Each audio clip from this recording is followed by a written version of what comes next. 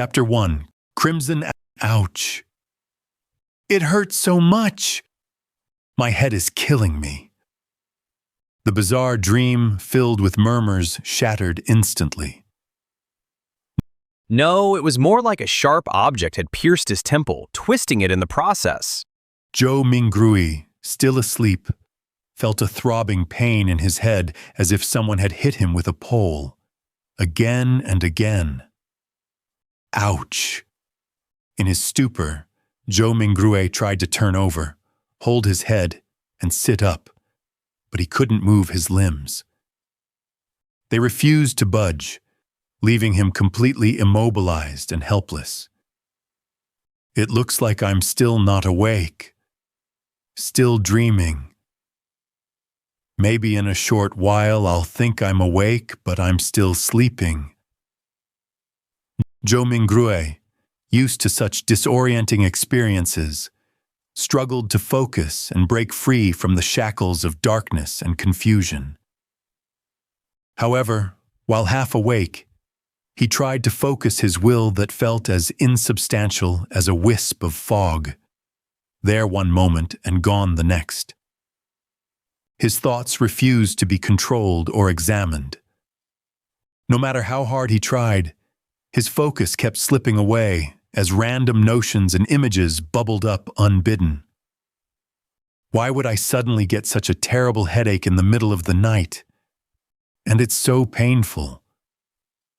Could it be a cerebral hemorrhage or something? Fuck, am I going to die young like this? I need to wake up, now! Huh? It doesn't hurt as much as before, but it still feels like a blunt knife is slowly slicing through my brain. Looks like I can't go back to sleep. How am I supposed to work tomorrow? Why am I even thinking about work? With a headache like this, I should take the day off. No need to worry about the manager's nagging. Hey, putting it that way, it doesn't seem too bad. Hey, I can end up getting some spare time for myself. The throbbing pain allowed Zhou Mingrui to gradually gather immaterial strength. Finally, he straightened his back and opened his eyes, fully breaking free from his reverie. His vision first blurred, then was tinged with a faint crimson. He saw a wooden desk in front of him with an open notebook in the center. The pages were coarse and yellowed, with an eye-catching sentence written in deep black ink at the top. To the left of the notebook was a stack of neatly arranged books, numbering about 8. The wall to their right had grayish-white pipes and a wall lamp connected to them. The lamp had a classic Western style, about half the size of an adult's head, with a transparent glass inner layer and a black metal grid on the outside. Diagonally beneath the extinguished wall lamp was a black ink bottle bathed in a pale red glow. Its embossed surface formed a blurry angel pattern. In front of the ink bottle, to the right of the notebook, lay a dark-colored pen with a rounded body. Its tip shimmered faintly, and its cap rested next to a brass revolver. A gun? A revolver? Everything I see is so unfamiliar and looks nothing like my room.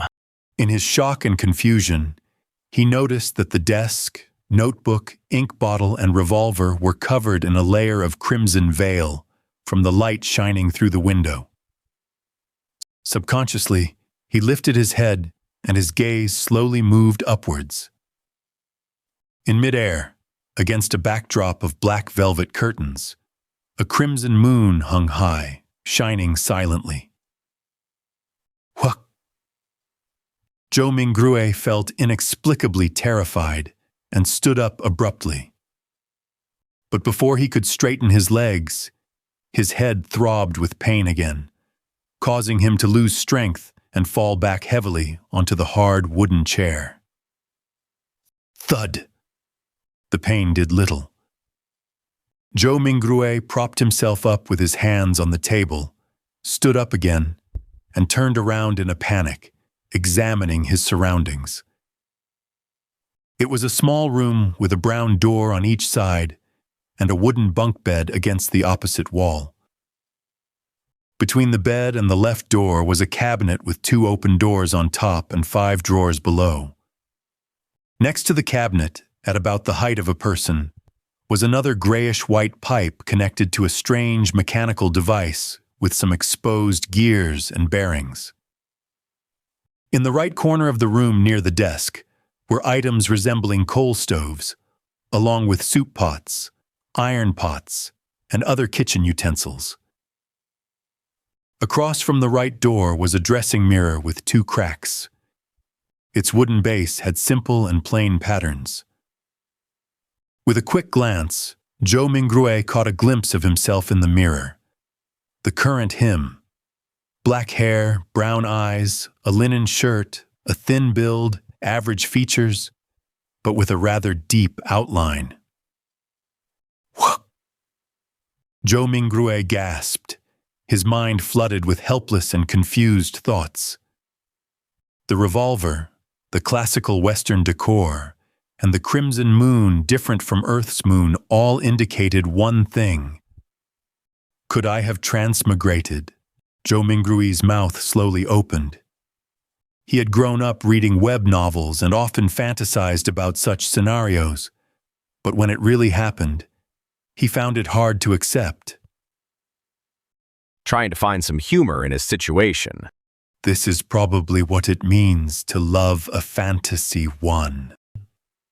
If it weren't for the persistent headache keeping his thoughts sharp, he would have definitely thought he was dreaming. Calm down, calm down, calm down. After taking a few deep breaths, Joe Mingrue tried hard to stop panicking. At that moment, as his mind and body calmed down, memories began flooding him, slowly appearing in his mind.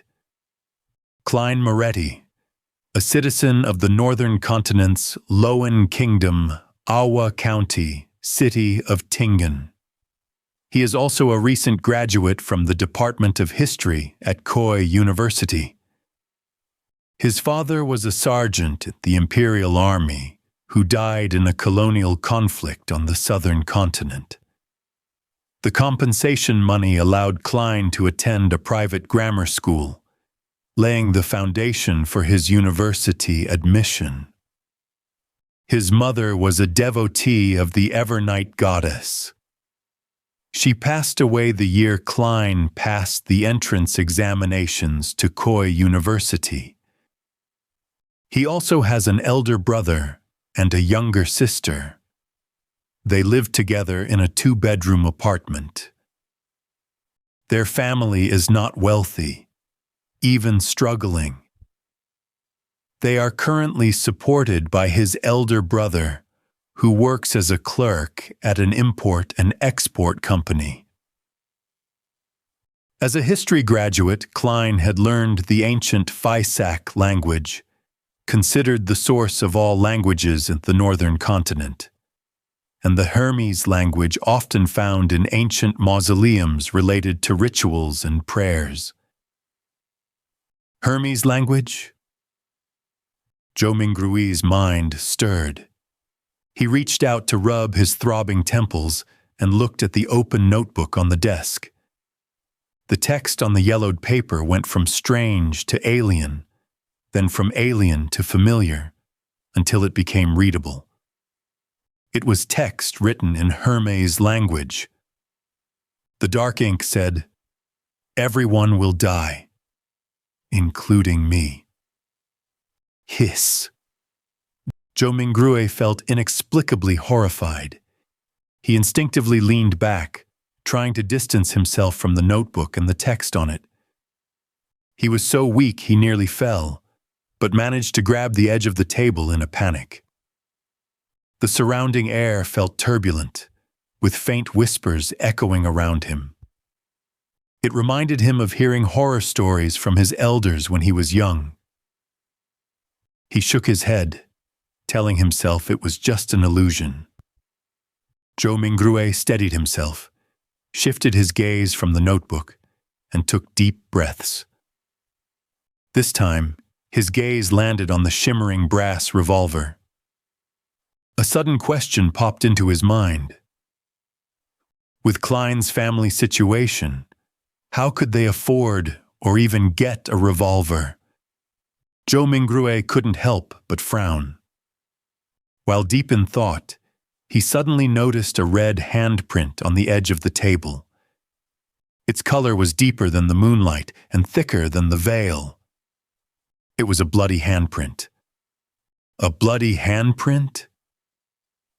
Zhou Mingrue subconsciously turned over his right hand that had been holding the edge of the table. Looking down, he saw his palm and fingers were covered in blood. At the same time, the throbbing pain in his head continued. Although it had weakened a little, it was still persistent. Did I smash my head? Zhou Mingrue wondered as he turned around and walked towards the cracked dressing mirror. A few steps later, a medium-built figure with black hair and brown eyes came into view. The person had a distinctly scholarly air. Is this me now? Klein Moretti? Zhou Mingrue paused for a moment. Due to the dim light, he couldn't see clearly, so he moved forward until he was just a step away from the mirror. Using the crimson moonlight, he turned his head to check the side of his forehead. The clear reflection in the mirror showed a grotesque wound on his temple, with burn marks around it. The area was stained with blood, and grayish-white brain matter slowly wriggled within.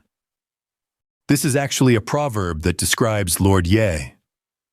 In ancient times, Lord Ye was very fond of dragons, adorning his whole palace. Beams, pillars, doors, windows, and walls, with drawings and carvings of them. When a real dragon in heaven heard of this, it was deeply moved by his infatuation and paid him a visit. When Lord Ye saw the real dragon thrusting its head in through the window of his study and its tail moving in his palace, he was frightened out of the house for his life. Clearly, what Lord Ye loved was not a real dragon. Chapter 2. Situation. Tap, tap, tap. Zhou Mingrue reeled back in fear at the sight that greeted him. It was as though the person in the dressing mirror was not himself, but a desiccated corpse. How could a person with such grievous wounds be still alive? He turned his head in disbelief again and checked the other side. Even though he was a distance away and the lighting was poor, he could still see the penetrating wound and dark red bloodstains. This... Zhou Mingrue drew a deep breath as he tried hard to calm himself. He reached out to press his left chest and sensed his racing heart that exuded immense vitality. He then touched his exposed skin. Beneath the slight coldness was flowing warmth.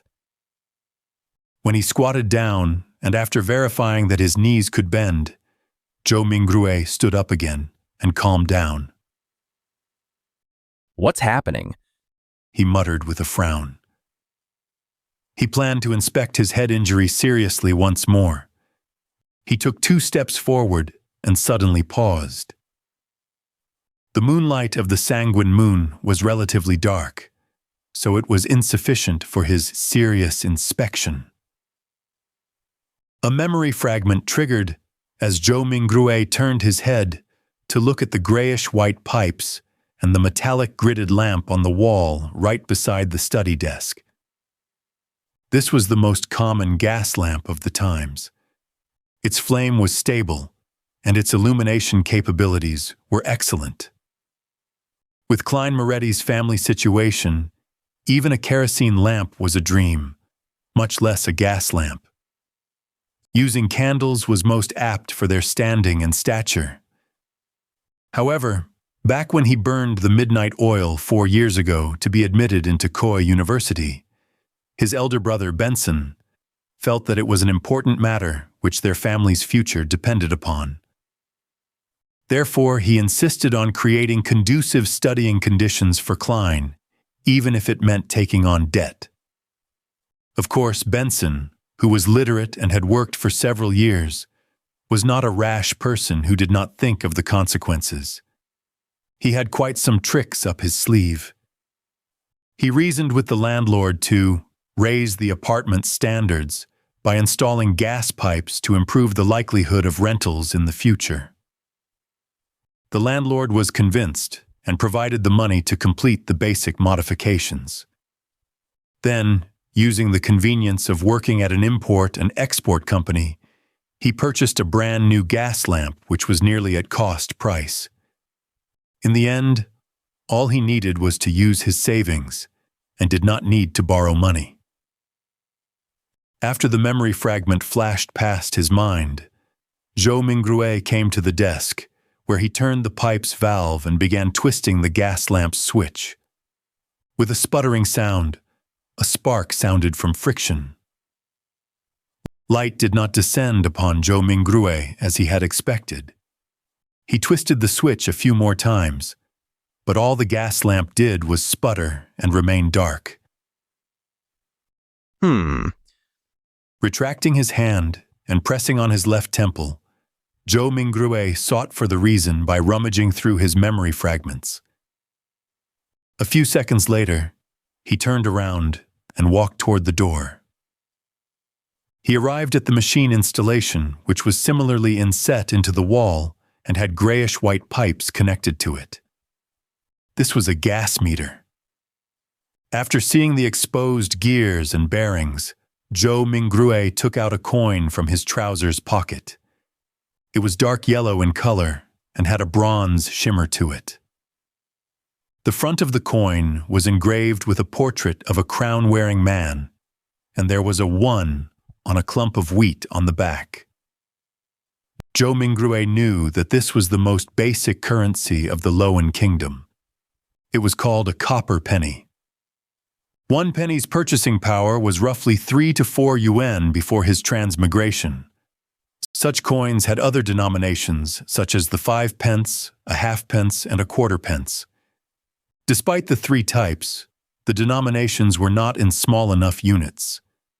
In everyday life, one had to buy several different things just to spend a single coin from time to time. After flipping the coin, which was only minted and circulated after King George III ascended to the throne, a few times, Joe Mingrouet inserted it into the gas meter's thin, vertical mouth. Clink, clang. After the penny fell to the bottom of the meter, the sound of grinding gears sounded immediately, producing a short but melodious mechanical rhythm. Joe Mingrouet stared at the meter for a few seconds before returning to the burly wood desk. He then reached out to twist the gas lamp's switch. After some sputtering, there was a sharp sound. A fire plume ignited and rapidly grew. Bright light first occupied the internals of the wall lamp before penetrating the transparent glass, blanketing the room with a warm glow. The darkness quickly receded as the crimson retreated out the window. Joe Mingrouet felt at ease for a baffling reason as he quickly came in front of the dressing mirror. This time, he seriously inspected his temple and did not miss a single detail. After a few rounds of inspection, he realized that apart from the original blood stain, liquid was no longer flowing out of the grotesque wound. It appeared like it had received the best hemostasis and bandaging. As for the slowly squirming grayish-white brain and the discernible growth of flesh and blood around the wound, it meant that the wound might take 30 to 40 minutes, or maybe even 2 to 3 hours before it would only leave a light scar. The restorative effects that transmigration brings? Joe Mingrouet curled up the right corner of his mouth as he muttered silently. Following that, he let out a long sigh. Regardless, he was still alive. After settling his mind, He pulled open a drawer and took out a tiny piece of soap. He took one of the old and tattered towels hanging by the side of the cupboard and opened the door. He then walked to the public bathroom, which was shared by the tenants on the second floor. Yes, I should clean up the bloodstains on my head, or I'll keep looking like a crime scene. It's fine scaring myself, but if I were to scare my sister, Melissa, when she gets up early in the morning tomorrow, it would be quite problematic. The corridor outside was pitch black. Silhouettes were barely accentuated by the crimson moonlight from the window at the end of the corridor. They looked like a pair of monster eyes that silently observed the living late into the night. Lightened his footsteps as he walked towards the communal bathroom with a shuddering fear. When he entered, there was even more moonlight, allowing him to see everything clearly.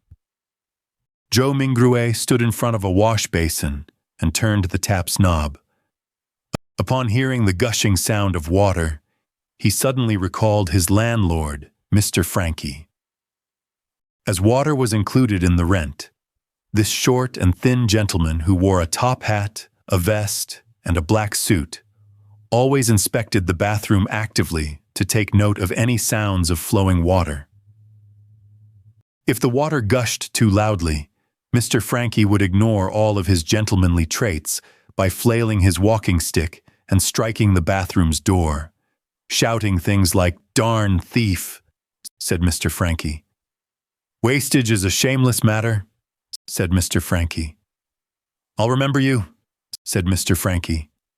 "If I see this happen another time, scram along with your filthy luggage," said Mr. Franky. "Mark my words, this is the most value-for-money apartment in Tingan City. You will not find a more kindly landlord anywhere else," said Mr. Franky. Putting away those thoughts, Zhou Mingrue used a moist towel to clean the bloodstains from his face again and again. After checking himself using the run-down mirror in the bathroom and verifying that all that was left was a hideous wound and a pale face, Zhou Mingrue relaxed. Then he took off his linen shirt and used a bar of soap to wash away the bloodstains. At that moment, he knitted his brows and recalled a possible problem. The wound was too exaggerated and there was too much blood. Apart from his body, his room likely still had signs of his injury. After Zhou Mingrue was done with his linen shirt a few minutes later, he briskly returned to his apartment with a moist towel. He first wiped the blood handprint on the desk, and then, using the gas lamp's illumination, sought out spots which he missed out. He immediately discovered that quite a substantial amount of blood had splattered onto the floor beneath the desk, and there was a yellow bullet to the left side of the wall. Releasing a round with a revolver pointed at the temple?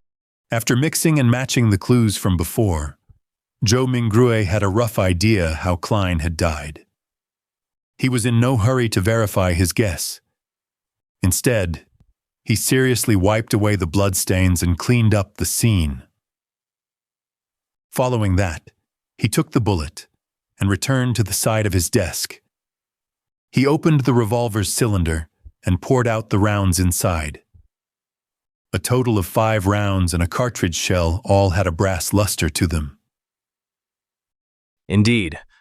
Zhou Mingrue looked at the empty cartridge shell in front of him and stuffed the rounds back into the cylinder while nodding. He shifted his gaze to the left, and it landed on the notebook's words, "Everyone will die, including me." Following that, even more questions arose in him. Where did the gun come from? Was it suicide or a faked suicide? What kind of trouble could a history graduate of humble origins get himself into? Why would such a suicide method only leave behind so little blood? Was it because I transmigrated in a timely manner and it came with healing benefits? After pondering for a moment, Zhou Mingrue changed into another linen shirt. He sat on the chair and began pondering over more important matters. Klein's experience was still not something he needed to concern himself with. The true problem was to figure out the reason for his transmigration and if he could return. His parents, relatives, best buddies, and friends. the fascinating world of the internet, and all sorts of delicious delicacies. These were reasons that prompted his desire to return. Click, click, click. Zhou Mingrui's right hand was subconsciously pulling out the revolver's cylinder and slamming it back into place, again and again. Yea, there has not been much difference for me between this period of time and the past. I was just a little unlucky, but why would I transmigrate for no baffling reason? Bad luck. Yes, I tried a luck enhancement ritual before dinner today. A thought flashed in Zhou Mingrui's mind, illuminating the memories which were concealed by a fog of confusion.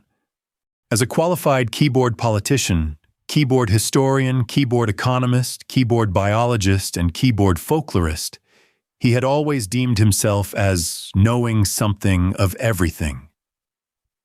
Of course, his best buddy would often mock him as only knowing a little of everything. And one of them was Chinese divination. When he visited his hometown last year, he had discovered a thread-bound book titled Quintessential Divination and Arcane Arts of the Qin and Han Dynasty at an old bookstore. It looked pretty interesting and could aid him in posturing on the internet, so he bought it. Unfortunately, his interest was short-lived. The vertical script it used made the reading experience horrible. All he did was flip through the beginning pages before he threw it into a corner. He had experienced a spate of bad luck in the past month, losing his cell phone, customers running away after cheating him, and mistakes at work. Only then did he suddenly recall the luck enhancement ritual written at the beginning of Quintessential Divination and Arcane Arts. Furthermore, the requirements were extremely simple, without any basic foundation requirements. All he needed was to get 4 portions of the staple food in his area and place them in the 4 corners of his room. They could be placed on furniture such as tables and cupboards. Then, standing in the middle of the room, he had to take 4 steps in a counterclockwise fashion to make a square. The first step required him to sincerely chant, "The immortal Lord of heaven and earth for blessings." The second step was to silently chant, "The Sky Lord of heaven and earth for blessings." The third step was, "The exalted Thearch of heaven and earth for blessings." And the fourth step was, "The celestial worthy of heaven and earth for blessings." After the 4 steps were taken, he needed to close his eyes and wait 5 minutes in his original spot. Only then would the ritual be considered complete. Since it did not cost him any money, he found the book, followed what was stipulated, and did it before dinner. However, nothing happened back then. Who would have guessed that he would actually transmigrate in the middle of the night? Transmigration. There is a distinct possibility that it's due to that luck enhancement ritual. Yes, I should give it a try here tomorrow. If it's really because of that, I stand a chance of transmigrating back. Zhou Mingrui stopped flicking the revolver's cylinder and suddenly sat straight up. Regardless, he had to give it a try. He had to attempt a Hail Mary. Chapter 3. Melissa. After confirming his plan, Zhou Mingrui immediately felt he had a mental crutch. His fear and unease were all swept away into a corner of his mind. Only then did he have the mood to carefully study Klein's memory fragments. Zhou Mingrui habitually stood up before turning off the pipe's valve. He watched the wall lamp gradually dim until its flame extinguished before sitting back down. As he subconsciously fiddled with the revolver's brass cylinder, he pressed the side of his head. He slowly recalled his memories in the crimson-dyed darkness, as though he was the most attentive viewer in a movie theater. Perhaps as a result of having a bullet pass through his head, Klein's memories were like shattered glass. Not only were the memories not contiguous, there were many spots which were clearly missing. For example, memories pertaining to how the exquisite revolver appeared in his possession, whether he had committed suicide or was killed, as well as the meaning of the words, "Everyone will die," including me, on the notebook, or whether he had participated in anything odd 2 days before the incident. Not only had these particular memories become fragmented, there were also missing pieces. It was the same even for knowledge he ought to know. In light of the present situation, Zhou Mingrue believed that if Klein were to return to university, it was unlikely he could graduate. This was despite him having left campus just days ago without relaxing one bit. He needs to participate in the Tingen University's history department interview 2 days later. The university graduates of Lowen Kingdom do not have the tradition of staying at their alma mater. His mentor had given him a recommendation letter for Tingen University and Backlund University. Through the window, Zhou Mingrue silently observed the red moon setting in the west. The gradual sinking of the moon continued until faint light glowed from the east, dyeing the horizon golden. At that moment, there was a commotion inside the apartment.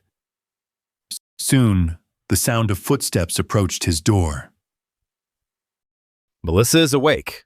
She's really as punctual as always. Zhou Mingrue smiled. Due to Klein's memories, seeing Melissa made him feel as though she was really his younger sister. However, I do not have a younger sister. He immediately contradicted himself. Melissa was different from Benson and Klein. Her rudimentary education was not completed at the Sunday school classes offered by the Church of Evernight. When she reached schooling age, the Lowen Kingdom had enacted the Basic Education Law. A primary and secondary education committee was established and was specially provided with funding, increasing the kingdom's investment into education. In less than 3 years, under the premise that numerous church schools would be incorporated, many public primary schools were established to strictly maintain the principle of religious neutrality. This was to prevent education from involving itself in the conflicts between the Lord of Storms, Evernight Goddess, and the God of Steam and Machinery. Compared to Sunday school that only cost a copper penny a week, a public primary school's cost of 3 pence a week appeared rather expensive. However, the former only provided education every Sunday, whereas the latter provided 6 days of classes a week. In conclusion, the price was so low that it was almost free. Melissa was different from most girls. From a young age, she enjoyed things like gears, springs, and bearings. Her ambition was to be a steam mechanic. Having suffered from a lack of culture, Benson, who knew the importance of education, supported his sister's dreams, just like how he supported Klein's university education. After all, Tingen Technical School was only considered secondary education. There was no need for her to attend grammar school or a public school for more knowledge. In July last year, 15-year-old Melissa passed her entrance examinations and fulfilled her dreams of becoming a student at the Tingen Technical School's Steam and Machinery Department. As such, her weekly school fees raised to 9 pence. Meanwhile, Benson's company was affected by the situation in the southern continent. There was a drastic drop both in profit and business transactions. More than a third of the employees were retrenched. In order to keep his job and maintain their livelihood, Benson could only accept more arduous tasks. He had to work overtime more frequently or head to places with harsh environments. That was what he was occupied with the past few days. It was not that Klein did not think of helping share his elder brother's burden, but being born a commoner and having been admitted into an average grammar school, he felt a strong sense of inadequacy when he enrolled into university. For example, as the origin of all languages in the northern continent, the ancient language of Faisak was something all the children of nobles and of the wealthy class would learn from a young age. In contrast, he only made first contact with it in university. He faced many similar aspects during his schooling career. Klein nearly gave his all and often stayed up late into the night and woke up early before barely managing to catch up to the others, eventually allowing him to graduate with average results. Memories regarding his elder brother and younger sister remained active in Zhou Mingrui's mind until he turned the doorknob open. Only then did he jolt awake and remember that he held a revolver in his hand. This was a semi-regulated item. It will scare children. Also, there's still the wound on my head. With Melissa arriving at any moment, Zhou Mingrui pressed onto his temple and hurriedly pulled open a desk drawer and threw the revolver in before slamming it close. What happened? Melissa looked over curiously when she heard the commotion. She was still in the prime of her youth, even though she didn't have much nutritious food to eat, making her face thin and slightly pale. Her skin remained lustrous as it exuded the vibes of a young girl. When Zhou Mingrui saw his sister's brown eyes look over, he forcibly composed himself and picked up an item beside his hand before calmly closing the drawer to conceal the existence of the revolver. He placed his other hand on his temple, the texture confirming that his wound had already healed. He took out a silver vine leaf pocket watch and pressed the top gently, causing its cover to flip open. It was a picture of the siblings' father. It was the most valuable item the Imperial Army sergeant left behind, but being a second-hand item, it would often malfunction from time to time in recent years, even though he had gotten a watchsmith to fix it. It had embarrassed Benson, who enjoyed bringing it with him to elevate his status many a time, so it was thrown away back at home in the end. It had to be said that perhaps Melissa did have talent in machinery. After grasping the principles behind the watch, she borrowed the tools from her technical school to fiddle with the pocket watch. Recently, she even claimed to have fixed it. Zhou Mingrui looked at the watch's open cover and saw that the second hand was not moving. Subconsciously, he twisted the top dial to wind the pocket watch. However, despite winding it a few times, he did not hear the sound of taut springs. The second hand remained motionless. It looks like it's broken again. He looked at his sister while trying to find a topic of conversation. Melissa shot him an expressionless glance and briskly walked over to take the pocket watch away. She stood in her spot and pulled up the button sitting atop the pocket watch. With a few simple turns, the tick-tocking of the second hand sounded. Isn't pulling the button up usually meant to adjust the time? Zhou Mingrui's expression immediately turned blank. At that moment, a bell chimed from a faraway cathedral. It chimed 6 times, sounding distant and ethereal. Melissa tilted her head to listen to it and pulled the button up once again. Following that, she turned it to synchronize the time. "It's okay now," she said simply without emotion. She then pressed the top button back and handed the pocket watch back to Zhou Mingrui. Thank you. Zhou Mingrui returned a smile politely in embarrassment. Where are you going? Melissa gave her elder brother a piercing stare before turning to walk to the cupboard. She took her toiletries and towel before opening the door to leave. She headed for the public bathroom. Why did her expression have a look of disparagement and resignation? Is it a look of love and concern for a retarded brother? What are you doing? Zhou Mingrue lowered his head and chuckled. He closed the pocket watch's cover with a click before opening it again. He repeated this action as his idle thoughts focused on a question. Klein committed suicide without a silencer. Well, I'll consider it as suicide for now. His suicide should have caused quite a commotion, yet Melissa, who was just a wall away, did not notice it at all. Was she sleeping too soundly? Or is Klein's suicide shrouded in mystery to begin with? Click. The pocket watch opened. Clack. The pocket watch closed. Melissa returned from washing up and saw her brother's subconscious act of constantly opening and closing the pocket watch. Klein, take out all the remaining bread. Remember to buy fresh ones today. There's meat and peas too. Your interview is soon. I'll make you mutton stewed with peas. As she spoke, she moved a stove out from a corner. With some charcoal, she boiled a pot of hot water.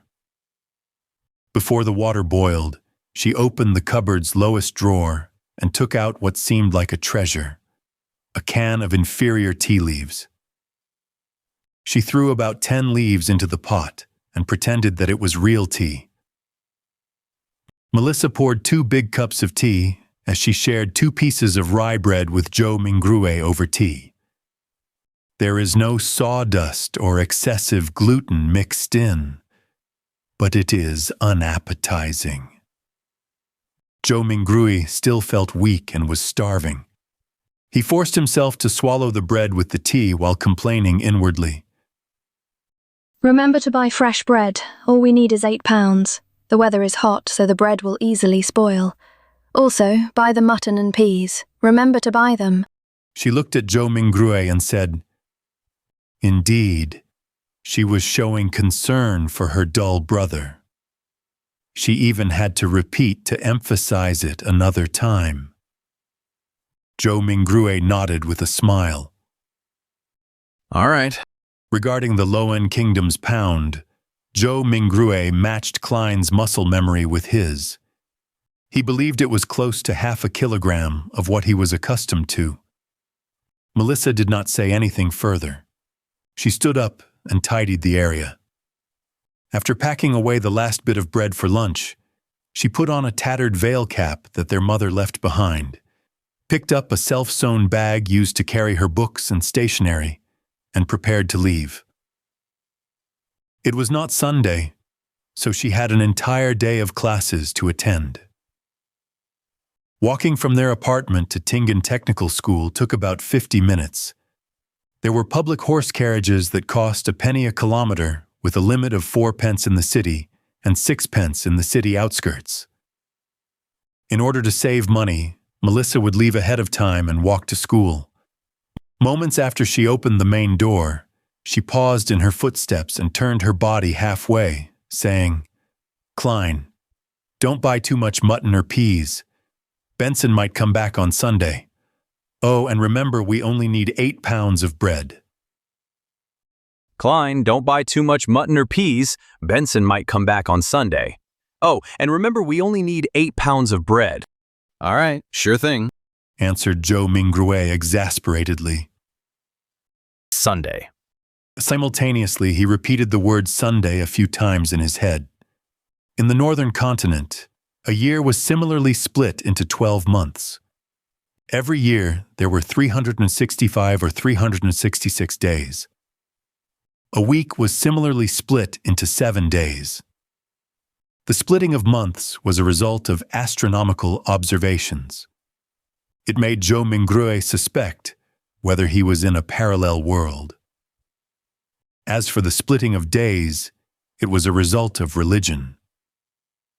This was because the northern continent had 7 orthodox gods: the eternal blazing sun, the Lord of storms, the god of knowledge and wisdom, the Evernight goddess, Earth Mother, the god of combat, and the god of steam and machinery.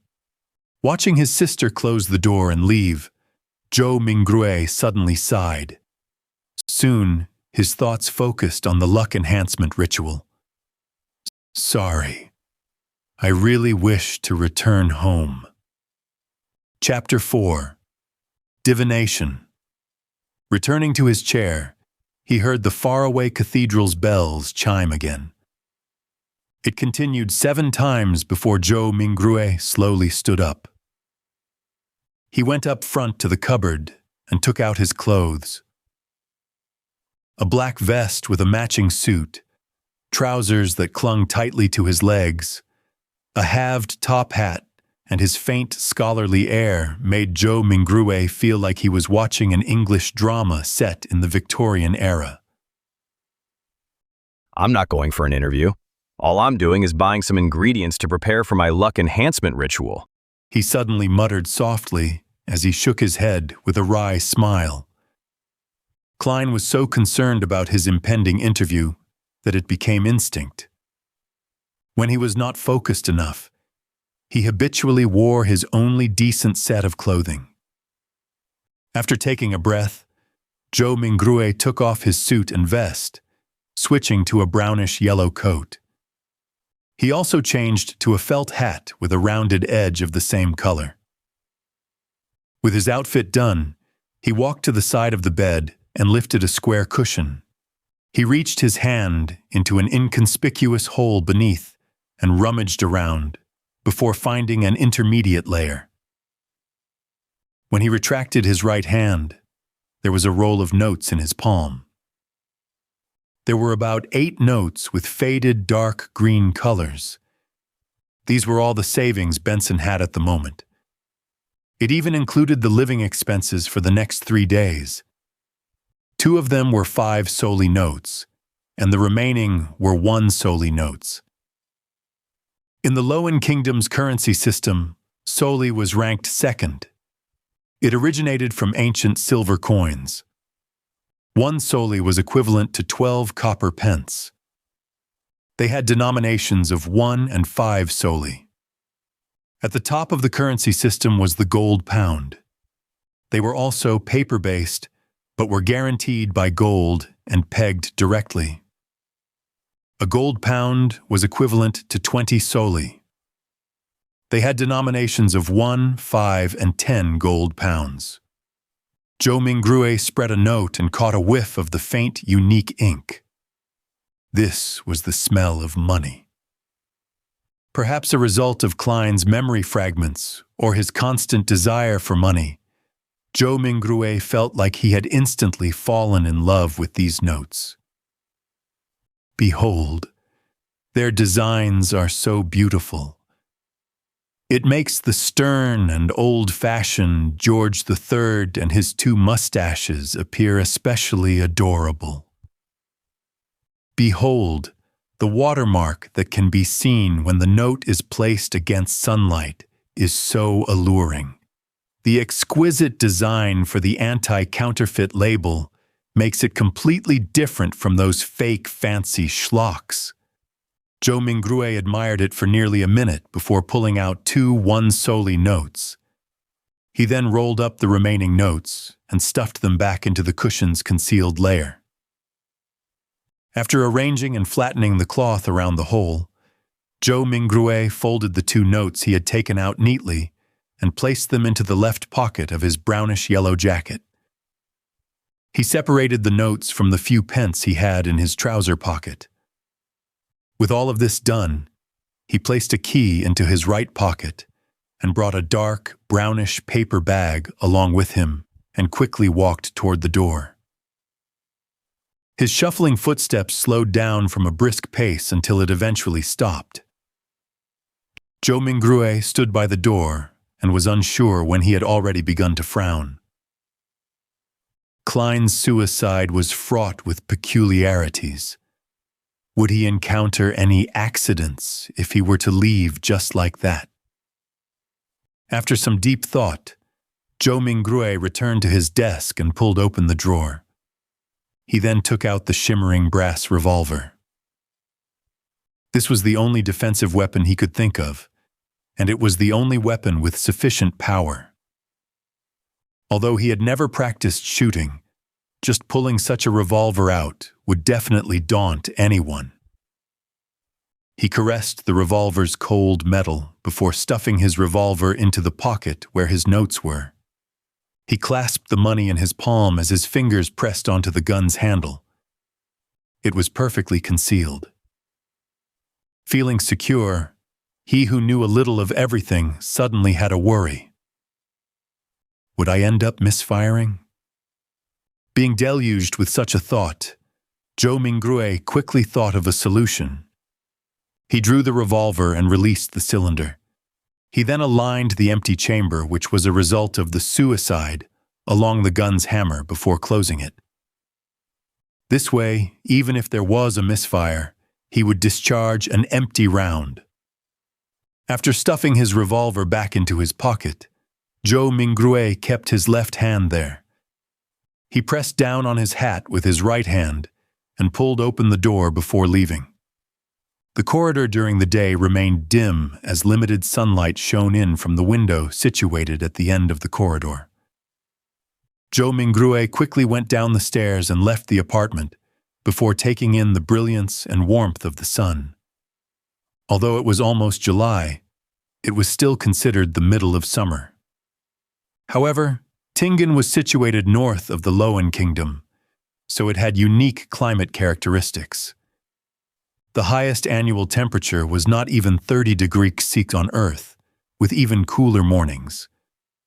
However, the streets were awash with filthy water and strewn junk. From Klein's memories, this was not a rare sight in low-income communities, even if there were sewers. After all, there were just too many people, and people needed to survive. "Come and try our delicious roasted fish," Klein's father said. "Hot and fresh oyster soup. Drink a bowl in the morning and feel invigorated all day." Klein's mother said, "Fresh fish from the port for just 5 pence apiece." Klein's elder brother said, "Muffins and eel soup make the perfect combination."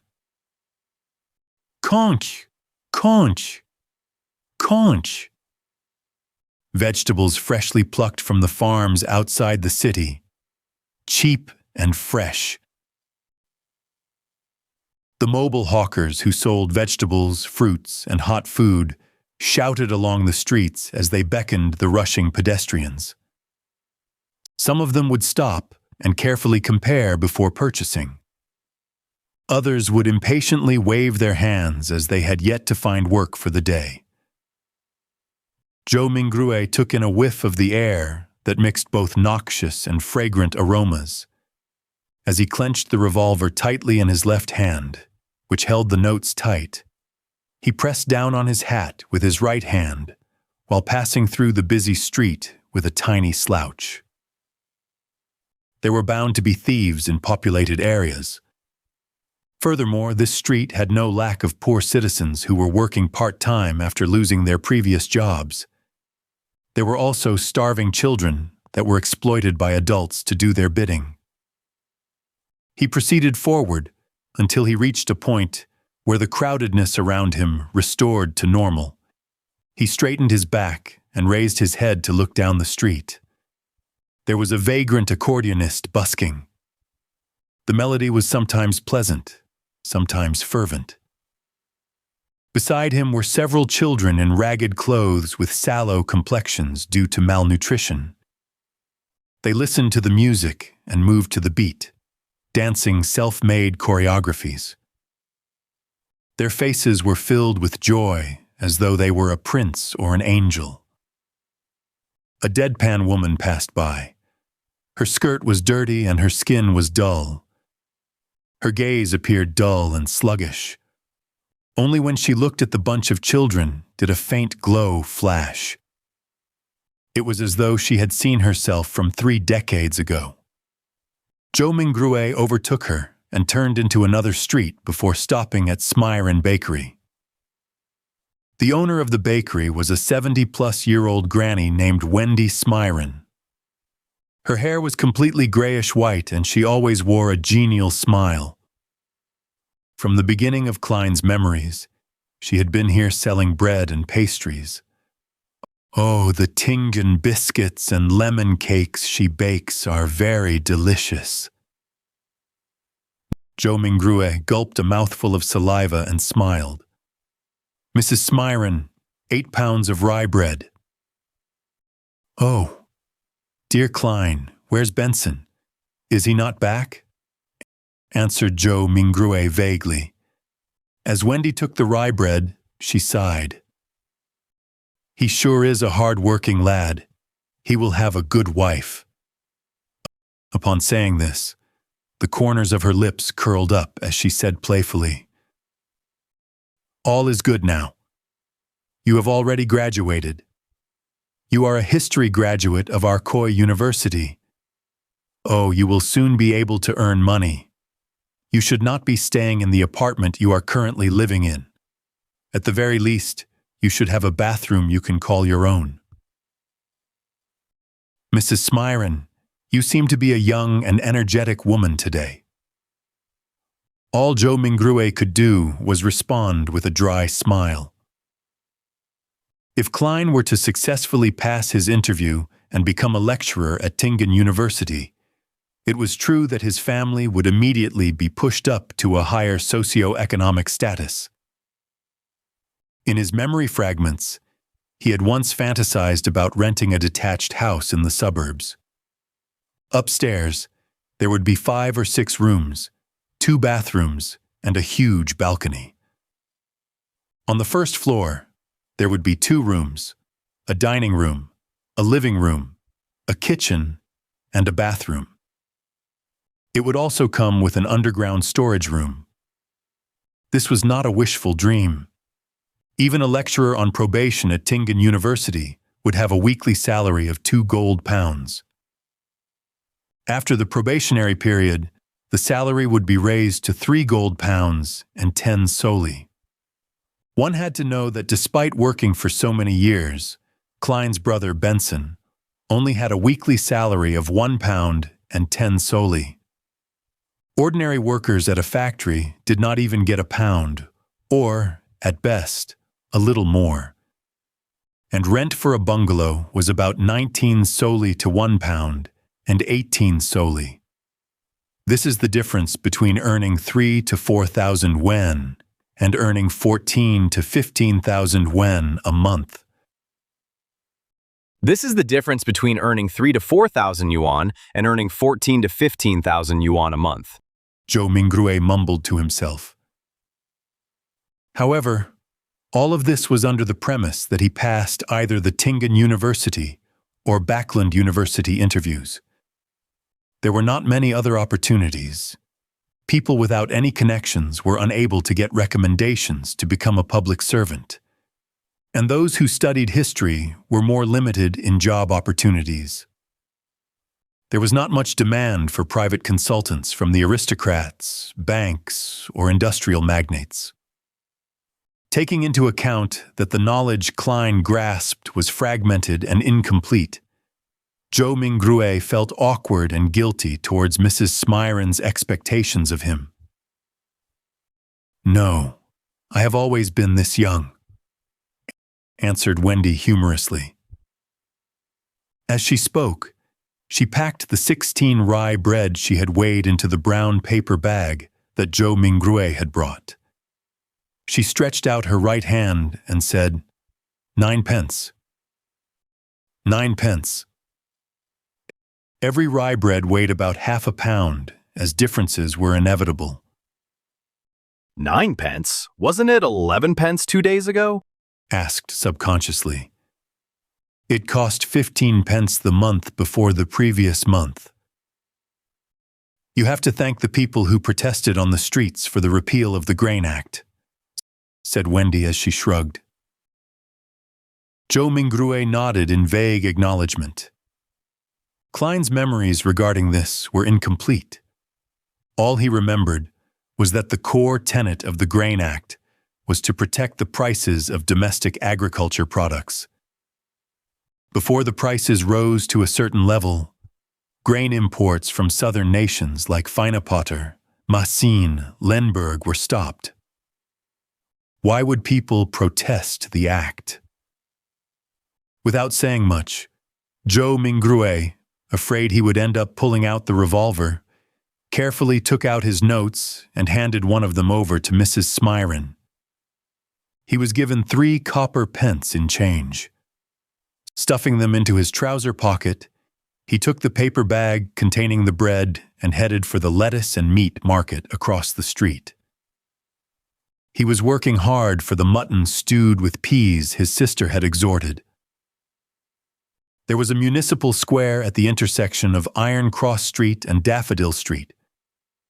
Many tents were erected there, and clowns dressed in odd and funny attires were distributing flyers. There's a circus performance tomorrow night?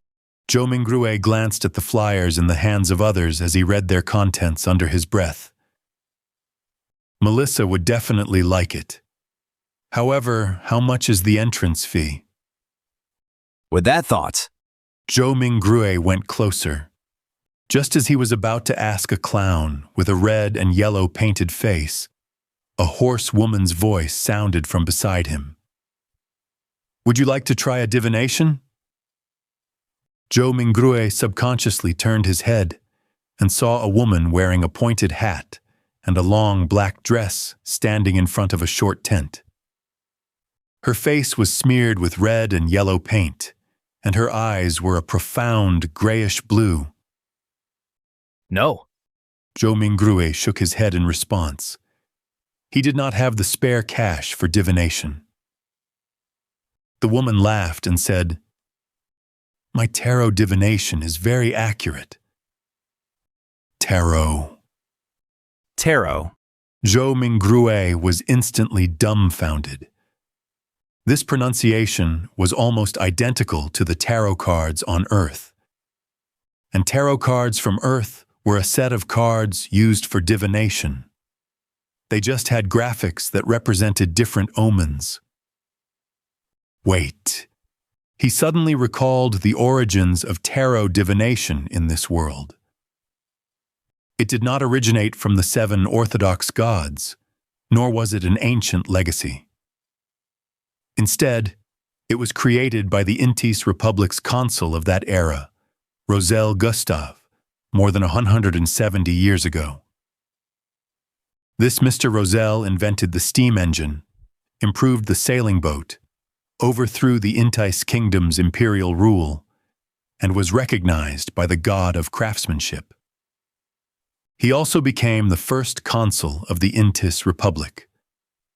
Later, he invaded other nations and placed Lemberg and other nations under his protection. He made the Lowen Kingdom, Feinepotter, Faisak Empire, and other powerful northern continent nations bow down to the Intis Republic. Following that, the Republic was then changed to an empire, and he became the self-proclaimed Emperor Caesar. It was during Rozanne's rule that the Church of Craftsmanship received its first public holy revelation since the 5th epoch. Ever since, the god of craftsmanship was changed to the god of steam and machinery. Rozanne also invented tarot divination. He also established the contemporary system of paper-based cards and their playstyles. There were many familiar styles that Joe Mingrue was familiar with, such as Upgrade, Fighting the Landlord, Texas Poker, and Quint. In addition, the Marine fleets he sent out discovered a sea route that led to the southern continent through the stormy and turbulent seas. This also began the era of colonialism. Unfortunately, he was betrayed in his old age. In the year 1198 of the 5th epoch, he was assassinated by the combined forces of the Church of the Eternal Blazing Sun, the former Intis royal family, the Sauron family, and other aristocrats. He eventually died in the White Maple Palace. What? To recall such general knowledge suddenly made him facepalm. Could this be a transmigration senior? With this in mind, Zhou Mingrue was intrigued to see what tarot cards looked like. If the, price is reasonable, I'll give it a try. Therefore, he nodded at the pointy hat woman with the painted face and said, The woman immediately said with a laugh, Sir, you are the first one here today, so it's on the house. Chapter 5, Ritual Free. Free things cost the most.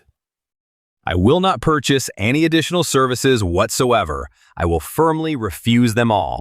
Zhou Mingrue silently mumbled and decided that he would not purchase any additional services whatsoever. He would firmly refuse them all. If you are really that capable, try divining that I transmigrated here. With this in mind, Zhou Mingrue followed behind the woman whose face was painted red and yellow, stooping low to enter the low tent. The tent's interior was extremely dark, illuminated only by several beams of light that managed to seep inside. A table covered with paper cards could be made out faintly in the low illumination. The woman with the sharp, pointy hat was not affected by this at all. Her long black dress glided as though it was moving over water while she went around to the table. She sat on the opposite side and lit a candle. The dim yellow light flickered, causing the inside of the tent to appear bright and dark at the same time. It instantly added a much more mysterious feel to the atmosphere. Zhou Mingrue sat down quietly, his gaze sweeping over the tarot cards on the table where he discovered familiar cards like The Magician, the Emperor, the Hanged Man, and Temperance, etc. Could Rozelle have been a senior? I wonder if he was also a fellow countryman of mine. I mumbled to myself subconsciously. Before he could finish looking at the opened cards on the table, the woman who claimed to have accurate divinations had already reached out her hands to gather all of the cards together. She stacked them into a deck and pushed it in front of him. Shuffle the cards first and cut the deck, the circus fortune teller said in a muted voice. Me? Shuffle? Zhou Mingrue asked reflexively. The yellow and red paint on the fortune teller's face squirmed together as she revealed a slight smile, saying, Of course, everyone's destiny can only be unraveled by themselves. I only serve as a reader of it. Zhou Mingrue immediately questioned her warily. This reading does not require additional fees, right? As a keyboard folklorist, I've already seen too many of such tricks.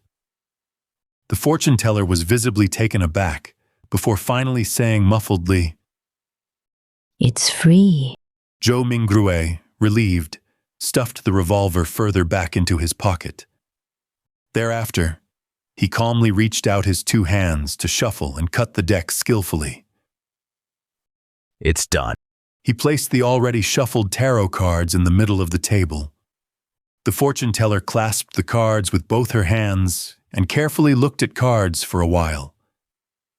Then, she suddenly opened her mouth and said, I'm sorry, I forgot to ask, but what would you like to ask about?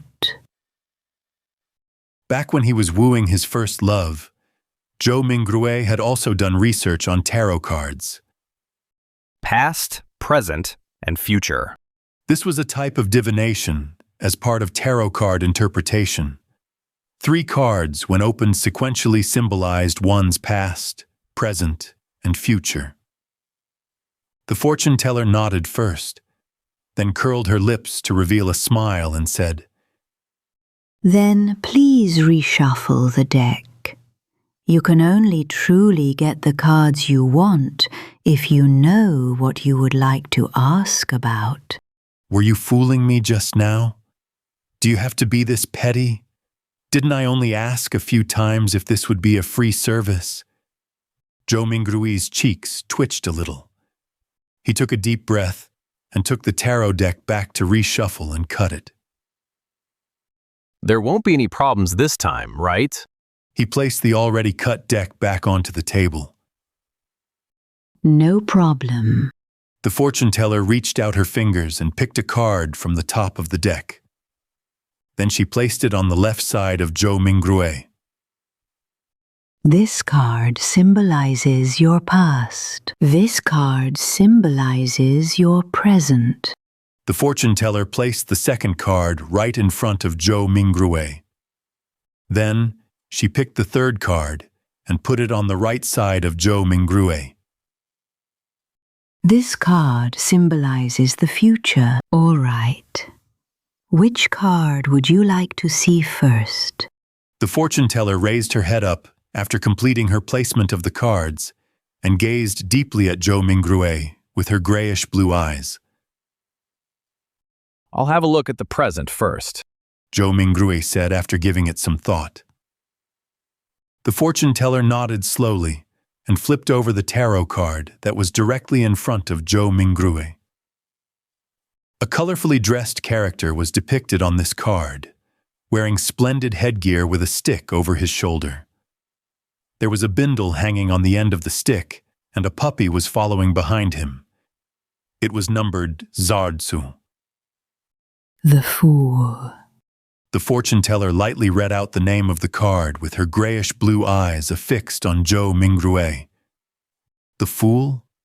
The zero card of tarot? A start? A fresh beginning with all kinds of possibilities? Zhou Mingrue was not even considered an amateur enthusiast of tarot, so he could only make a rough interpretation based on his own impressions of tarot.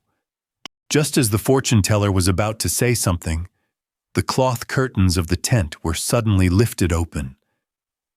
The ray of sunlight that shone in was so blinding that it caused the back-facing Zhou Mingrue to instinctively narrow his eyes.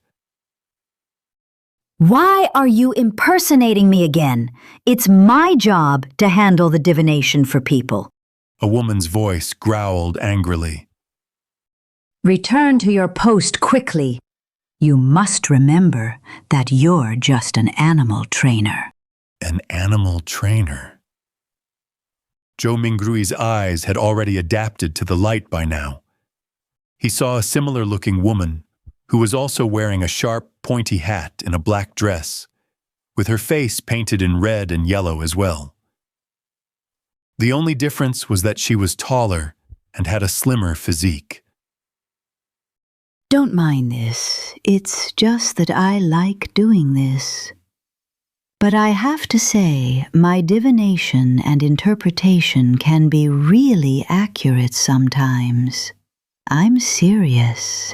She spoke and lifted up her dress to go around from the side of the table before quickly trotting away from the tent.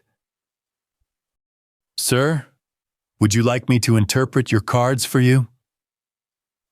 The real fortune teller looked at Zhou Mingrue and asked with a smile. Is it free? Zhou Mingrue's lips twitched and asked her sincerely. No, the real fortune teller answered. Then forget it. Zhou Mingrue pulled his hands back and put them into his pockets. He clutched his revolver and money before stooping again to exit the tent. Damn! He actually got an animal trainer to be his fortune teller? Is an animal trainer who doesn't want to be a fortune teller a bad clown? Zhou Mingrue very quickly put this matter behind him. He spent 7 pence at the lettuce and meat market for a pound of not-so-great mutton. Then he also bought some tender broad beans, cabbage, onions, potatoes, and other items. Together with the bread that he bought earlier, he spent a total of 25 copper pennies, which converted to 2 SoulSea and 1 pence. There is really not enough to go around for spending. Poor Benson. Not only had Zhou Mingrue spent the 2 notes that he had brought with him, but it was also necessary for him to top it up with the 1 penny he had in his pocket. He just sighed and did not think further about it as he hurried back home. With the staple food, he could now carry out the luck enhancement ritual.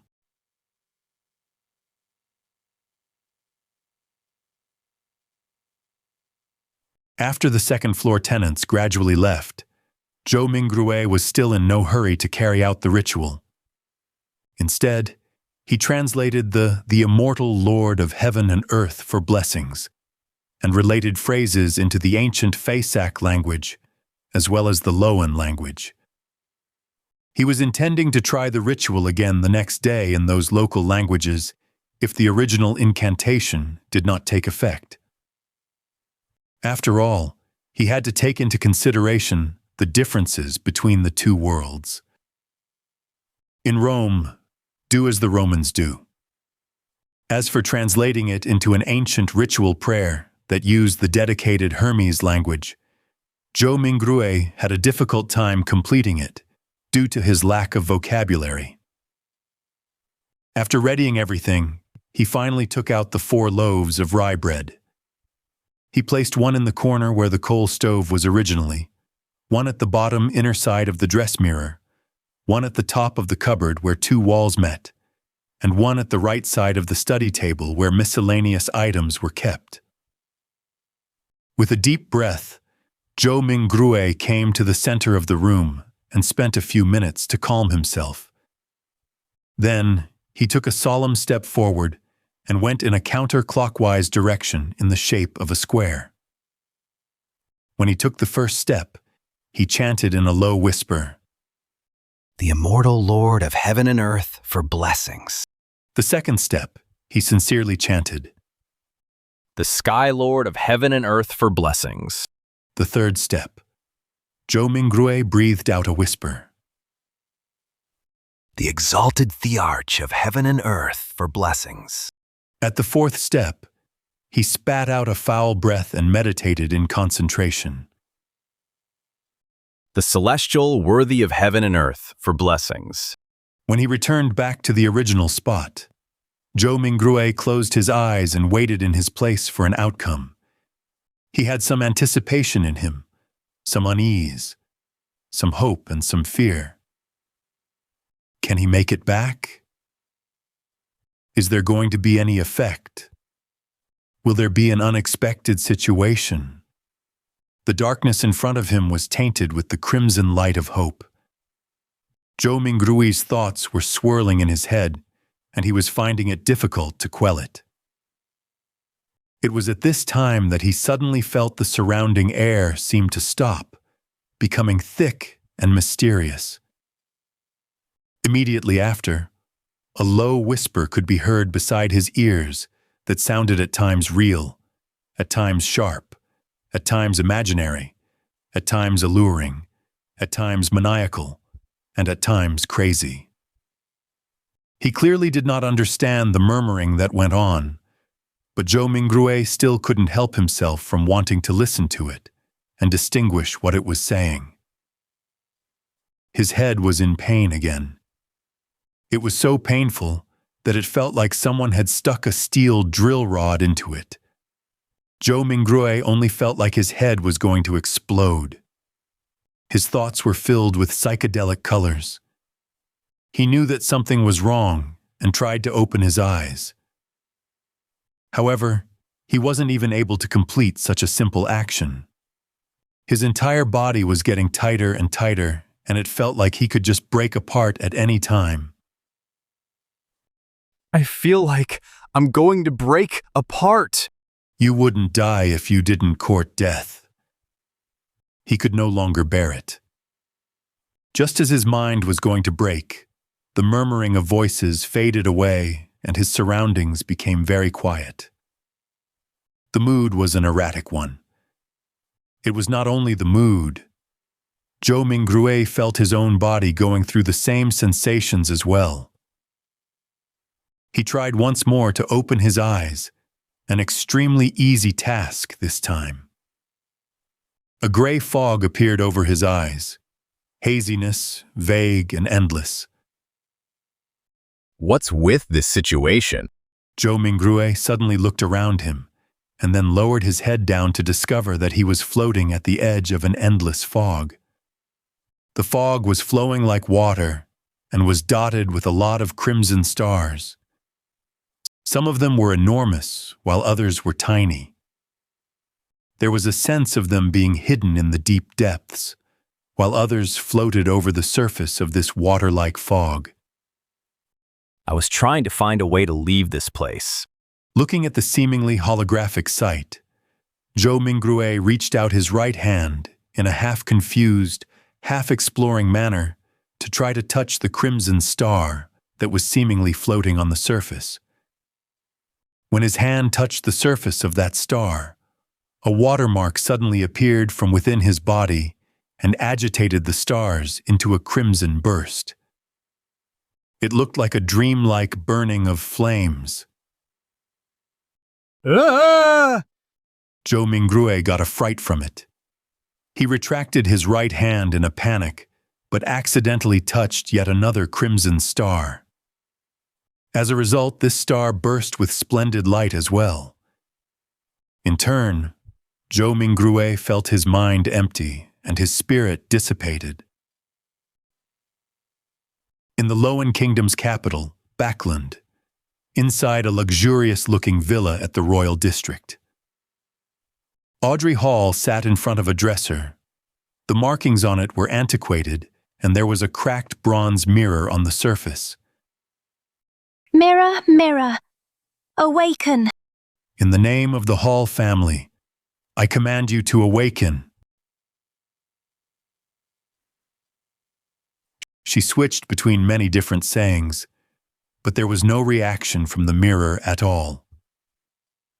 After more than 10 minutes, she finally chose to give up and pouted her lips in grievance. Father was indeed lying to me. He always tells me that this mirror was the treasure of the Solomon Empire's Black Emperor, and that it is an extraordinary item. Her voice trailed off. The bronze mirror which rested on the dresser suddenly glowed with a crimson light that shrouded her completely. In the Sonia Sea, a 3-masted sailboat that looked like an obvious relic was navigating through a storm. Alger Wilson stood on deck, his body undulating with the currents at sea, maintaining his balance easily. He wore a robe embroidered with lightning patterns, and in his hand was a quirky-shaped glass bottle.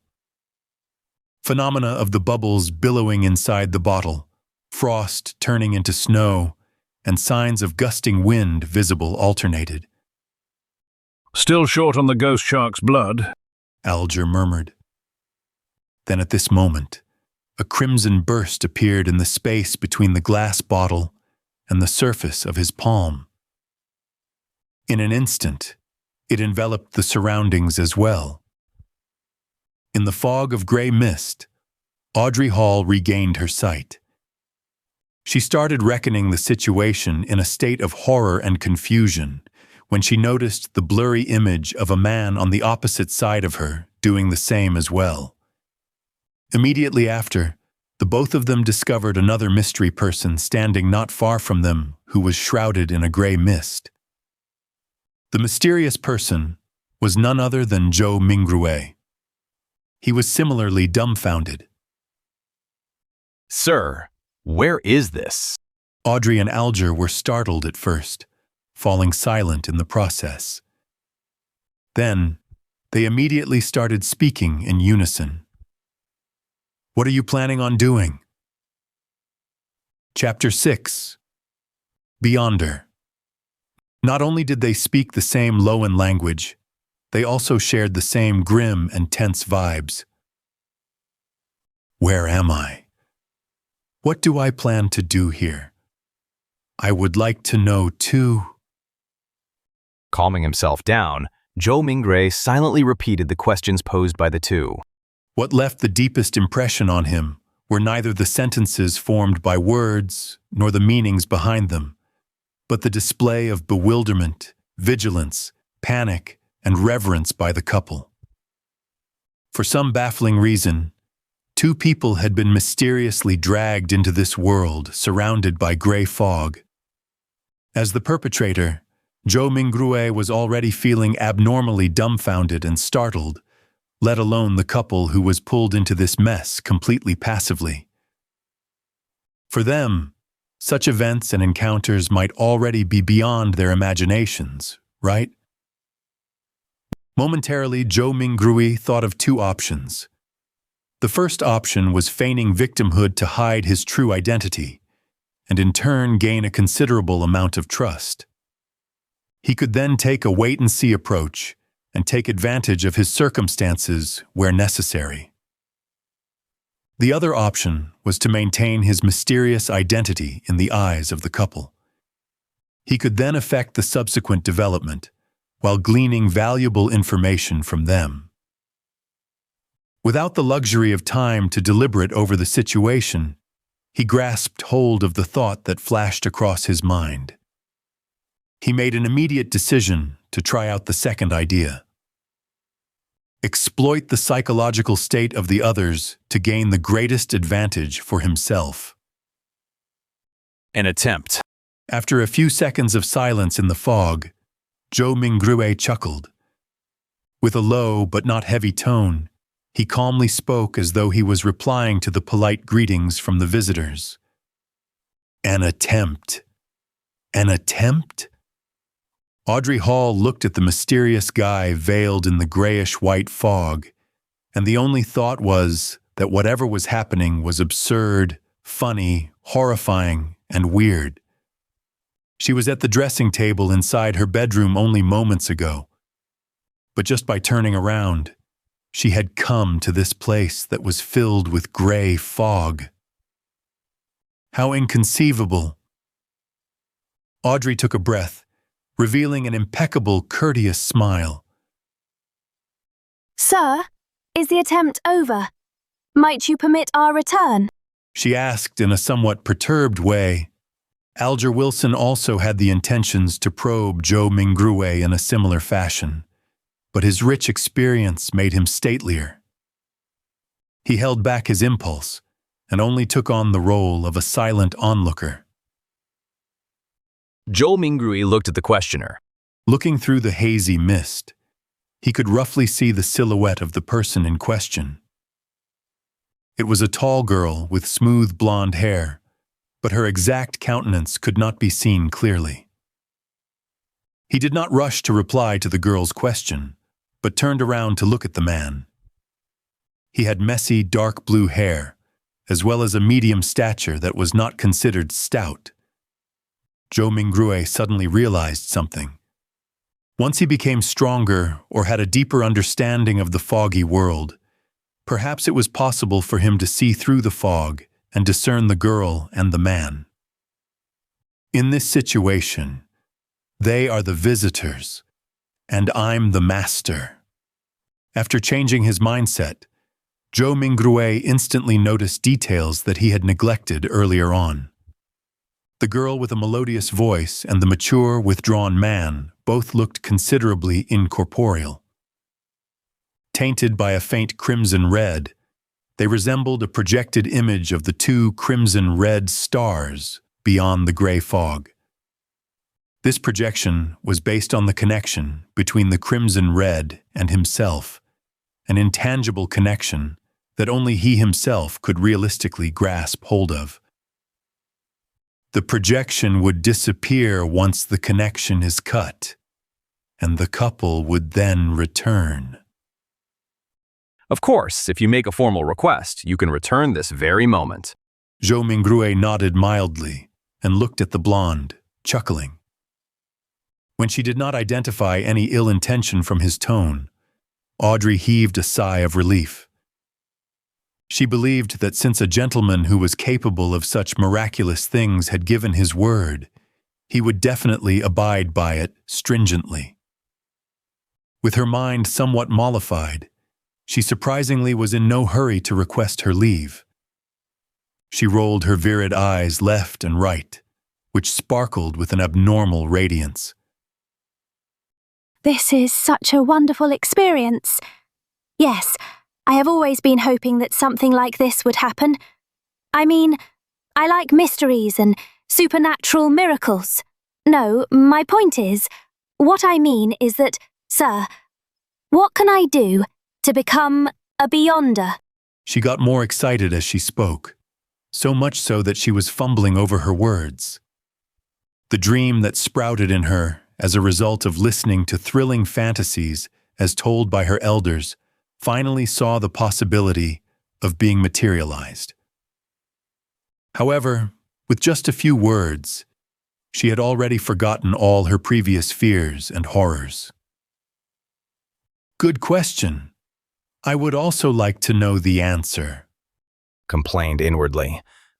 He started to ponder on an answer to the question to maintain his unfathomable image. At the same time, he felt that it was quite unbecoming of him to talk while standing. Shouldn't he be in a palace, sitting at the head of a long table and on a mysterious high-backed chair engraved with ancient patterns, while silently observing his visitors? As soon as this thought surfaced, the gray fog started to churn, giving both Audrey and Alger a shock. In an instant, they saw a number of towering stone pillars around them. Above them was a vast dome that encapsulated them. This entire edifice looked magnificent, grand and lofty, just like a legendary palace for giants. Directly under the dome where the gray fog gathered, a long bronze table appeared with 10 high-backed chairs on either side in a symmetrical arrangement, along with a chair on each of the two ends of the long table. The back of each chair dazzled and shone faintly with crimson red, drawing the outlines of weird constellations that differed from reality. Audrey and Alger sat face to face, sitting next to the seat of honor. The girl looked to her sides and could not help but mumble, "How fascinating." "It is certainly fascinating." Joe Mingrouet extended his right hand and caressed the edge of the bronze table a little while, maintaining an unperturbed expression. Alger inspected the surroundings, and after a few seconds of silence, he suddenly opened his mouth and answered Audrey's question in place of Joe Mingrouet. "Are you from Lowen? If you want to become a beyonder, join the churches of either the Evernight Goddess, the Lord of Storms, or the God of Steam and Machinery. The majority of us will not meet a beyonder our entire lives. This has caused churches, and even some clergymen within some of the biggest churches, to suspect the same. While this is the case, I am certain to tell you that beyonders still exist in courts, tribunals, and execution agencies. They are still fighting against the dangers that grow in the dark, only that their numbers are much fewer as compared to before and during the early days of the Iron Age." Joe Mingrouet listened attentively, but he tried his best to present himself as paying little attention to Alger's words, much like how he was listening to kids telling stories. Relying on Klein's fragmented general knowledge of history, Joe Mingrouet knew clearly that the Iron Age referred to the current epoch, which was the fifth epoch that began 1349 years ago. Audrey silently listened to Alger finish his sentence before sighing. "Mister, I know all about what you just said. I even know more than that, including the Nighthawks, the mandated punishers, and the machinery hive mind. But I don't want to lose my freedom." Alger gave a low-sounding laugh and said vaguely, You can't become a beyonder without sacrifices. If you don't consider joining churches and accepting their given challenges, you can only seek the royal families and the few nobles with family histories of more than 1,000 years. If not, you can rely on your luck to search for clandestine evil organizations. Are there no other solutions? Audrey puffed her cheeks subconsciously and looked around in a fluster. After confirming that both the mysterious man and Alger did not notice her tick, she pressed, "Are there no other solutions?" Alger sank into silence. About half a minute later, he turned around to look at the mysterious man who was watching the two of them in silence. Realizing that Zhou Mingrue had no plans to make any comment, he looked back at Audrey and said with deliberation, I have 2 sets of Sequence 9 potion formulas. Sequence 9? Zhou Mingrue muttered to himself. Really? Which 2 sets? Alger leaned back slightly and replied unhurriedly, As you know, humanity can only depend on potions to become real beyonders, while the names of potions come from the blasphemy slate. After constant translations into Jotun, Elvish, Ancient and Modern Hermes, and Ancient Faisak, they have undergone changes to match the day and age of that era. The essence is not in their names, but whether they portray the core characteristics of the potions. I have a Sequence 9 potion named Sailor. It enables you to have excellent balancing capabilities. Even if you were on a boat in a rainstorm, you will be able to walk about freely as though you were on land. You will also gain immense strength and illusory scales under your skin. They will enable you to swim like a fish and be difficult to catch. You will move agilely underwater just like marine animals. Even without any equipment, you will be able to easily submerge underwater for at least 10 minutes. Sounds great. The Keepers of the Seas from the Lord of Storms. It was called by that name in the past. Alger did not pause and continued. The second Sequence 9 potion is called Spectator, although I am not sure what it was called in the past. This set of potions enables you to have an exceptionally sharp mind with acute observational abilities. I believe you can understand what spectator means from watching operas and plays. Just like an audience, spectators judge the actors in the secular world, catching a glimpse of the real thoughts of them through their emotions, conduct, and mantras.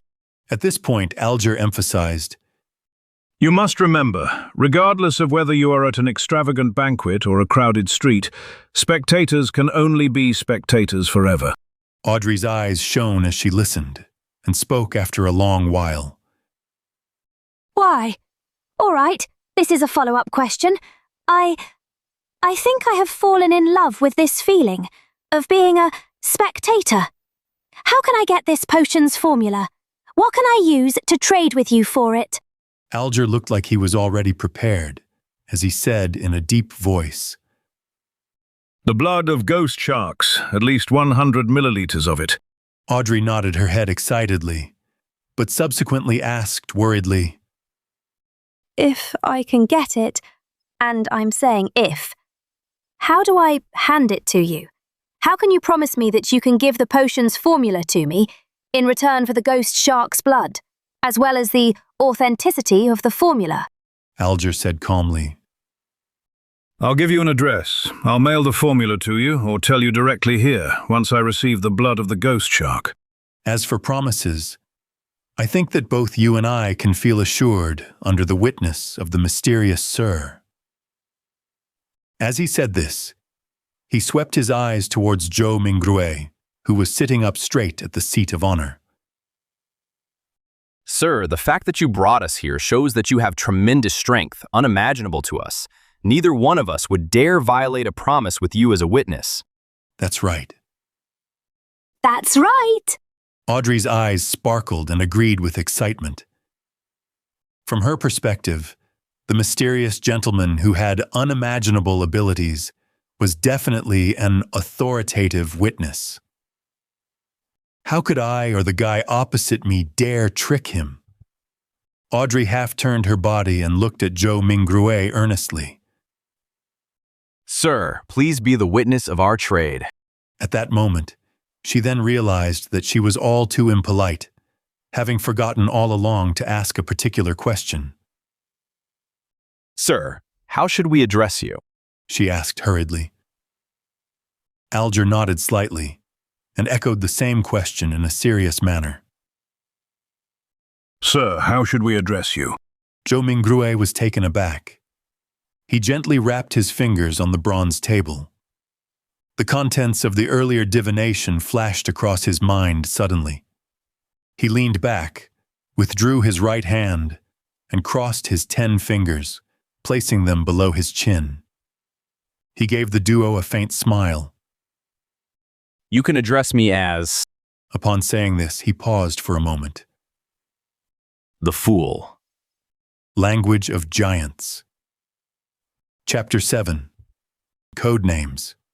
You can address me as the Fool. The simple answer soon emanated through the grand hall and dissipated into the fog. However, the voice kept resonating in Audrey's and Alger's hearts, stirring up one ripple after another. They never expected such a designation, but they felt that he was deserving of it. The designation perfectly embodied his image as someone mysterious, powerful, and bizarre. After a few seconds of silence, Audrey stood up, held up her skirt slightly, and bent her knees, curtsying to Zhou Mingrue. Honourable Mr. Fool, would you please permit me to take the liberty of requesting you to be the witness of our trade? It's nothing. Zhou Mingrue's mind whirred as he answered in a way that matched his status. It's our honor, Mr. Fool. Alger stood up as well. He bent his back slightly with his right palm over his chest. Zhou Mingrue lowered his right palm and smiled. Continue, the both of you. Alger nodded and sat back down before looking at Audrey. If you can obtain the ghost shark's blood, get someone to send it to the Warrior and Sea Bar at Pelican Street in the White Rose Borough of Pritz Harbor. Tell the boss, Williams, that it's what the captain wants. Once I acknowledge receipt, will you be giving me an address to mail the potion formula to, or do you want me to tell it to you here directly? I will choose the more secure method. Let's do it here, although it's a test of my memory. Since Mr. Fool had agreed to bear witness for the trade, it also represented that there would be a similar gathering the next time. Mr. Fool, would you mind making a few more attempts like this? Alger listened to her suggestion calmly. He was tempted by the suggestion as well. Mr. Fool, don't you find such gatherings interesting? He hurriedly echoed. Although your powers exceed our imaginations, there has to be certain domains that you don't understand or excel in. The person across from me is obviously a young lady of lofty stature. I also have my unique set of experiences, insights, mediums, and resources. Perhaps there will come a day when both of us can help you complete something trivial that might be inconvenient for you.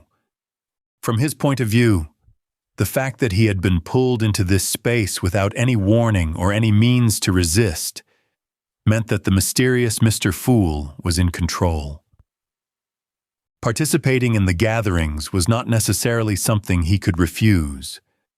Therefore, it was better to reap the benefits of this encounter as much as he could to make up for his passive and disadvantaged state. The trio at the long table had different backgrounds, resources, information channels, and comprehension of the mystical domain. If they interacted and enjoyed some limited cooperation, they could produce unpredictable and immeasurable effects. The resource trade that had just been negotiated was one example. Another example would be if he wished to kill someone. He could easily request the gathering's members, who did not appear to be related to him, both on the surface and in reality, for help. He could perfectly misdirect any investigators. A young lady of lofty stature. Was my behavior and accent that obvious? Audrey stared blankly, mouth slightly agape, but she soon jolted back to her senses and nodded her head without any hesitation. Mr. Fool, I think it's a very good suggestion. As long as this gathering becomes regular, you can totally leave certain things that are inconvenient for you to us. Of course, it has to be something within our capacities.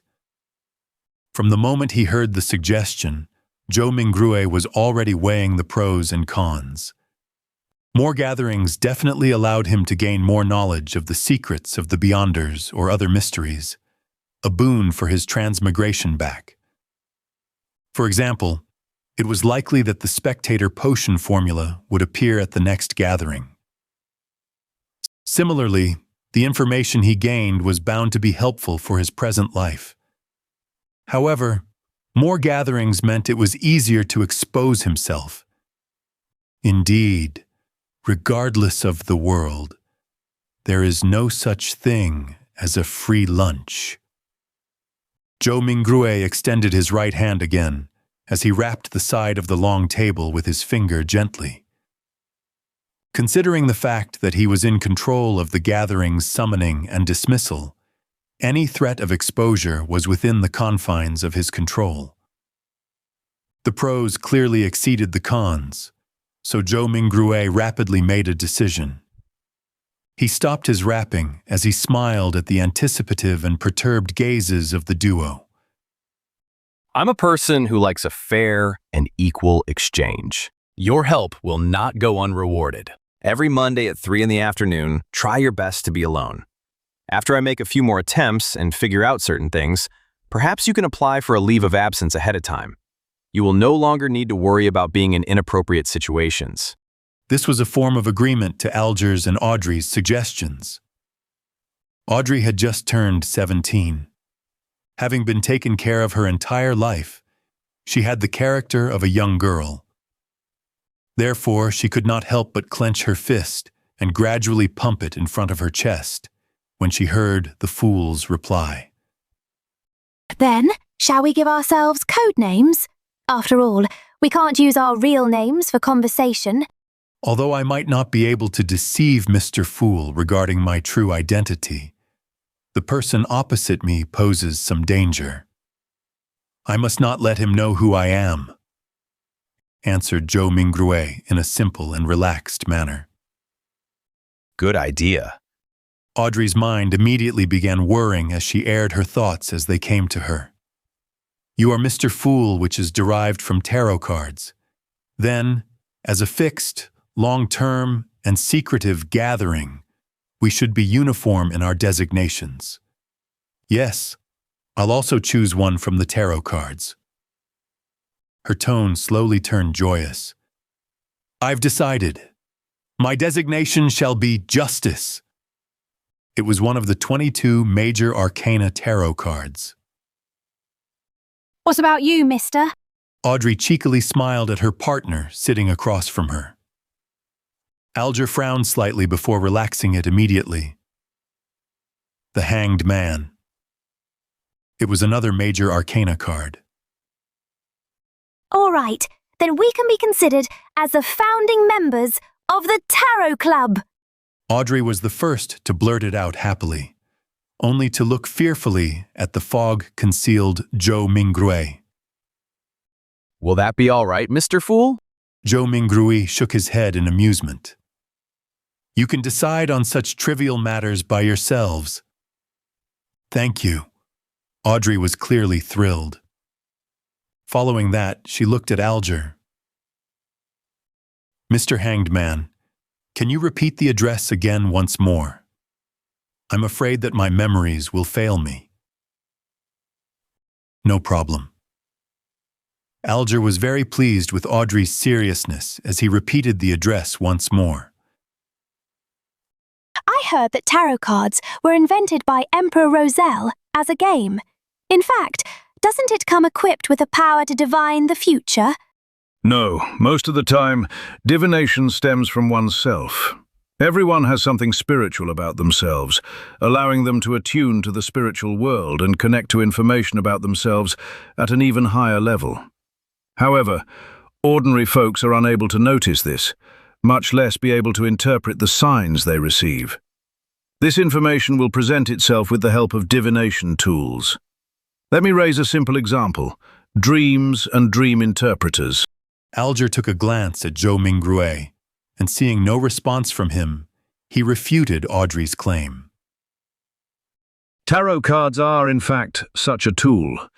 It uses more symbolism and more logical elements to help us in conveniently and accurately interpreting the signs. Although Zhou Mingrue appeared indifferent, he was actually listening very carefully. It was only at this point that his empty mind slowly became heavy as his head began to feel a throbbing pain. Got it. Audrey nodded in agreement. That's not what I meant. I'm not doubting the tarot cards, but I heard that Emperor Rozelle had actually created another set of cards, secret and mysterious ones. They were paper cards which symbolized a particular unknown power. There were a total of 22 cards that he completed. Later on in life, he referenced them to create the 22 Major Arcana tarot cards, which are used as a gaming tool. Was what I said correct? Following that, she emphasized, "Was what I said correct?" She looked at Zhou Mingrue as though she was attempting to get an answer from the mysterious Mr. Fool.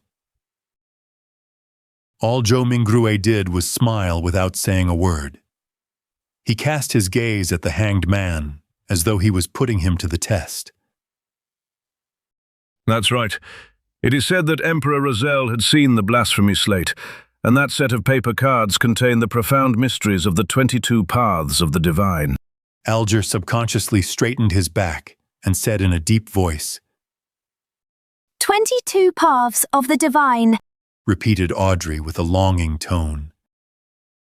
At that moment, Zhou Mingrue's headache intensified. He felt that his invisible connection with the crimson stars and grayish-white fog was beginning to falter. All right, that will be all for today's gathering, he said in a deep voice after making the decision immediately. By your will. Alger bowed his head respectfully. by your will. Audrey mimicked the hanged man. She still had many questions and thoughts. Thus, she was unwilling to have it end so soon. Let us look forward to the next gathering. As Zhou Mingrue severed the connection, he said with a smile. The stars brightened once more as the crimson light receded like water. Just as Audrey and Alger heard Mr. Fool's words, their figures turned into a blur as they phased away. In a second, the projection shattered as the gray fog restored its silence. As for Zhou Mingrue, he felt himself turning heavy rapidly. His surroundings turned fleeting as his eyes met darkness before changing into dazzling sunlight. He was still standing in the middle of his apartment. It was like a dream. What the heck was that foggy world? Who or what sort of power created the changes that just happened? Zhou Mingrue sighed softly. He was completely puzzled as he walked towards the study desk, as though his legs were filled with lead. He picked up the pocket watch he placed outside to determine how much time had passed. Time flowed at the same pace. Zhou Mingrue made a rough judgment. After putting down his pocket watch, he found himself unable to endure the splitting headache any further. He sat on the chair and lowered his head, using his left thumb and middle finger to massage his temples. After a long while, he suddenly let out a sigh and said in Mandarin, From the looks of it, I won't be able to return anytime soon. Only the clueless could be fearless.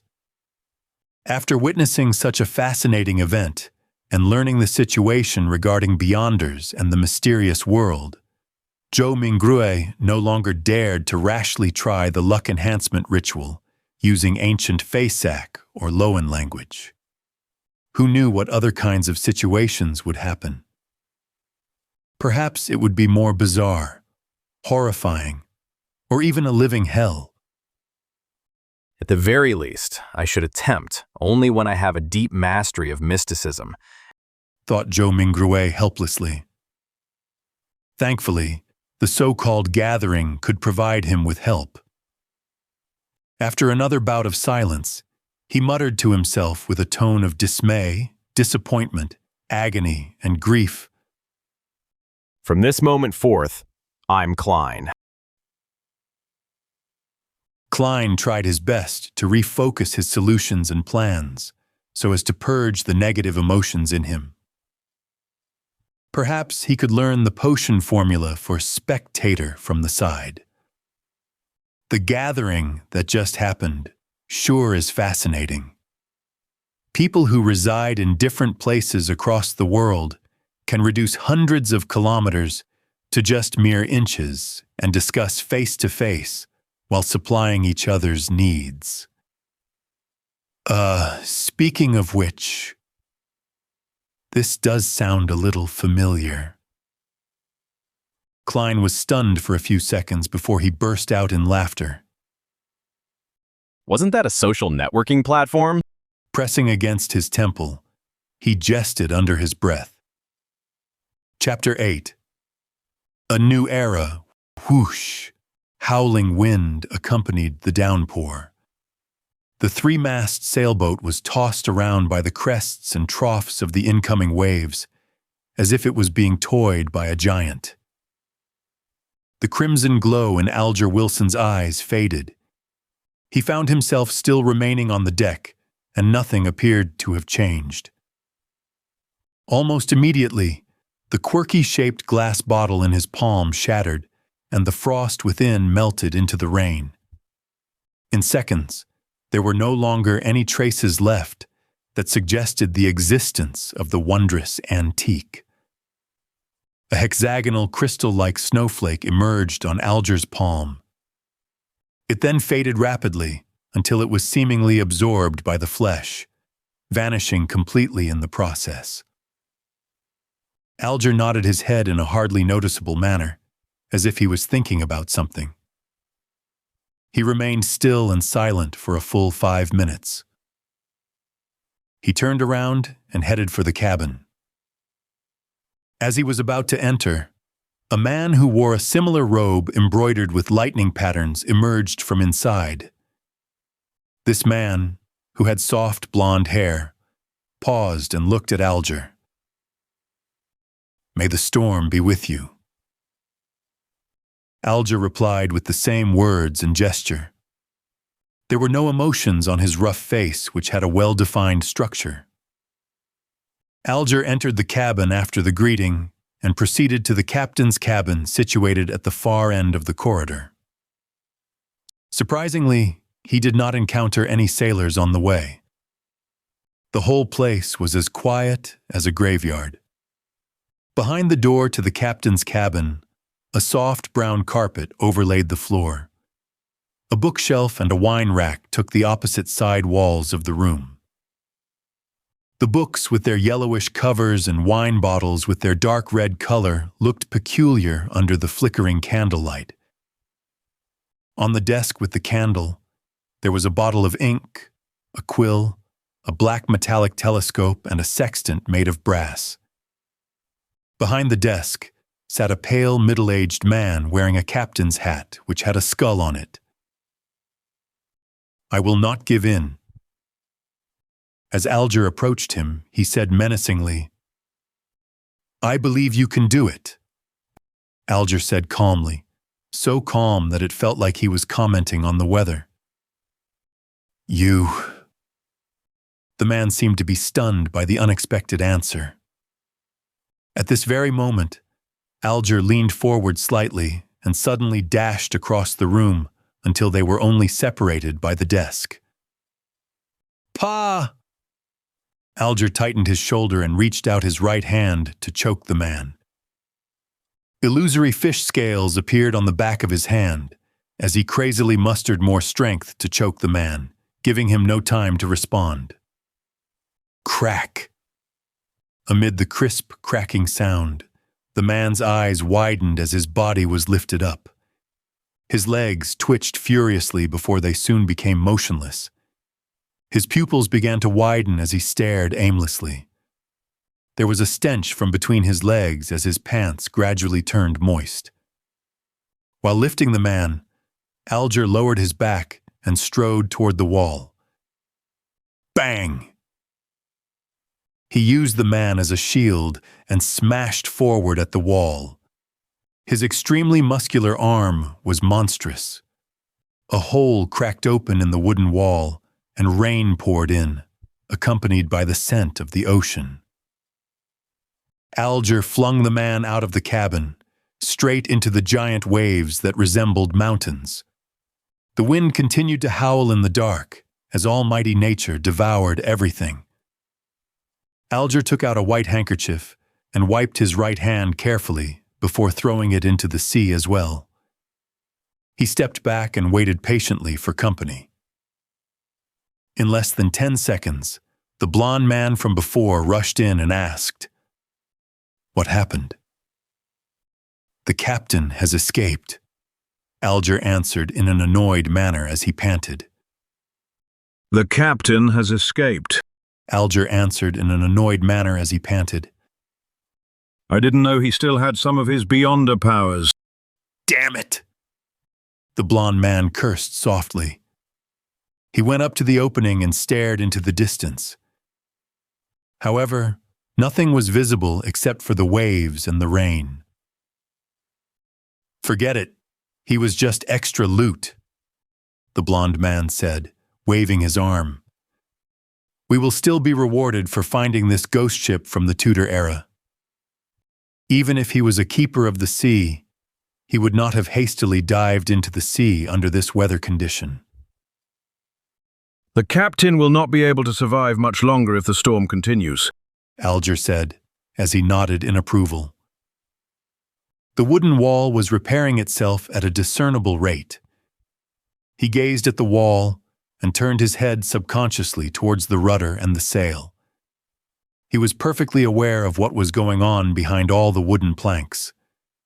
The chief mate, the second mate, the crew, and the sailors were not present. There was no living person on board. Amidst all the emptiness, the rudder and the sail moved eerily by themselves. Alger again pictured the fool, who was covered in grayish-white fog, and sighed. He turned back and looked outside at the mighty waves and spoke as though in a reverie while filled with anticipation and awe. A new era has begun. Empress Borough, Backlund, capital of the Lowen Kingdom. Pinched her cheeks in disbelief of her encounter a while ago. On the dressing table in front of her, the old bronze mirror had shattered into pieces. Audrey cast her gaze downwards and saw the swirling crimson on the back of her hand. It was like a tattoo depicting a star. The crimson gradually faded and disappeared into her skin. Only at this point in time was Audrey certain that it was not a dream. Her eyes twinkled as she grinned. She could not help but stand up before bending down to lift up the hem of her dress. She curtsied towards thin air and started dancing lively. It was the ancient elf dance, the most popular dance among royalty at the moment. She had a bright smile on her face as she moved about gracefully. Knock, knock. Someone suddenly knocked at her bedroom door. Who is it? Audrey immediately stopped her dance and asked, as she tidied her dress to look more elegant. "My lady, may I come in? You should start to prepare for the ceremony," asked from outside the door. Audrey looked into a mirror on the dressing table and quickly wiped the smile from her face, leaving only a tiny hint of a smile. She responded gently after she had ensured everything was presentable. Come in. The doorknob turned and Annie, her maidservant, pushed in. Oh, it cracked, Annie said as she instantly saw the outcome of the old bronze mirror. Yes, SoulSea was here just now. I am sure you know she likes to wreak havoc. SoulSea was a golden retriever that was not so much of a purebred. It was a gift given to her father, Earl Hall, when he bought a foxhound. Nevertheless, Audrey adored it. You should train it well, Annie said, as she picked up the pieces of the bronze mirror adeptly and with care, lest it hurt her mistress. As she finished tidying up, She asked Audrey with a smile. Which dress do you want to put on? Audrey thought for a while and answered, I like the dress designed by Mrs. Guinea for my 17th birthday. No, you can't wear the same dress twice to a formal ceremony, or others will gossip about and question the Hall family's financial ability, Annie said, shaking her head in disagreement. No, you can't wear the same dress twice to a formal ceremony, or others will gossip about and question the Hall family's financial ability. But I really like it, Audrey insisted in a gentle manner. But I really like it. You can wear it at home or when you attend an event that isn't so formal, Annie said firmly, suggesting that it was not negotiable. You can wear it at home or when you attend an event that isn't so formal. Then it will have to be the one with the frilly designs along the sleeves given by Mr. Sades 2 days ago, Audrey said, as she drew in a gasp inconspicuously, maintaining her sweet smile. Then it will have to be the one with the frilly designs along the sleeves, given by Mr. Sades 2 days ago. You always have such a good taste, Annie said, as she stepped back and shouted towards the door. The 6th dressing room! Forget it. I shall fetch it myself. Maidservants began to work. The dress, accessories, footwear, hat, makeup, and hairstyle, everything had to be taken care of.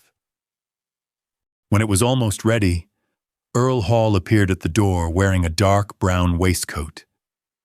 He had a hat sharing the same color as his clothes and a nice mustache. His blue eyes were filled with joy, but his loosening muscles, widening waist, and wrinkles were obviously destroying his handsome youth. The most dazzling jewel of Backland, it is time for our departure, Earl Hall said, knocking at the door twice. Father, stop calling me that. Audrey protested as she got up with the help of the maidservants. Well then, it's time to set off, my beautiful little princess, Earl Hall said as he bent his left arm, signaling Audrey to hold his arm. That is for my mother, Mrs. Hall, the Countess. Audrey shook her head slightly and said, Then this side. Earl Hall bent his right arm with a smile and said, This is for you, my greatest pride. The Imperial Naval Base, Pritz Harbor, Oak Island. When Audrey took her father's arm and walked down the carriage, she was suddenly shocked by the juggernaut in front of her. In the military port not far away, there was a huge ship shimmering with metallic reflections. It did not have a sail, leaving only an observatory deck, 2 towering chimneys, and 2 turrets at the ends of the ship. It was so majestic and large that the fleet of sails nearby were like newborn dwarfs clustering around a giant. Holy Lord of Storms, O my lord. An ironclad warship.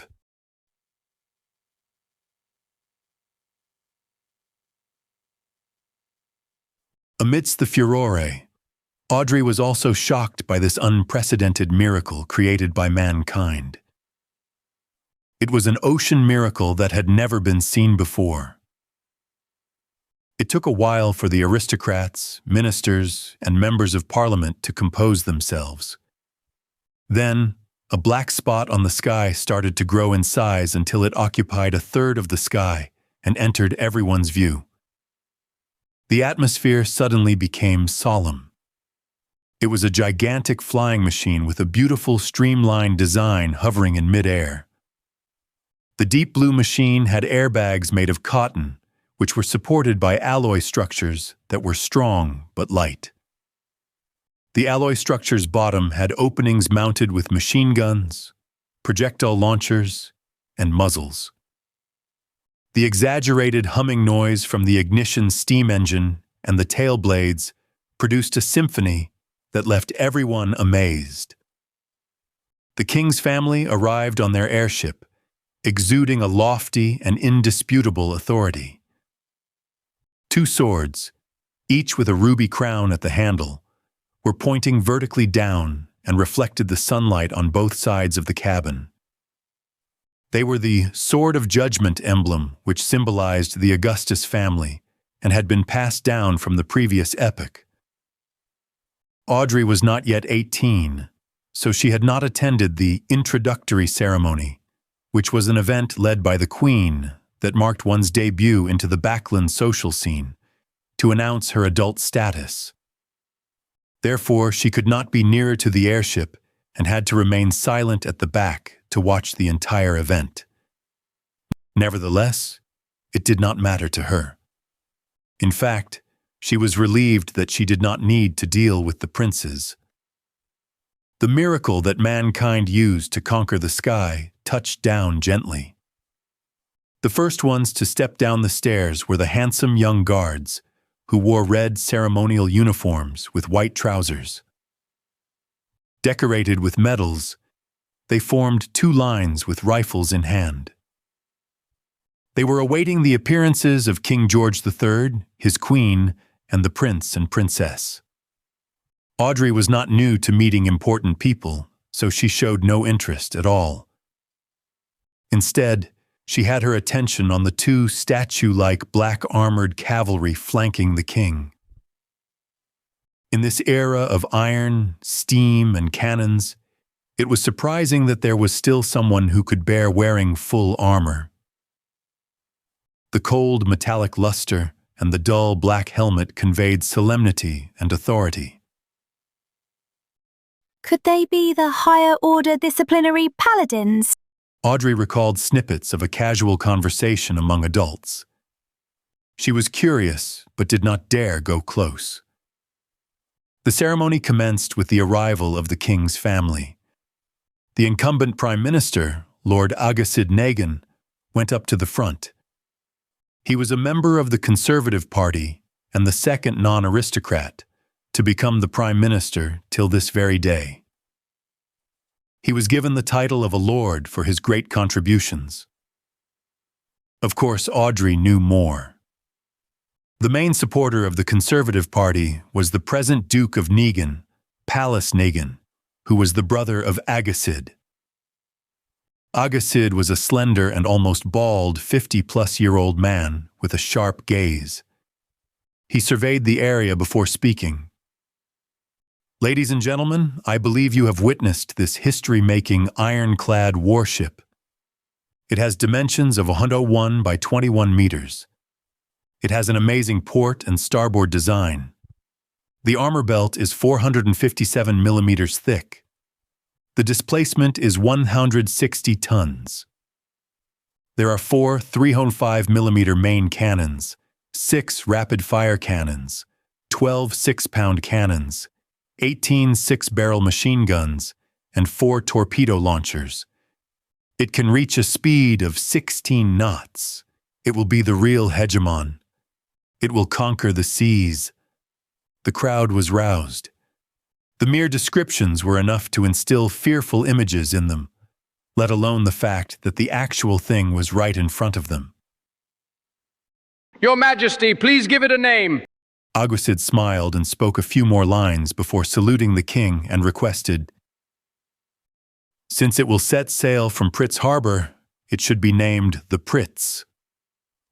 George III responded. His expression showed his delight.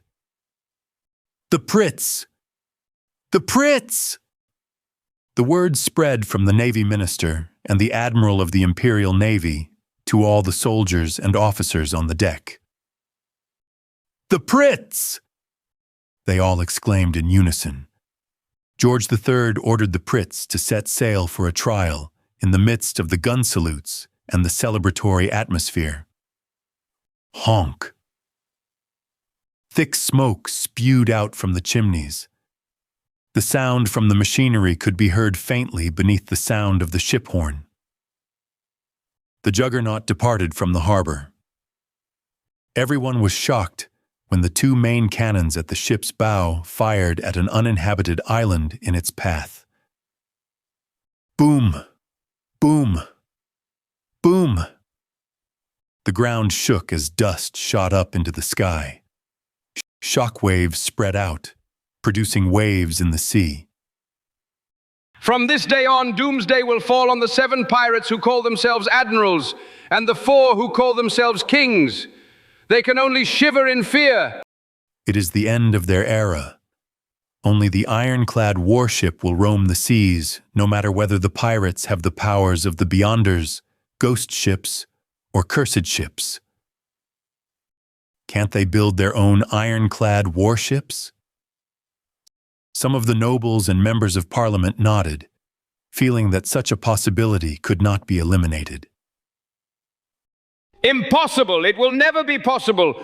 Building our ironclad warship required 3 big coal and steel amalgamators, a scale of more than 20 steel factories, 60 scientists and senior engineers from the Backland Cannon Academy and Pritz Nautical Academy, 2 royal shipyards, almost 100 factories for spare parts, an admiralty, a shipbuilding committee, a cabinet, a determined king with excellent foresight, and a great country with an annual steel production of 12 million tons. The pirates will never achieve it. Ladies and gentlemen, the era of cannons and warships has dawned upon us. Having said that, he paused and raised his arms before shouting in agitation. Chapter 9. The Notebook. After half an hour of rest, Zhou Mingrue, who now viewed himself as Klein, finally recovered. In the meantime, he found that there were now 4 black dots on the back of his hand, which happened to form a small square. These 4 black spots faded and disappeared quickly, but Klein knew that they were still hiding in his body, waiting to be awakened. 4 spots forming a square. Is it in correspondence with the 4 pieces of staple food at the 4 corners of the room? Does this mean that in the future, I don't need to prepare the food and can do the ritual and chants immediately? Klein made a guess. This might seem good, but the emergence of the spots was ominous, and things that one lacked understanding of were always scary. The fact that those inexplicable Chinese divinations from Earth could produce effects here, the strange transmigration in his sleep, the mysterious murmurings that almost drove him crazy during the ritual, and the mysterious and trippy gray world whose significance he had no idea of made Klein shiver in the hot weather of June. The oldest and strongest emotion of mankind is fear, and the oldest and strongest fear is the fear of the unknown. He recalled this saying as he was experiencing the fear of the unknown acutely. There was in him an unprecedented and irresistible urge to make contact with the mysterious domain, to learn more, and to explore the unknown.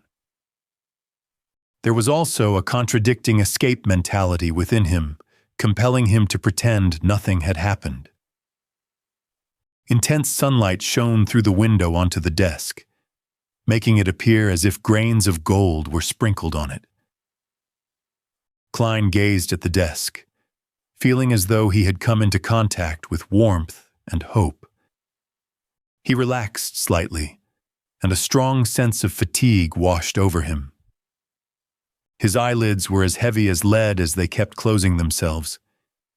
It must have been the combined effect of the sleepless night and the tiring encounter. Klein shook his head and pushed himself up with the aid of the desk. He stumbled towards the double-decked bed, completely disregarding the rye bread placed at the 4 corners of the room. He fell asleep immediately after he lay down. Groan. Groan. Klein was woken up by hunger pangs. When he opened his eyes, he felt rejuvenated. There's still a slight headache. He rubbed his temples and sat up. He was so hungry that he could eat a horse. He returned to the desk while straightening his shirt. He picked up the silver vine leaf pocket watch. Pa! The pocket watch's lid sprang open, and the second hand was ticking. 12:30. I slept for 3 hours. Klein put the pocket watch back into his linen shirt pocket while swallowing. In the northern continent, there were 24 hours in a day, 60 minutes in an hour, and 60 seconds in a minute. Whether each second passed at the same rate here compared to Earth was unknown to Klein. At this moment, he could not even think of terms such as mysticism, rituals, or the grayish world. His mind was occupied by one thing: food. He would leave thinking after his meals. Only then could he work. Klein picked up the loaves of rye bread from the four corners and wiped off the minute specks of dust on it without any hesitation. He planned on making one of them his lunch. He decided to dig into the offerings because he only had 5 pence with him, and there was a tradition of eating the offerings back in his hometown. After all, there was not any observable change to the bread. It was better to be frugal. Of course, the memory and habits left behind by the original Klein had also played a role. It was a huge waste to use the expensive gas only to light up the room. So Klein took out a furnace and boiled water with it after adding some coal. He paced around as he waited. Anyone would choke eating those loaves of rye bread without water. Yikes. Life with meat only for dinner is going to be dreadful. No, wait. This is already an exception. Melissa would only allow our meals to have meat twice a week, if not for my upcoming interview. As he looked around, hungry. He had nothing better to do. His eyes seemed to turn avaricious when he set his eyes on the pound of mutton in the cupboard. No, I need to wait for Melissa to eat it together. As he shook his head and rejected the idea of cooking half of it right now. Although he often ate outside, he had still developed some basic culinary skills, owing to his living in a big city alone. His dishes were not delicious, but they were at least edible. Klein turned his body around so that the mutton would not seduce him. Seduce. Then, he suddenly realized that he had also bought peas and potatoes in the morning. Potatoes. Klein immediately had an idea. He quickly turned back to the cupboard and took out 2 potatoes from a tiny pile of them. He first cleaned the potatoes in the public bathroom and then added them into a pot so they were boiled together with the water. After a while, he sprinkled into the water some yellow coarse salt from the spices container he found inside the cupboard. He waited patiently for a few minutes before lifting the pot and pouring the soup into a few cups and a bowl. Soup. He took out the potatoes with a fork and placed them on the desk at the end. He blew at the potato as he peeled it bit by bit. The fragrance of boiled potato diffused through the air. It smelled very appetizing. He salivated crazily. The heat could not deter him any longer. Klein took a bite despite having the potato only half peeled. How fragrant! It had a powdery texture and tasted sweet as he chewed. He was instantly filled with emotions, and he wolfed down the 2 potatoes. He even ate some of the skin. Then he held up the bowl and enjoyed the soup. The pinch of salt and water proved to be thirst-quenching. I really enjoyed eating potatoes this way when I was young. A filled Klein exclaimed in his head. Meanwhile, he tore off a small piece of bread and dipped it into the soup to soften it before eating. Perhaps the ritual was too tiring. Klein ate 2 loaves of bread, which amounted to a whole pound. Klein felt he was finally rejuvenated. He enjoyed the joy of life after he drank the soup before tidying up. Then, he took in the lustrous sunshine happily. He sat back at the desk and began planning. I can't escape. I must think of a way to come into contact with mysticism and become a beyonder as mentioned by Justice and the Hanged Man. I need to overcome the fear of the unknown. The only way now is to wait for the next gathering. I need to see if I can learn the formula of the spectator potion or other things related to mysticism. There are 4 more days before Monday. Before that, I need to first figure out the problem with Klein.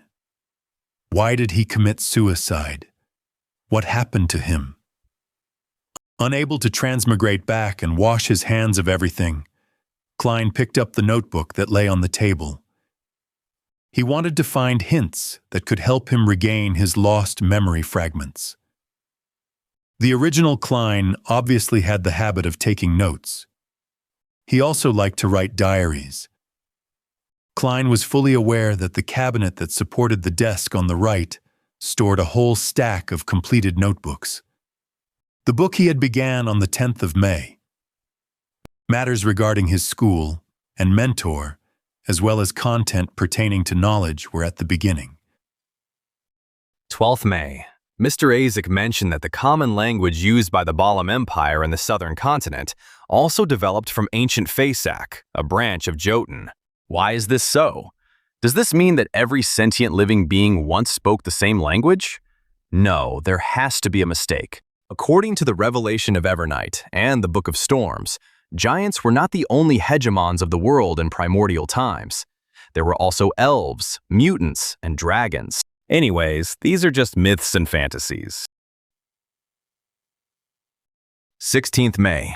Senior Associate Professor Cohen and Mr. Aguesid discussed the inevitability of the Age of Steam. Mr. Aguesid opined that it was just a coincidence because if it wasn't for Emperor Rozanne, the northern continent would still be wielding swords like the southern continent. Mentor argued that Mr. Aguesid had placed too much emphasis on the contribution of an individual. He believes that with progress, even if there wasn't an Emperor Rozanne, there would be an Emperor Robert. Therefore, the Age of Steam might come late, but eventually come nevertheless. I found little meaning in their discussion. I prefer discovering new things and unraveling the hidden past. Perhaps I am more suited to study archaeology than history. 29th May. Welch found me and told me that he had acquired a notebook from the 4th epoch. Oh my goddess! A notebook from the 4th epoch! He didn't want to ask the archaeology department students for help, so he came to Naya and me to help him decode the contents. How can I refuse?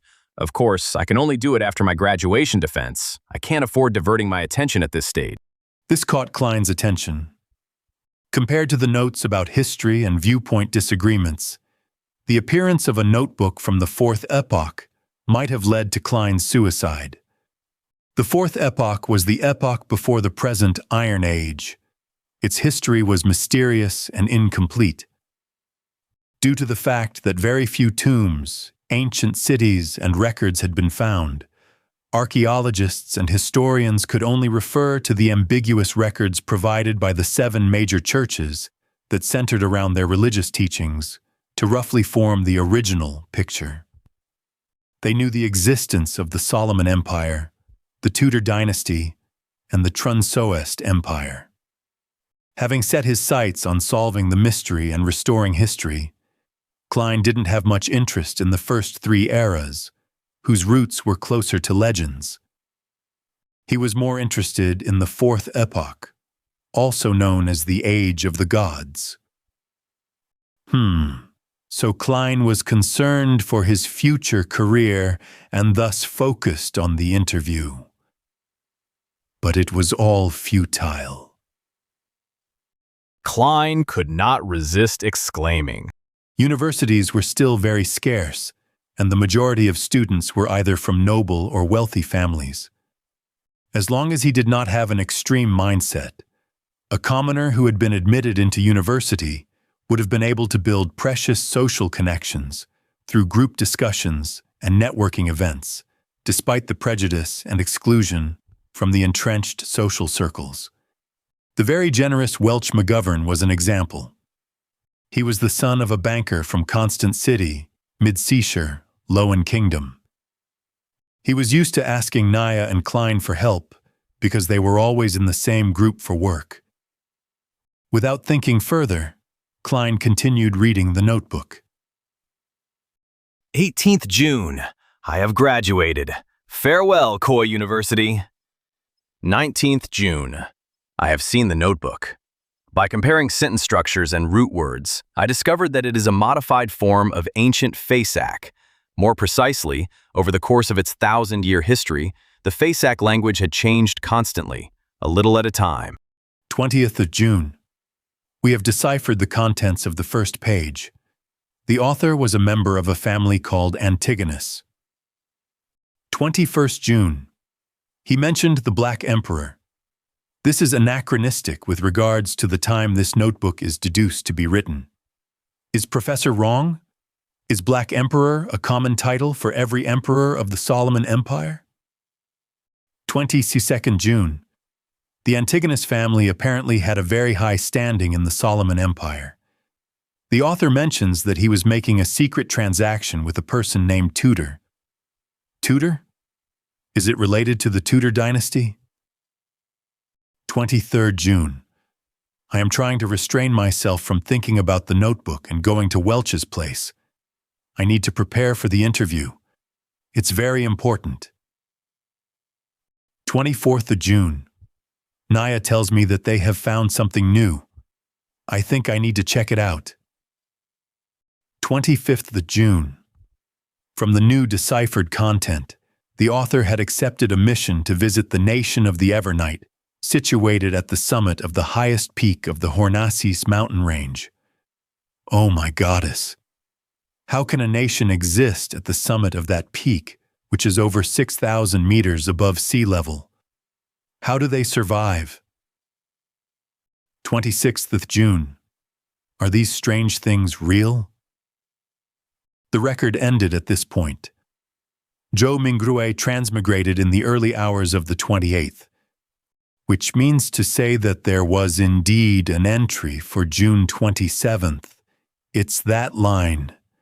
Everyone will die, including me. Klein flipped to the page he first saw when he arrived, feeling goosebumps while he made the deduction. In order to solve the mystery of the original Klein's suicide, he thought that he should visit Welch and take a look at the ancient notebook. However, with a lot of experience from novels, movies, and TV drama series, he suspected that if they were really related, this visit would be very dangerous. Those who went investigating castles despite knowing that they were haunted served as a warning. However, he had to go since escaping would never solve the problem. It would only make things worse until it welled over and completely drowned him. Perhaps call the police. But claiming to have committed suicide would be silly, right? Knock. Knock! Knock! There was a series of quick and forceful knocks. Klein sat straight up and listened. Knock. Knock, knock! The knocks echoed through the empty hallway. Chapter 10. The Norm. Who is it? Klein was thinking about the mysterious suicide of the original owner of this body and the unknown danger he might encounter when he heard the sudden knock on the door. He subconsciously opened the drawer, took out the revolver, and asked vigilantly. The other party was quiet for 2 seconds before a slightly sharp voice in the Awa accent replied, It's me, Mountbatten, bitch Mountbatten. The voice paused for a moment before adding, The police. Bitch Mountbatten. When Klein heard this name, he immediately thought of the owner of this name. He was the policeman in charge of the street where the apartment was located. He was a rude, brutal, hands-on man. But perhaps only such a man could be a deterrent for alcoholics, thieves, part-time thieves, villains, and hooligans. And his unique voice was one of his trademarks. Okay, I'll be right there. He had planned to put the revolver back into the drawer, but thinking that he had no idea why the police were outside and that they might search the room or do other things, he cautiously ran to the stove where the flames had already been extinguished and put the revolver in it. Then he picked up the coal basket, shook a few pieces into the stove, covered the gun, and finally placed the kettle over the stove to conceal everything. After doing all of that, he tidied up his clothes and quickly approached the door and murmured, Sorry, I just had a nap. Outside the door stood 4 policemen in black and white checkered uniforms with peak caps.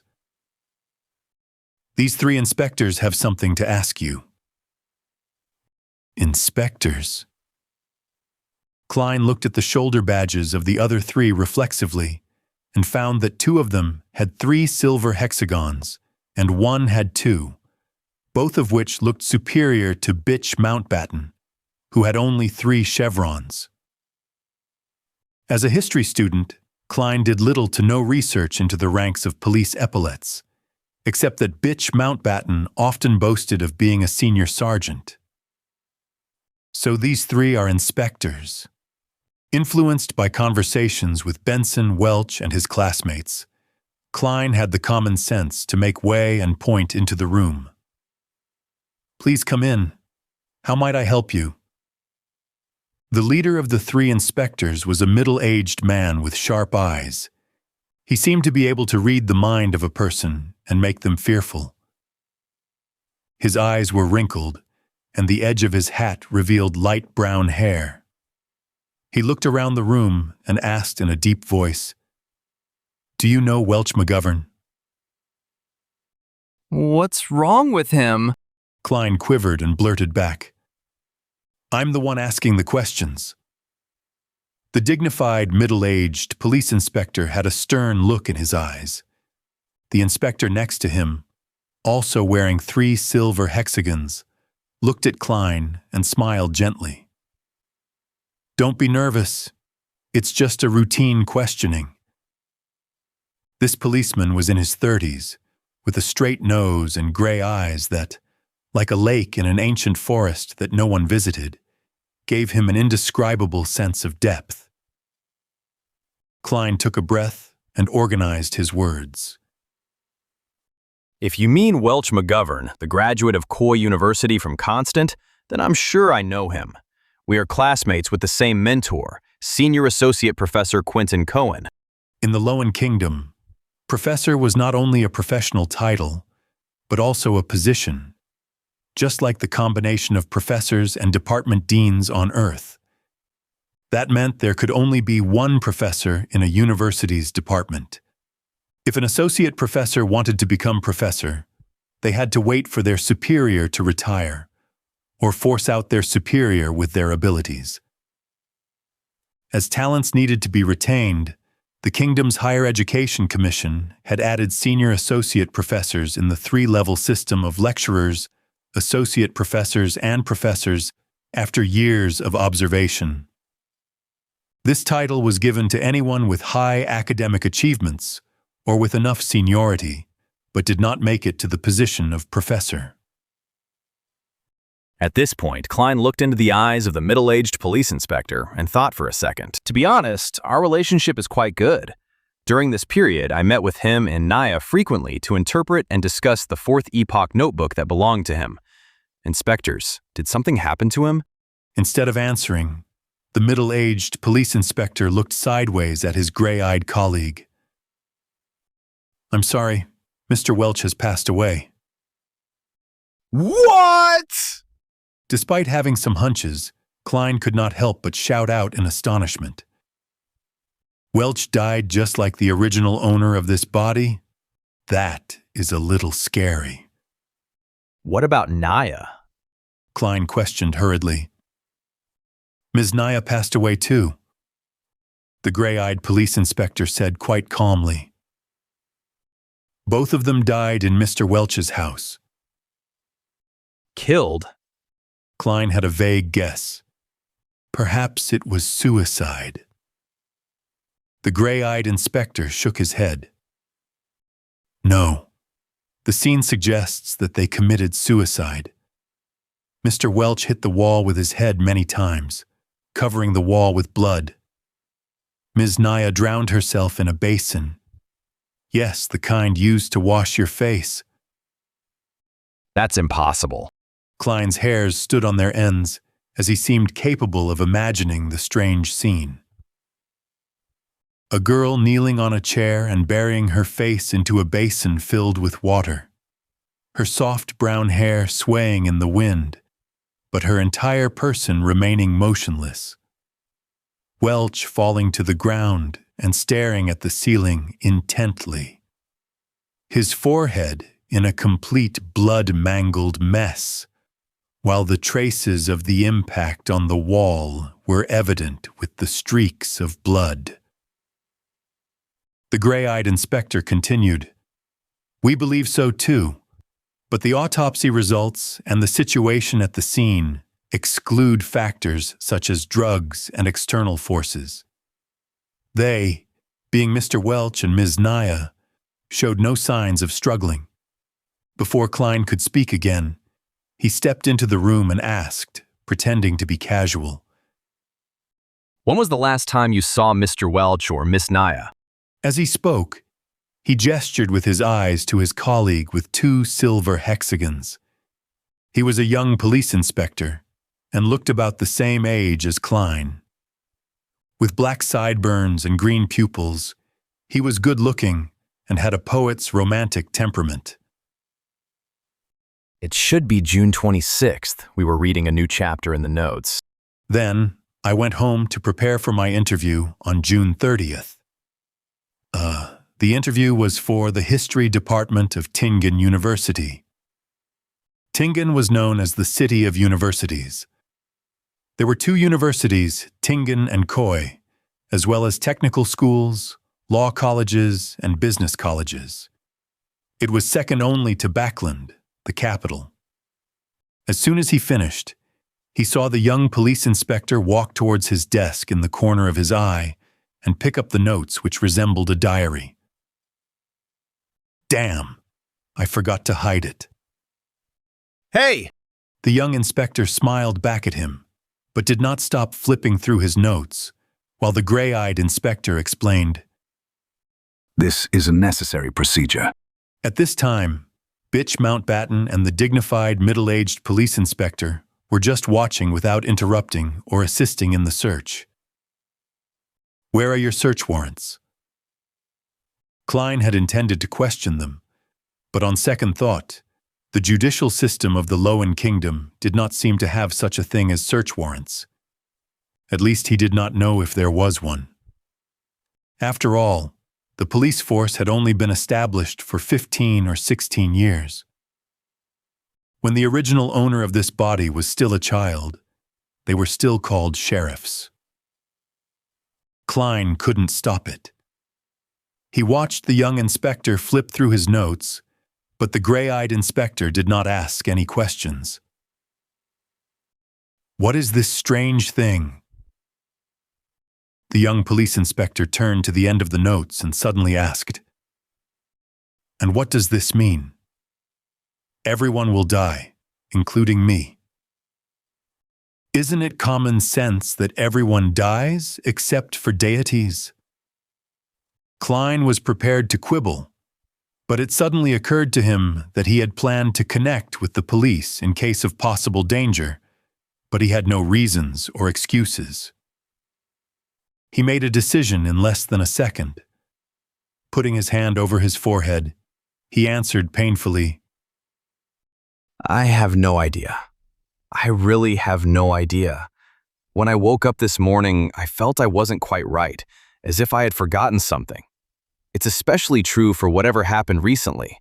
I don't even know why I wrote such a sentence. Sometimes being frank was the best way to solve a problem. Of course, it required skills. There were things that could be said and could not be said, and the order of what was said first mattered. As an expert keyboard warrior, Klein was also good at sophistry. "That is ridiculous. Do you think we are fools?"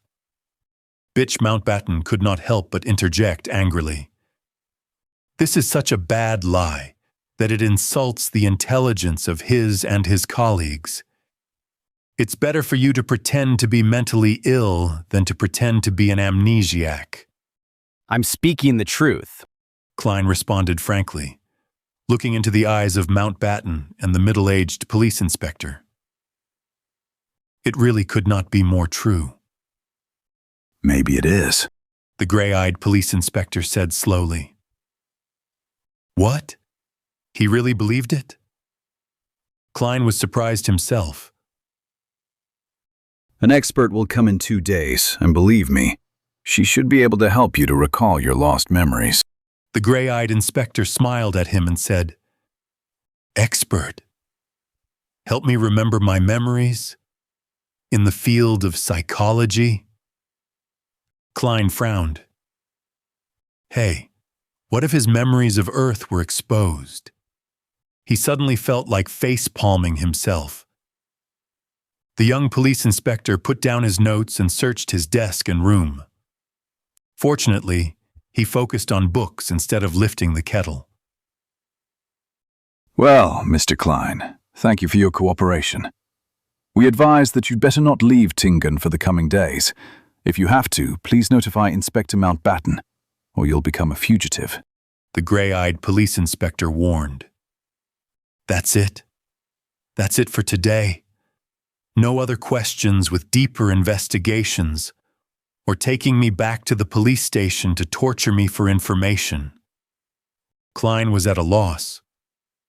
Nevertheless, he wanted to solve the odd turn of events brought about by Welch, too.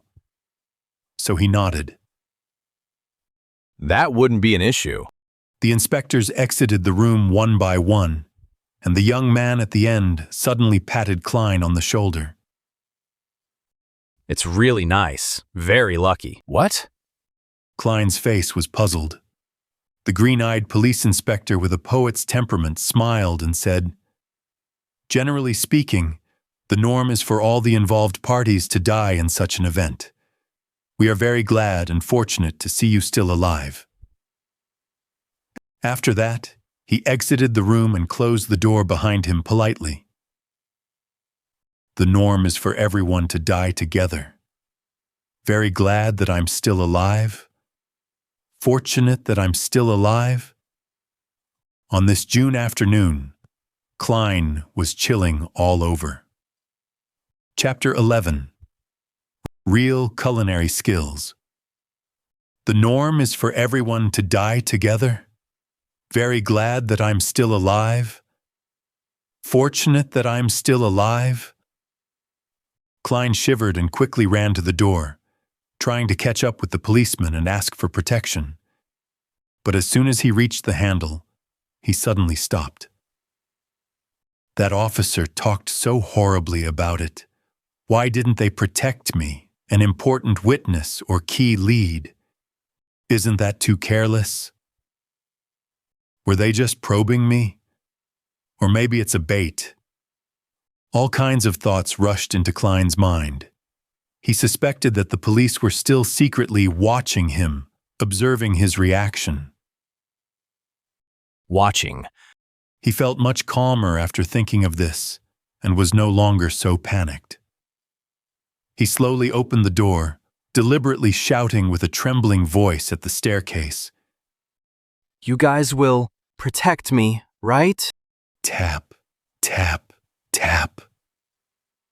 There was no response from the police officers, and there was no change in the rhythm of the contact between the leather shoes and the wooden stairs. I know! You'll do that! Klein shouted again in a tone of feigned conviction, trying to act like a normal person that was in danger.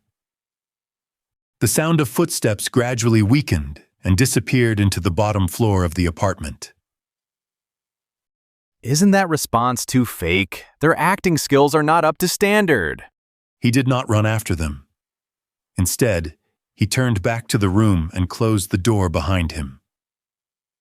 In the next few hours, Klein fully expressed what they called back in Foodaholic Empire, China, Restlessness, nervousness, agitation, inadvertence, and murmuring words that he did not understand. He did not slack just because there was no one around. This is called the self-cultivation of an actor. He laughed at himself in his heart. When the sun moved to the west, the clouds on the horizon appeared to be reddish-orange. Tenants in the apartment came home one after another. Klein shifted his focus elsewhere. Melissa is almost done with school. He looked at the stove, lifted the kettle, peeled off the coal, and took out the revolver. Without pause or delay, he reached to the back of the board under the double-decked bed where more than 10 wooden strips were staggered out. After clipping the left wheel between a piece of wooden strip and board, Klein straightened up and waited uneasily, fearing that the police would burst open the door and rush into the room with guns in their hands. If it was an age of steam, he was certain he would not be seen by anyone when he did that. However, there were extraordinary powers here, ones that he had proven through his own experiences. After waiting for a few minutes, there was no movement at the door. There was only the chatter between two tenants who were heading for the heart of the Wild Bar on Iron Cross Street. Phew. Klein exhaled, feeling assured. All he needed to do was wait for Melissa's return and cook the stewed mutton with tender peas. When the idea came to Klein's mind, his mouth seemed to taste the rich flavor of the gravy. He remembered how Melissa cooked stewed mutton with tender peas. First, she boiled the water and stir-fried the meat. Then, she added onions, salt, a little pepper, and water. After a specific period of time, the peas and potatoes were added, and the stew was to be cooked for an additional 40 or 50 minutes with the lid on. It's indeed a simple and crude way to do it, supported purely by the flavors of the meat itself. Klein shook his head. But there was no other way about it. It was hard for commoners to have many kinds of condiments and various cooking methods. They could only pursue simple, practical, and economical methods. As long as the meat was not burnt or spoiled, anything was good for people who could only eat meat once or twice a week. Klein was not a very good cook himself and ordered takeout food most of the time. But by cooking 3 or 4 times a week, after many weeks of accumulated practice, he had a passing standard and felt that he would not let the pound of mutton down. When Melissa comes back to cook it, it will be done after 7:30 p.m. She would be starving by then. It's time for her to see what real cooking is. Klein made an excuse for himself. First, he started the fire again, went to the bathroom to collect water, and washed the mutton. Then he took out the kitchen boards and knives before chopping the mutton into tiny chunks. As for the explanation for his sudden culinary skills, he decided to blame it on the dead Welch McGovern, who had not only hired a chef who was good at the mid-seashore flavor, but also often created his own delicacies and invited people to try them. Well, the dead cannot refute me. Nevertheless, Tisk, this is a world with beyonders. The dead are not necessarily unable to speak. With that in mind, Klein felt a little guilty conscience. He threw aside his confused thoughts and put the meat into the soup bowl. Then he took out the condiment box and added in a spoonful of the crude salt, half of which had begun yellowing. In addition, he cautiously took some black pepper grains from a special small bottle, mixing and marinating them together. He placed the saucepan on the stove, and while waiting for it to heat up, Klein rummaged for the carrots from yesterday and cut them into pieces alongside the onions he bought today. When he was done with his preparations, he took out a small can from the cupboard and opened it. There was not much lard left in it. Klein took a spoonful, put it in the pan, and melted it. He added in the carrots and onions and stirred it for a while. As the fragrance began to pervade, Klein poured all the mutton into the pot and fried it with care for a while. He should have added cooking wine in the process, or red wine at least.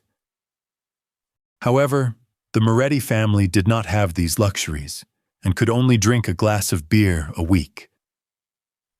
Klein had to make do with whatever was available and poured in some boiled water.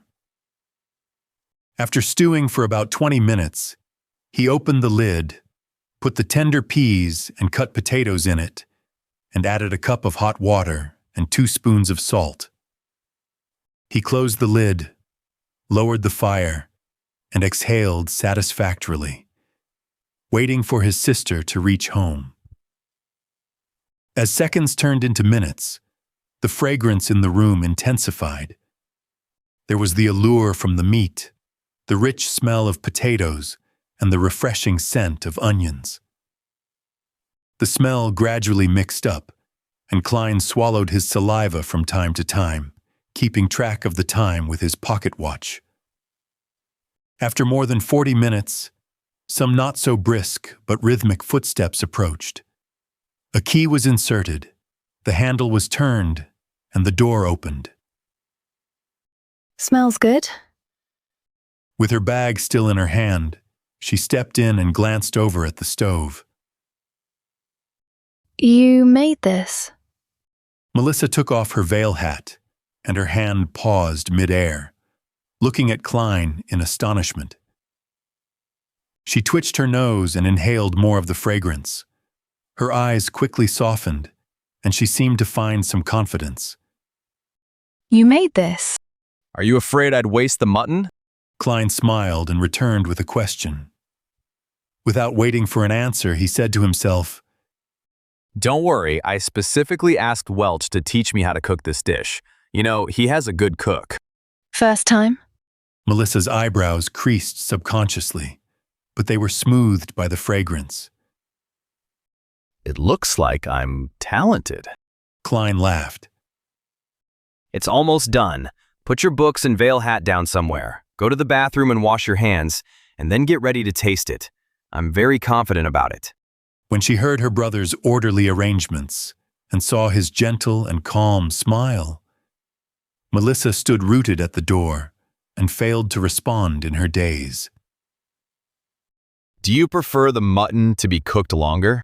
Klein urged with a laugh. Okay. Melissa jolted back to her senses. With a handbag and veil in each hand, she rushed into the room quickly. When the lid of the saucepan was uncovered, a sudden blast of steam appeared before Klein's eyes. 2 pieces of rye bread were already placed to the side of the mutton and tender peas, allowing them to absorb the fragrance and heat to become soft. By the time Melissa had packed her items, washed her hands and face, and returned, a plate of stewed mutton with tender peas, potatoes, carrots, and onions was already placed on the table.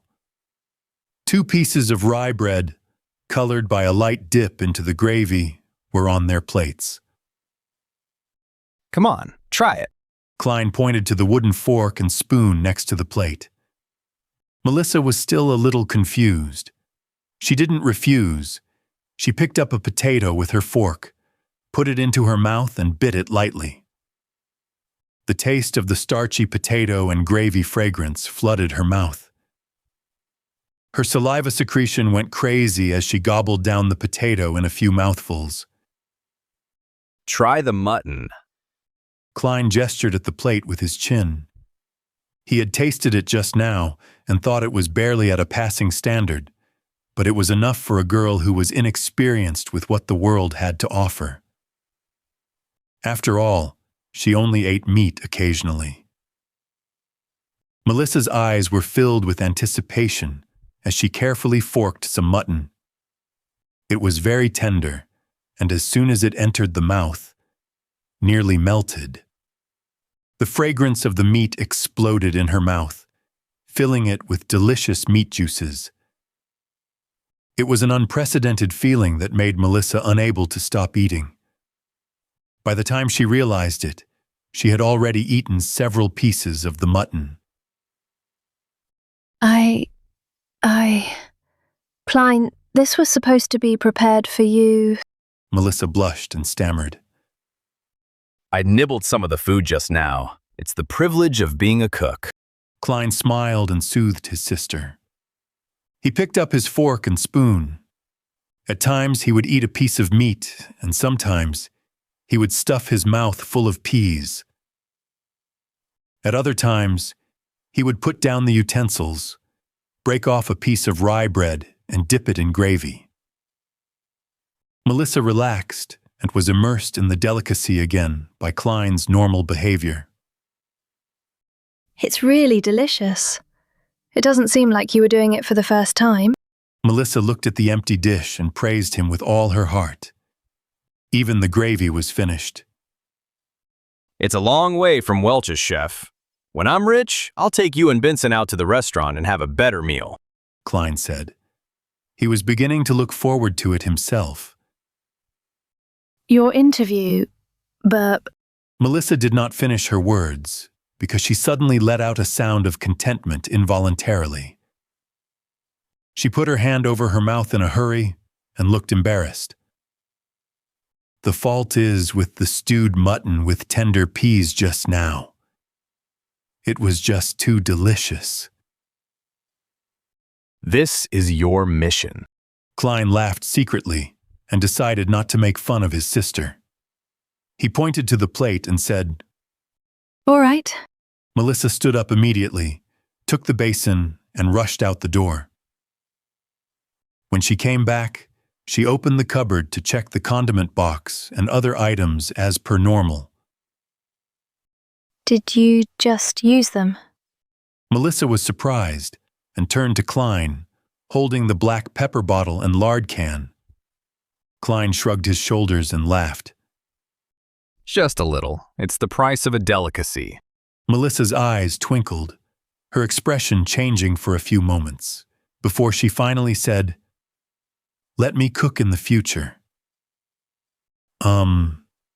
You have to hurry up and prepare for the interview. You have to think about your job. Chapter 12. Here again, Melissa, can you not rub in it? I muttered inwardly. He felt a throbbing pain in his head. The amount of content Klein had forgotten wasn't considered a lot, but neither was it negligible. The interview was in 2 days, so how could he find the time to make up for it? Furthermore, he was involved in such strange paranormal activity, so how would it be possible that he would be in the mood to revise? Klein gave his sister a perfunctory response and began putting on the appearance of studying. Melissa moved a chair over to sit beside him. With light shining from the gas lamp, she began working on her assignments. The atmosphere was serene. When it was almost 11 o'clock, the siblings bade each other good night and went to bed. Knock! Knock! Knock! Poundings on the door roused Klein from his dreams. He peered out of the window to see the first glimmer of dawn. In a daze, he flipped over and sat up. Who is it? Look at the time now. Why didn't Melissa wake me up? It's me, Dunn Smith. A man with a deep voice outside the door replied. Dunn Smith? Don't know him. Klein got off his bed and shook his head as he walked towards the door. He opened the door to see the gray-eyed police inspector whom he had met the day before standing in front of him. Is there something wrong? The policeman replied with a stern look. We found a carriage driver. He testified that you had gone to Mr. Welch's place on the 27th, the day when Mr. Welch and Ms. Naya died. Furthermore, Mr. Welch was the one who paid for your transportation fees. Klein was startled. He did not feel a tinge of fear or guilt that one would expect from having his lies exposed. It was because he was not even lying. In fact, he was surprised by the evidence provided by Dunn Smith. On the 27th of June, the former Klein had indeed gone to Mr. Welch's place. On the night that he returned, he killed himself, the exact same way as Welch and Naya did. This is insufficient evidence. It does not directly prove that I am associated with the death of Welch and Naya. Honestly speaking, I'm also very curious about the whole incident. I want to know what exactly happened to my two poor friends. But I really can't remember. In fact, I have almost completely forgotten what I had done on the 27th. You may find it hard to believe, but I fully relied on the diaries I had written to roughly make a guess that I had gone to Welch's place on the 27th. You sure have great mental fortitude, said while nodding. He showed not a trace of anger, nor was he smiling. You should be able to hear my sincerity. Klein looked him straight in the eye and said, I'm telling the truth. Of course, only part of it. Dunn Smith did not give an immediate response. He swept his glance across the room before saying slowly, Mr. Welch lost a revolver. I guess I should be able to find it here, right, Mr. Klein? Indeed. Klein finally understood where the revolver had come from. A thought flashed in his mind, and he came to the final verdict in an instant. He raised his hands halfway and retreated, leaving a path open. Then he signaled at the bunk bed with his chin. Behind the bedboard. He did not specifically mention that it was the bottom deck, as no one would normally hide things at the back of the bedboard on an upper deck. That would be too obvious for guests to notice at a glance. Nothing to add on. The corners of his mouth twitched as he asked, There is! Yesterday, when I woke up in the middle of the night, I realized I was lying on my desk with a revolver beside me. There was a bullet at the corner of the room. It was as if I had committed suicide, but due to a lack of experience of never having used a gun, or maybe I was too scared at the final moment. Anyway, the bullet did not achieve the desired result. My head is still in its place. I am still alive now. And since then, I have lost some memories, including what I saw and did at Welch's place on the 27th. I'm not lying. I really can't remember. For the sake of being eliminated as a suspect, for the sake of getting rid of all these strange events surrounding him, Klein explained almost everything that had happened. Except the transmigration and gathering. Also, Klein was careful with his words, allowing every sentence to be amenable, such as not revealing the fact that the bullet had hit his brains, but only mentioning that it did not achieve the desired result and that his head was still in its place. To others, these two statements might seem to convey the exact same ideas, but in reality, they were like chalk and cheese. Dunn Smith listened quietly, then said, This corresponds with what I had surmised. It also corresponds with the hidden logic of similar incidents in the past. Of course, I have no idea how you managed to survive, said Dunn Smith. I'm glad you believe in me. I don't know how I survived either. Klein heaved a small sigh of relief. But Dunn threw out a conjunction. There is no use in me believing you. You are currently the prime suspect. You have to be confirmed by an expert that you have indeed forgotten what you went through, or that you indeed have nothing to do with the deaths of Mr. Welch and Miss Naya. He cleared his throat, his expression becoming serious. Mr. Klein, I seek your cooperation in coming with me to the police station for the investigation. This should take roughly 2 to 3 days if it is confirmed that there are no issues with you. The expert is here? Klein asked blankly in return. The expert is here? Klein asked blankly in return. Didn't they say it would take another 2 days? She came earlier than expected. Dunn turned sideways, signaling for Klein to leave. Allow me to leave a note, Klein requested. Benson was still away, and Melissa had gone to school. He could only leave a note to inform them that he was involved in an incident associated with Welch, so that they would not worry about him. Dunn nodded, barely minding. All right. Klein returned to the desk. As he searched for paper, he began thinking about what was about to occur. Honestly speaking, he did not wish to meet the expert. After all, he had a bigger secret. In a place where there were 7 major churches, under the premise that Emperor Rozanne, who was suspected to be a transmigrator predecessor, was assassinated, a thing like transmigration usually meant having to go to court and enter arbitration. But without weapons, combat skills, or superpowers, he was no match for a professional policeman. What's more, a few of Dunn's subordinates were standing in the dark outside. Once they draw their guns and shoot at me, I'd be finished. I'll take one step at a time. Klein left the note, grabbed his keys, and followed Dunn out the room.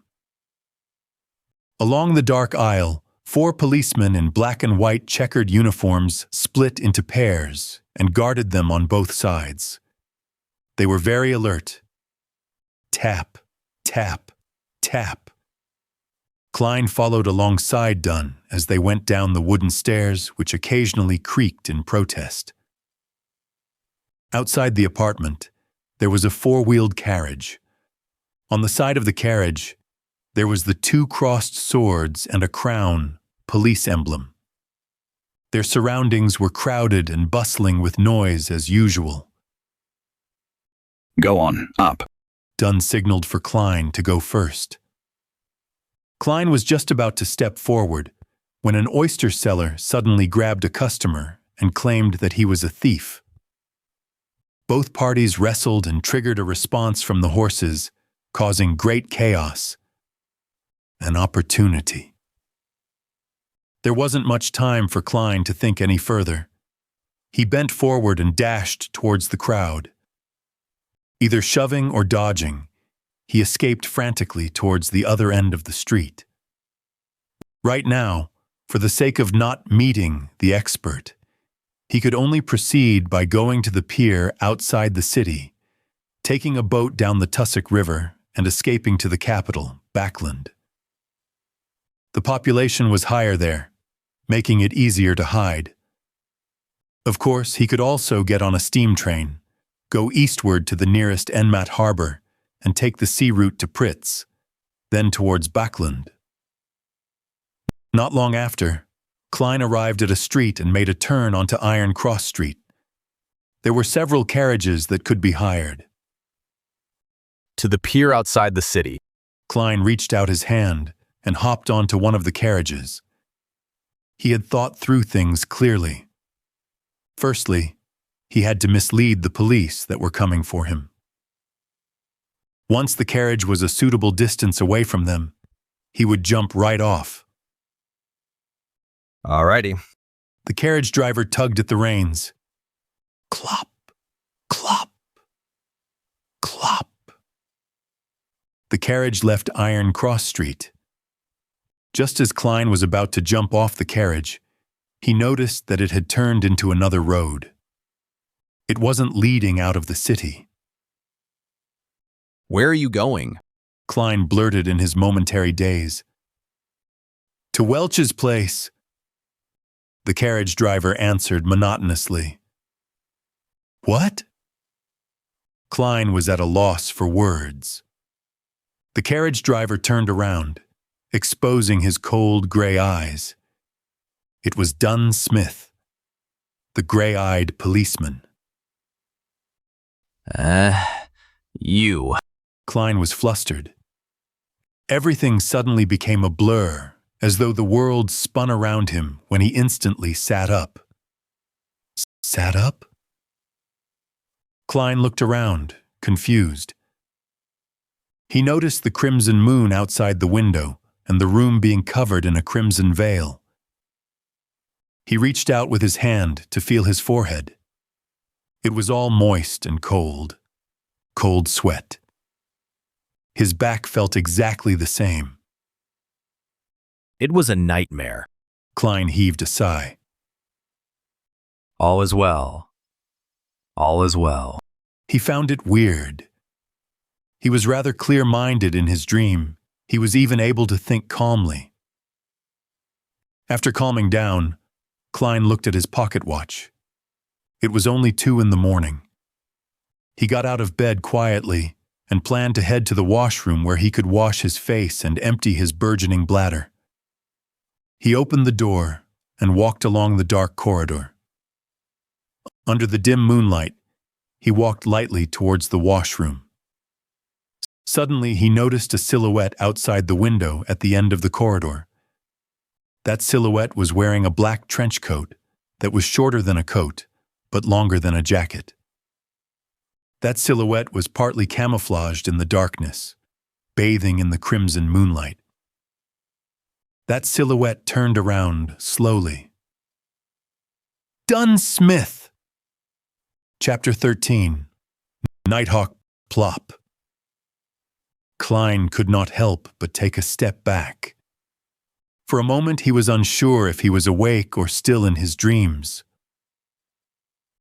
Reintroducing myself. Nighthawk, Dunn Smith. The silhouette took off his black top hat and bowed a little as he said with a smile, Nighthawk, one of the code names of the Church of Evernight's Beyonder teams, which Justice and the Hanged Man mentioned before. You can control dreams? You just made me dream of that? Klein suddenly realized something and exclaimed after making a connection. No, I only entered your dream and made the necessary guidance. Nighthawk Dunn Smith wore his black hat again, concealing his slightly high hairline. His voice was deep and soothing. It reverberated through the dimly lit corridor without disturbing the sweet dreams of others. In dreams, even though much of your usually suppressed emotions and various dark thoughts in you are amplified, making everything seem chaotic, absurd, and crazy, they are all rooted in reality, since reality exists. For veterans like me, everything is crystal clear. Compared to a conscious you, I believe the you in your dreams more. What normal human being could control his dream? If I had dreamed of something on Earth, wouldn't Dunn Smith have noticed? Klein was petrified by what had happened in the dream. Yet he quickly found it bizarre. He remembered being very much sober and rational, knowing what to say and what not to say. To put it simply, it did not feel like dreaming at all. So, Dunn Smith only saw what I wanted him to see. Klein's mind whirled as he gained a glimmer of understanding. This is a perk that resulted from transmigration, like having a special body and soul? Or was it the effects of that luck enhancement ritual? So, Mr. Smith, do you believe that I really lost my memory? Klein organized his thoughts and asked in reply. Dunn Smith did not answer him directly. Instead, he looked at him keenly. You are actually not surprised by the course of events? I've met people who wouldn't believe in the power of the Beyonders, and they would rather believe that they haven't really woken up. Perhaps. I have always been praying, hoping that there was such power to help me. Klein tersely acknowledged as he said, an interesting train of thought. Perhaps you survived not only because you were lucky. Dunn nodded expressionlessly. I can now confirm that you really lost parts of your memories due to the incident, especially those related to it. So, can I go back now? Klein heaved a long sigh of relief in his heart as he probed. Dunn placed a hand in his pocket and walked slowly towards Klein, the surrounding darkness becoming tranquil and gentle. No, you still have to come with me to see the expert. He smiled politely and said, Why? Klein blurted out, then added, You don't believe in the findings from my dream? You must be joking. If that expert specializes in hypnosis or mind reading and stuff, then wouldn't my biggest secret be exposed? The consequences would be beyond imagination. I'm quite humble usually, but I'm still confident for things related to dreams. Dunn calmly replied, However, for important key matters, there is no harm in confirming them again. Plus, our specialties lie in different areas. Perhaps she can help you recover some of your memories. Not waiting for Klein to reply, his voice turned deeper. After all, you're connected to the whereabouts of that Antigonus family notebook. What? Klein froze. Dunn stopped in front of him, locking his gray eyes on Klein's eyes, and said, At the scene of the suicide, there was not a single trace of that notebook from the Fourth Epoch. Welch is dead, Naya is dead. You are our only lead. All right, then. Klein went silent for a moment before exhaling. A missing notebook? Now this is really peculiar. How did I not think about the whereabouts of that notebook from the Fourth Epoch? Dunn nodded slightly, walking past Klein, and said, Lock your door and come with me to Welch's residence. The expert is waiting for us there. Klein took in a silent breath. His heart was thumping wildly as he felt uneasy. He wanted to decline, and even had the intention to run. However, he believed that with what had happened in his dreams, Dunn Smith would have definitely heightened his level of guard. And with the difference in strength between a normal human and a beyonder, there was little chance of success by using force. He must have a revolver with him too. He must also have had practice using the revolver. Many thoughts flashed past his mind, and eventually Klein chose to accept the reality. All right. Sigh. I can only take one step at a time and see how things unfold. Maybe that miraculous power in my dream will take effect again. Then let's go, said in an indifferent tone. Mr. Smith, I would like to use the bathroom first. Klein turned and followed. After taking 2 steps, he suddenly stopped and said, I came out originally for the bathroom. Dunn did not stop him. Instead, he gave him a keen look and said, No problem, Klein. Believe me, I am far more powerful than you can imagine in the dark night. In the dark night. Klein silently repeated this phrase. He did not make any reckless attempt to escape, and honestly relieved himself. He then washed his face with cold water, completely calming himself down. Klein changed his outfit and closed the door to his apartment. With gentle steps, Klein followed Dunn down the stairs and walked towards the building's entrance. In such a tranquil setting, Dunn Smith opened his mouth and spoke suddenly. At the end of the dream, why did you try to escape? What were you afraid of? Klein immediately thought of an answer as he said, I do not remember what I did at Welch's place, nor do I remember if I was directly involved in Welch's and Naya's deaths. I was afraid that if it was really proven to be my doing, I would rather gamble and escape. I can then start anew in the southern continent. I would have done the same if I were you, Dunn said as he pushed open the door to the building, letting in the cool midnight breeze to disperse the sweltering heat inside. He was not afraid of Klein running away as he got on the carriage.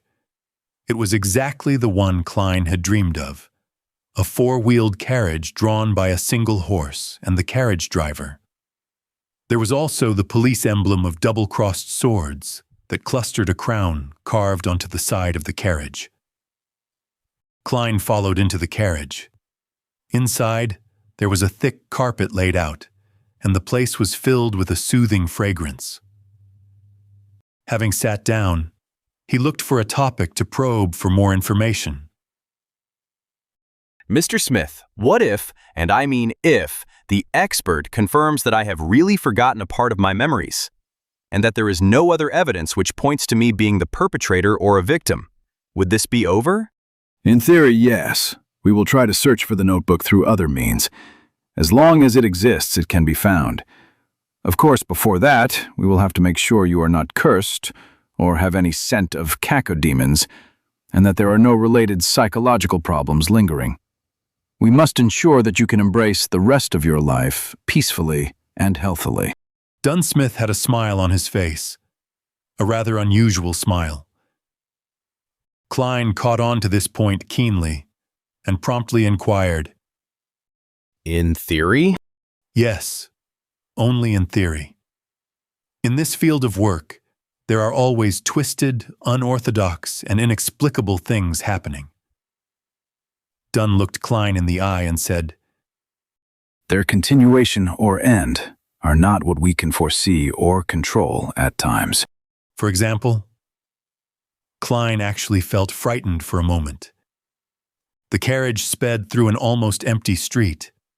Dunn took out his tobacco pipe and sniffed it, saying, When we believe that things have come to an end, with everything going back to normal, it would resurface in a terrifying, chilling way. A few years ago, we handled a case regarding an evil cult. They did live sacrifices to please an evil god by making followers commit suicide. When one of the followers was chosen, his survival instincts triumphed over his foolishness, twisted beliefs, and psychedelic drugs. He secretly escaped and reported to the police. The case was handed over to us. It was a very small mission, since there were no Beyonders in that cult. The deity they worshipped was actually randomly thought up by their leader merely for the sake of money and satisfaction. Humanity was lost there. We only used 2 members, coupled with the support from the police, to suppress this cult. No one was off the hook. For that whistleblower, we also confirmed that he had no lingering demonic scent left on him. He was not cursed and did not suffer any mental disorders. He didn't have any personality problems or any other irregularities. Nothing. Later, he got a decent advancement in his career, got married to a very good wife, had a son and a daughter. His dark past seemed far away from him. The horror and bloodshed seemed to have completely vanished. At this point, Dunn Smith gave out a laugh and said, Yet in March this year, despite being in good financial health and having a loving wife and adorable kids, he strangled himself to death in his own office. The crimson moonlight outside the carriage window shone upon Dunn Smith. At that instant, his seemingly self-derisive smile made Klein feel unspeakably horrified. Strangled himself to death. Klein drew in a gasp of cool air silently, as if seeing his own tragic end. Even if I escaped it once, it might just be temporary. Is there any way to resolve this completely? Become a Beyonder to fight it? The carriage returned to silence. Countless thoughts welled in Klein's mind. Under an awkward silence, the carriage traveled for a long time at high speeds. Just as Klein made up his mind to consult Dunn Smith for any solutions, the carriage came to a halt. Mr. Smith, we have reached Welch's residence. The carriage driver's voice was heard. Let's get down. Dunn straightened out his black trench coat that reached his knees. Oh, let me introduce beforehand. The official disguise of the expert is the most renowned spirit medium of Awa County. Then what is her actual identity? a true spirit medium. Dunn half turned his body and turned his head back, with his abstruse gray eyes. He said, Chapter 14. The medium, a true medium. Klein repeated this description inwardly and did not speak again. He followed Dunn Smith down the carriage. Welch's place in Tingen was a detached house with a garden. The road outside the hollowed metal gates allowed 4 carriages to pass through at once. Street lamps lined the sides of the road every 50 meters. They looked different from the ones Klein had seen in his previous life. They were gas lamps, and the height of every lamp was about that of an adult male so that it was convenient to light the lamps. The black metal was closely pressed to the glass, forming a checkered pattern, casting out classical paper lantern-like artworks. Coldness and warmth were intertwined, while darkness and light coexisted. Walking along the pathway blanketed by the dim yellow light, Klein and Dunn Smith entered Welch's rented place through the ajar metal gate. Facing the main entrance was a cemented road that led straight to a 2-floored house. 2 carriages could go at once. There was a garden on the left and a lawn to the right. The pleasantly faint fragrance from the flowers mixed with the cool scent of the fresh grass made one feel happy and relaxed. As soon as he stepped in, Klein shivered and peered around. He felt that in the garden, somewhere in the lawn, on the roof, behind the swing, somewhere in a dark corner, pairs of eyes were observing him. There was clearly no one here, yet Klein felt as if he was on a crowded street. This strange contrast, this peculiar feeling, tensed him up. A chill ran up his spine. Something's wrong! He couldn't help but exclaim to Dunn. Just ignore them. Dunn's expression remained unchanged as he walked beside him and replied calmly. Since the Nighthawk had said so, Klein tolerated the chilling feeling of not being able to notice the perpetrator despite being followed, spied, and observed.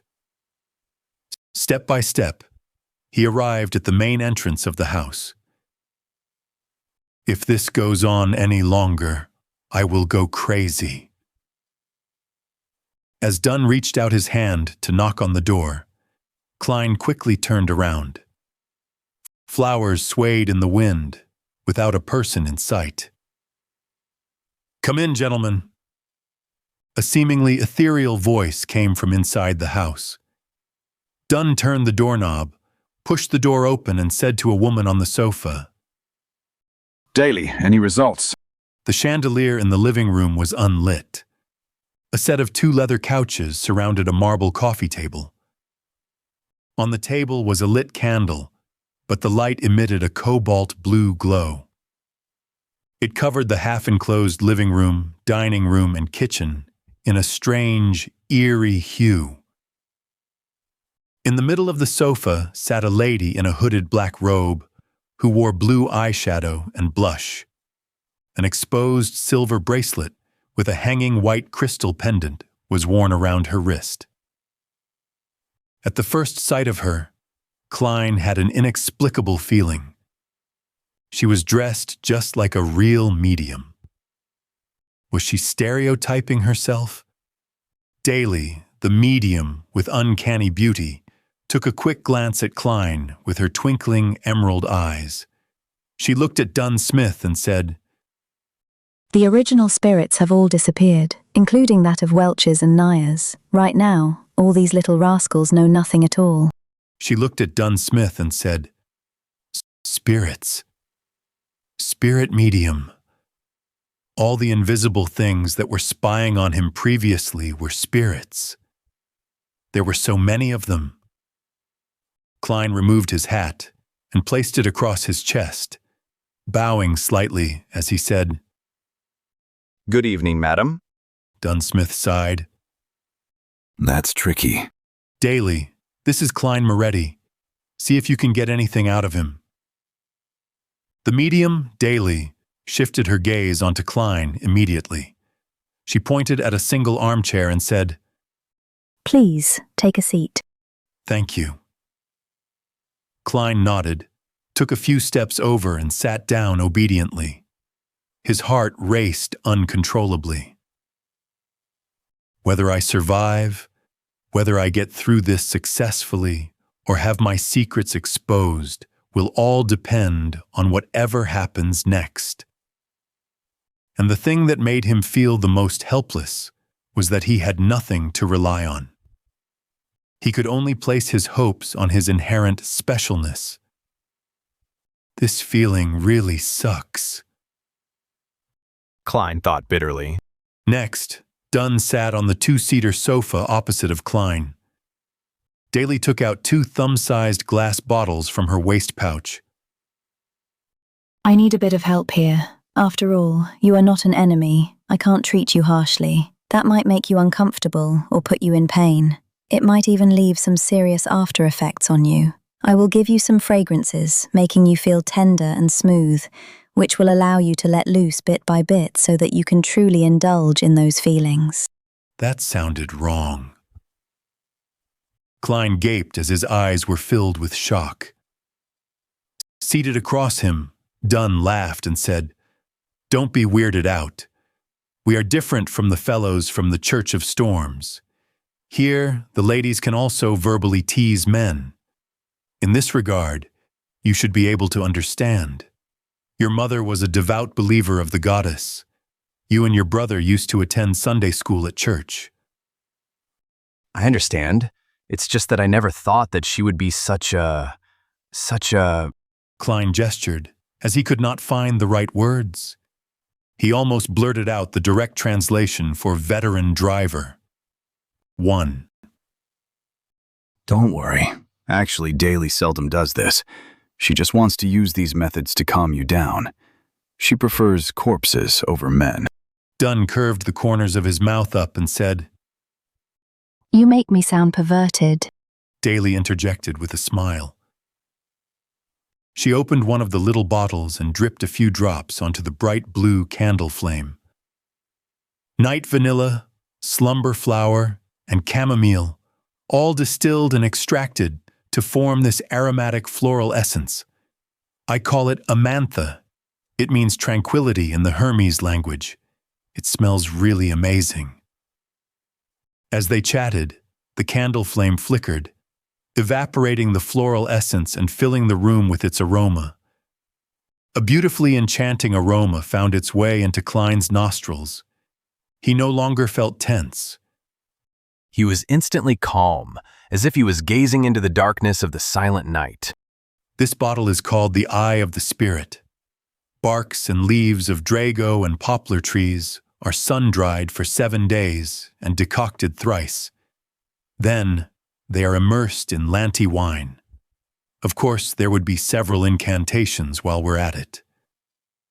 As Daly described the liquid, the amber substance dripped onto the cobalt blue candle flame. Upon smelling the ethereal scent of the aromatic wine, Klein noticed that the candle flame was dancing wildly.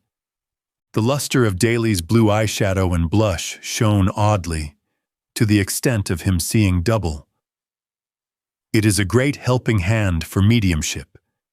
It is also a floral essence that is sufficiently enchanting.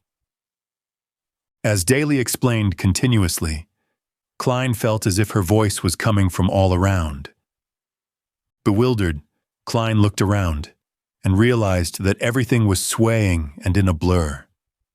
He felt like he was shrouded by layers and layers of fog. Even his body was swaying as it phased away before he began floating and then losing his balance. Colors blended like an impressionist painting. The reds were redder, the blues were bluer, and the blacks were blacker, appearing more defined than usual. It was dreamy and hazy. Distinct murmurs from the surroundings came through as if hundreds and thousands of people who could not be seen were debating. This feels similar to the luck enhancement ritual I did before. but without the kind of madness that makes your head feel like exploding. Klein looked around and thought questioningly. At this moment, his vision was locked onto a pair of eyes that were crystal clear, like emerald. On a blurry sofa sat Daly in a black robe. Eccentrically, her gaze concentrated on the tip of Klein's head. She smiled and in a gentle voice said, Let me properly introduce myself. I am the spirit medium, Daly. I can still have rational thoughts. It's like when I was at that luck enhancement ritual and that gathering. The thought crossed Klein's mind as he intentionally behaved muddled and said, Hello there. The mental worlds of humans are extremely vast. Many secrets are hidden within the mind. Look at the ocean. What we know about it is all on the superficial level. But in reality, deep in the ocean, there is a larger unseen portion. Other than islands, there is the entire ocean. There is the boundless sky that symbolizes the spiritual world. You are the spirit of your body. Not only do you know of the islands above, but you also know of the things hidden beneath the sea, as well as the entire ocean. Anything that exists leaves some traces behind. The superficial memories of the islands may be wiped out, but what is left under the sea and the entire ocean will definitely have a corresponding projection left in it. Daly went on, bewitching Klein. The vague surrounding winds and shadows took on similar forms. It was as though Klein's spirit was fully exposed in the form of an ocean, waiting for him to search and discover. Klein watched patiently as he churned the ocean occasionally. No, I can't remember. I have forgotten. Then, in an airy voice, he replied. He expressed his agony at just the right level. Daly tried to guide him once again, but the clear-headed Klein was unaffected. Okay, we shall end here. You may leave, said Klein. Leave, said Klein. Leave, said Klein. The airy voice lingered, and Daly disappeared. The wind and shadows began calming as the ethereal smell and subtle scent of the aromatic wine became more distinct again. The colors returned to their normal state, and the fuzzy feeling was no longer around. Klein's body quivered, and he found his balance again. He opened his eyes, which he had no memory of closing, and noticed that the candle with the bright blue flame was still before him. Dunn Smith was still resting comfortably on the couch.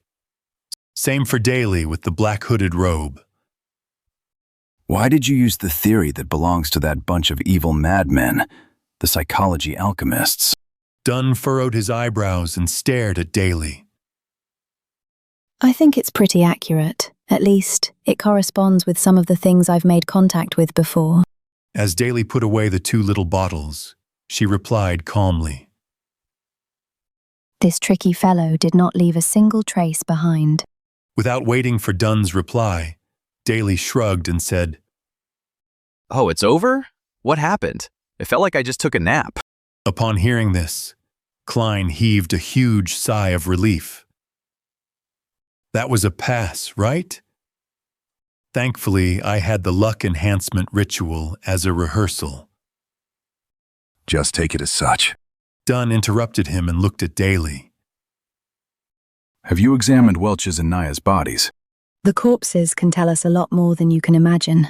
It's such a pity that Welch and Naya had indeed committed suicide. So, the force that drove them to it is to be feared. Not a single trace was left behind. Daly stood up and pointed at the candle. I need some rest. The cobalt blue glow vanished, and the house was instantly inundated with a blurry shade of crimson. Congratulations. You can return home now. But do remember, do not reveal this incident to your loved ones. You have to promise this, Dunn said, as he led Klein to the door. Is there no need to examine the curses or the trails left behind by the evil spirits? Daly didn't mention anything about it, so there's no need for it, Dunn answered simply. How can I be sure that I will be free from trouble from now on? No worries. Based on statistics of similar incidents in the past, 80% of the survivors of an incident do not experience any horrifying after effects. Yeah, this is based on what I know, roughly, more or less. Then there's still 1/5 of those poor souls. Klein did not dare to try his luck. Then you can consider joining us as a civilian staff. This way, even if there are any precursors, we can discover it in time. Dunn said casually as he approached the carriage.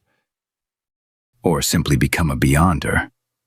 After all, we're not nannies. We can't babysit you all day long, even having to watch what you do with women. Can I? Klein questioned the statement. Of course, he did not expect much. After all, how was it even possible to be a part of the Nighthawk so easily and obtain the power of the Beyonders? That was the power of the Beyonders. Dunn paused and turned his head sideways to look at him. It's not that you can't, it depends. What? The transition in his words shocked Klein. Really? Klein stared blankly beside the carriage before answering. Who are you kidding?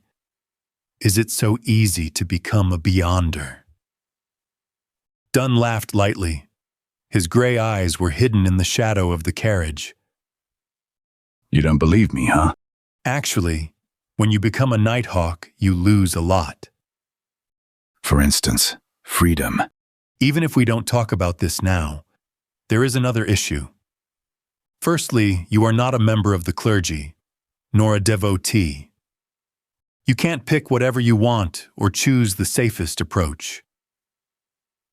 And secondly, Dunn held onto the handle and hopped onto the carriage as he went on. among the cases that we, us, the mandated punishers, the machinery, hive mind, and other judiciaries have to deal with annually, 1/4 of them were a result of Beyonders who lost control. 1/4. Beyonders who lost control.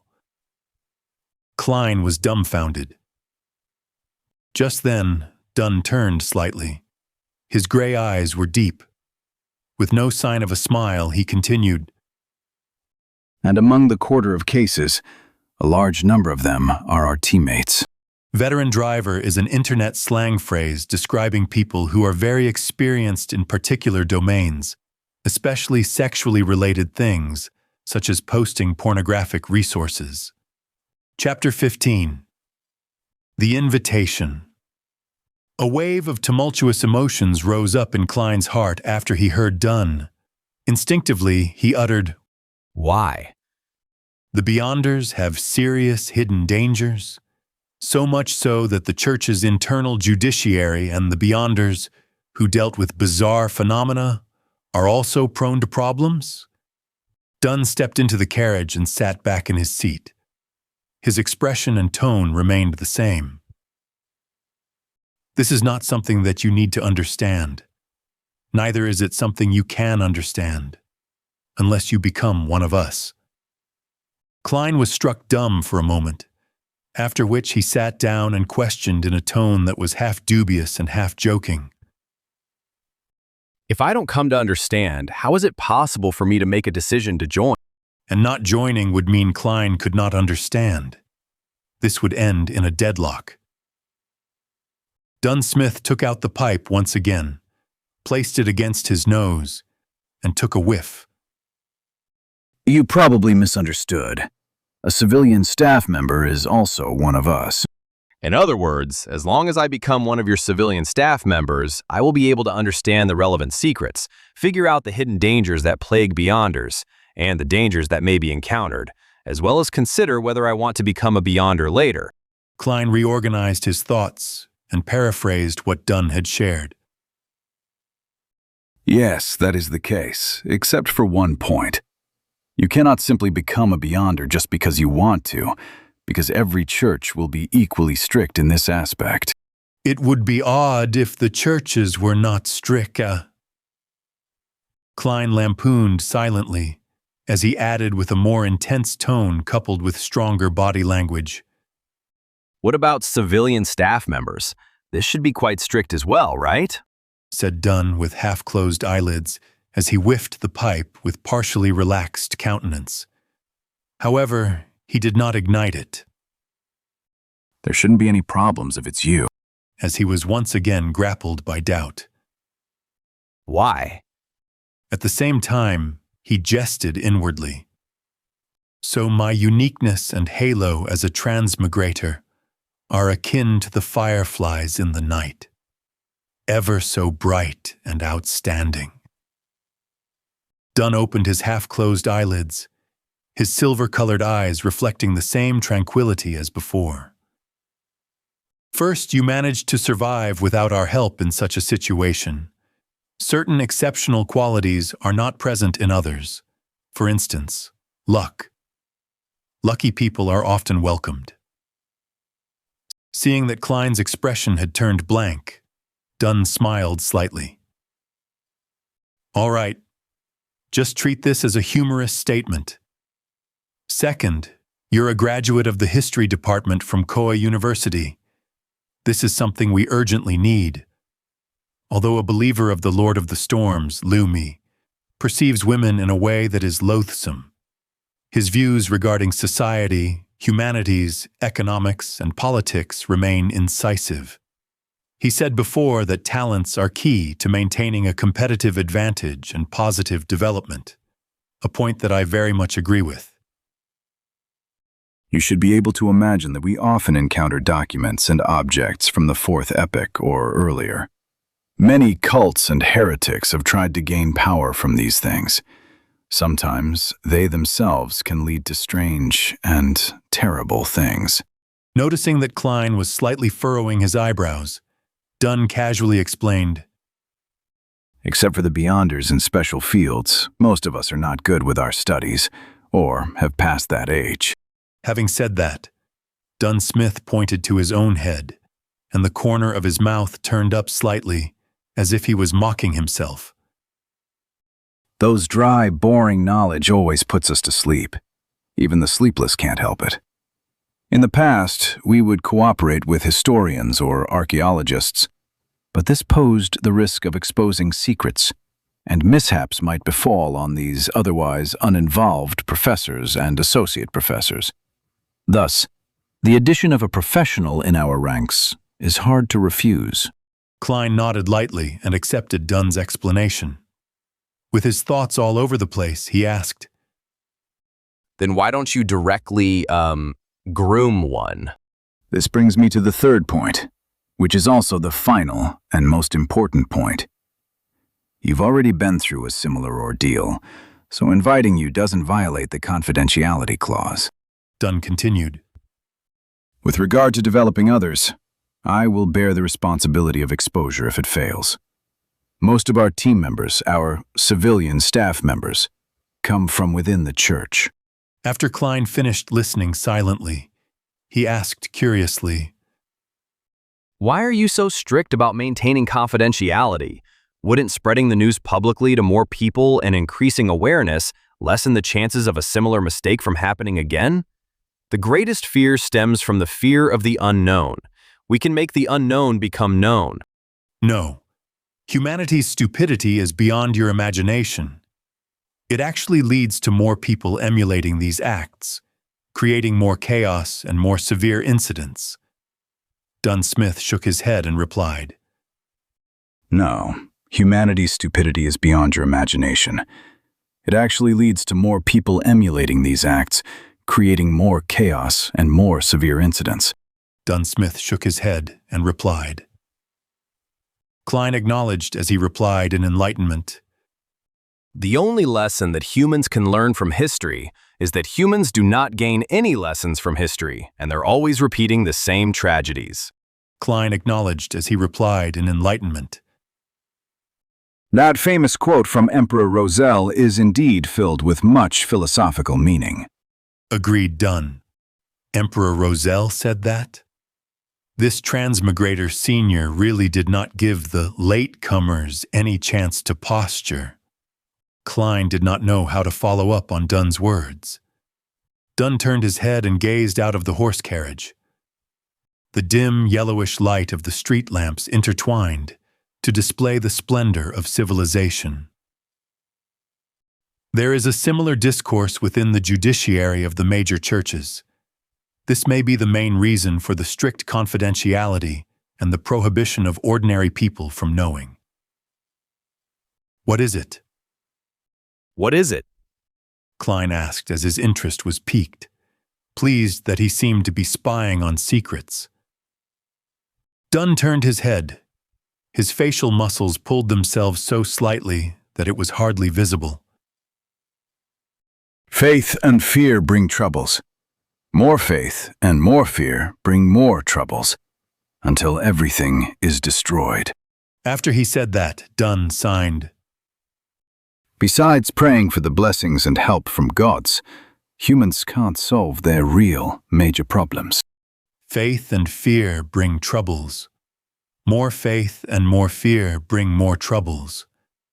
Klein recited silently, but he could not fully understand it. What followed next was the fear of uncertainty that came from the unknown.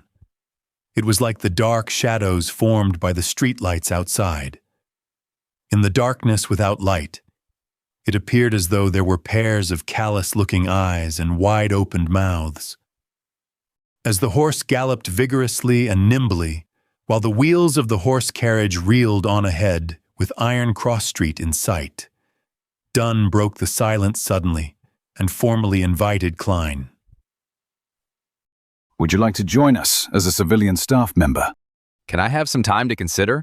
Since this matter had serious implications, he could not hastily and recklessly make the decision. No problem. Just give me a reply before Sunday. Dunn nodded and added, Of course, remember to keep this a secret, and don't disclose the information regarding Welch to anyone, including your brother and sister. Once this is violated, it'll not only bring them trouble, but you might also have to attend a special court. Okay. Klein answered gravely. The carriage was once again plunged into silence. Mr. Smith, what kind of salary and benefits do civilian staff get? Seeing that they were nearing Iron Cross Street and that he was almost reaching home, Klein suddenly thought of a question. He hesitated for a few seconds before asking. This was a serious question. There's no need for you to worry about this issue. Our funds are guaranteed by the church and the police department. For newly registered civilian staff, the weekly salaries are placed at £2 and 10 soldi. There is an additional 10 soldi as compensation for the risk and confidentiality. All of this will add up to a total of £3. This is hardly worse than a confirmed university lecturer. Taken aback momentarily, Dunn smiled instantly and answered. After which, your salary will gradually rise according to your experience and contributions. As for civilian staff members, the contract is generally 5 years. After 5 years, you can quit normally if you're no longer willing to stay. You only have to sign a lifetime confidentiality agreement, and you're not allowed to leave Tingen until permission is given. If you want to move to another city, the first thing you must do is register with the local Nighthawks. By the way, there are no weekends, and you can only work in shifts. At any point in time, there should be 3 civilian staff on duty, and if you wish to go to the south or Desi Bay for a vacation, you'll need to arrange it with your colleagues. Just as Dunn finished speaking, the horse carriage pulled to a stop, and the apartment building where Klein and his siblings resided appeared on the side. I get it now. Klein turned around and walked down the horse carriage. By the way, Mr. Smith, where do I find you after I've come to my decision? Dunn gave a deep and low, throaty laugh before saying, Go to the Hound pub at Basic Street and find their boss, Wright. Tell him that you want to hire a small mercenary squad for a mission. Huh? Klein asked confusedly. Our location is confidential too. Before you agree to become one of us, I can't tell you directly. All right, Mr. Klein Moretti. I wish you a good dream tonight as well. Dunn smiled as he said. Klein took off his hat and saluted, watching as the pace of the departing horse carriage gradually sped up. He took out his pocket watch. Click! He pressed it open and saw that it was only a little past 4 in the morning. The street was filled with a relaxing, cool breeze. A dim, yellowish light from the street lamps illuminated the surroundings. Klein drew a deep breath and took in the deep silence of the night around him. The busiest and noisiest district in the day could be so lifeless and quiet at night. This was in stark contrast to the silent observations and medium seance in Welch's residence. It was only then that Klein realized that the back of his linen shirt was unknowingly drenched in sweat, cold and clammy. Chapter 16. Rat baiting with dogs. Phew. I finally got through the round with the medium. Klein let out a foul breath. He slowly turned around and enjoyed the cool breeze and tranquility of the night while walking closer and closer to the apartment building's door. He took out his keys, inserted the correct one in, and turned it gently, allowing the crimson-mixed darkness to expand with the creaking sound of the open door. Walking on the staircase without a single person in sight and taking in the cold air, Klein had an inexplicable and amazing feeling. It felt like he had a few more hours than others. This caused him to hasten his pace. In a similar state of mind, he opened the door to his room, and before he even stepped inside, he saw a silhouette sitting silently in front of his desk. It had reddish-black hair, bright brown eyes, and a delicate, pretty face. Undoubtedly, she was Melissa Moretti.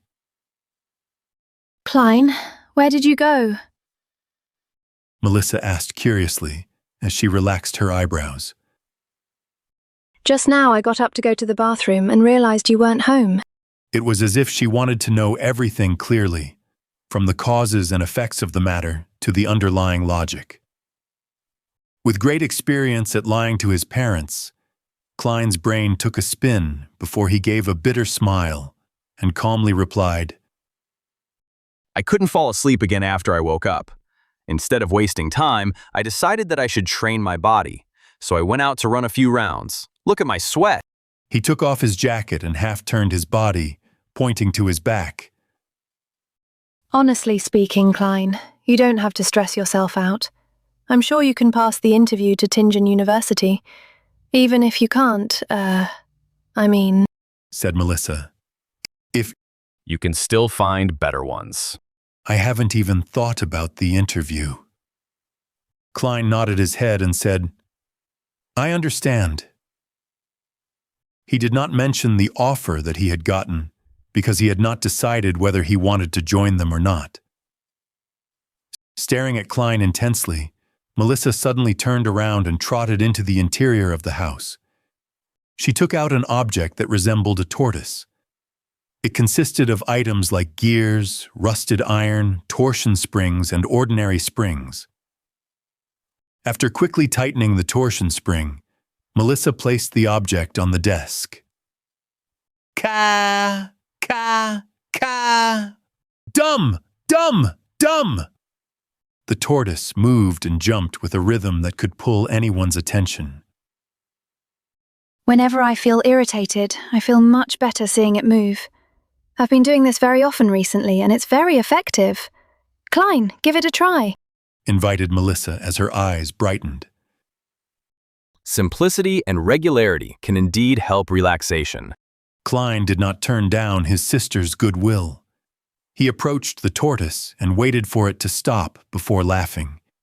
He said, Did you make this yourself? When did you make this? Why wasn't I aware of it? Without waiting for Melissa's reply, Klein pointed to the tortoise and casually asked, I made use of unwanted materials from school and picked up things from the streets to make this. It was only finished 2 days ago. Melissa said in her usual tone, the side of her lips upturned a few more degrees. That's impressive, Klein praised sincerely. As a boy with poor skills in machine assembly, he encountered great difficulties even assembling a 4-wheel toy car as a child. It was okay. With her chin slightly raised and her eyes slightly bent, Melissa calmly replied, Being overly humble is a bad trait. Klein smiled slightly and continued, This is a tortoise, right? Instantly, the atmosphere in the room took a great plunge, leaving behind an air of graveness for a while. It's a puppet. Then, Melissa faintly replied with a voice that seemed enigmatic like the crimson veil, Puppet. The problem lies in the materials. They're too rudimentary.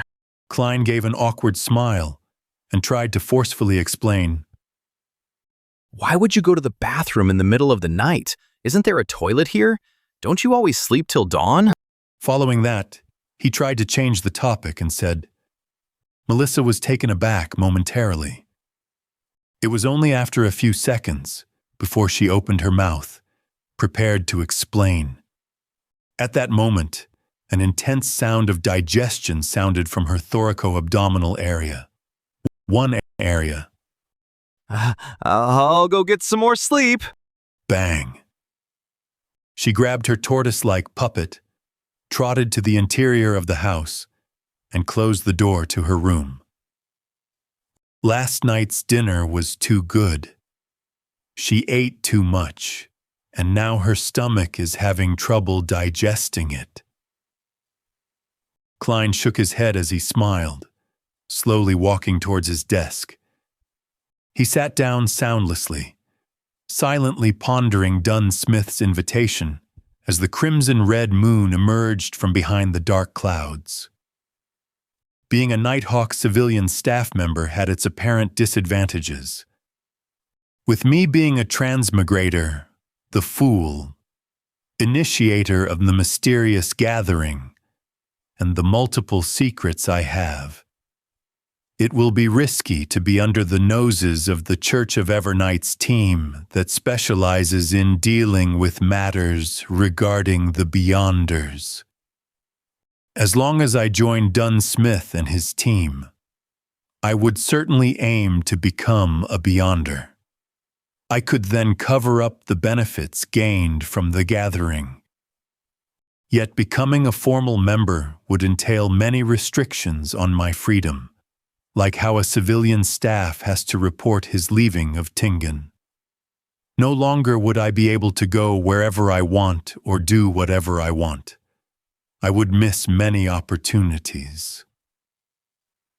The Nighthawks are a strict organization.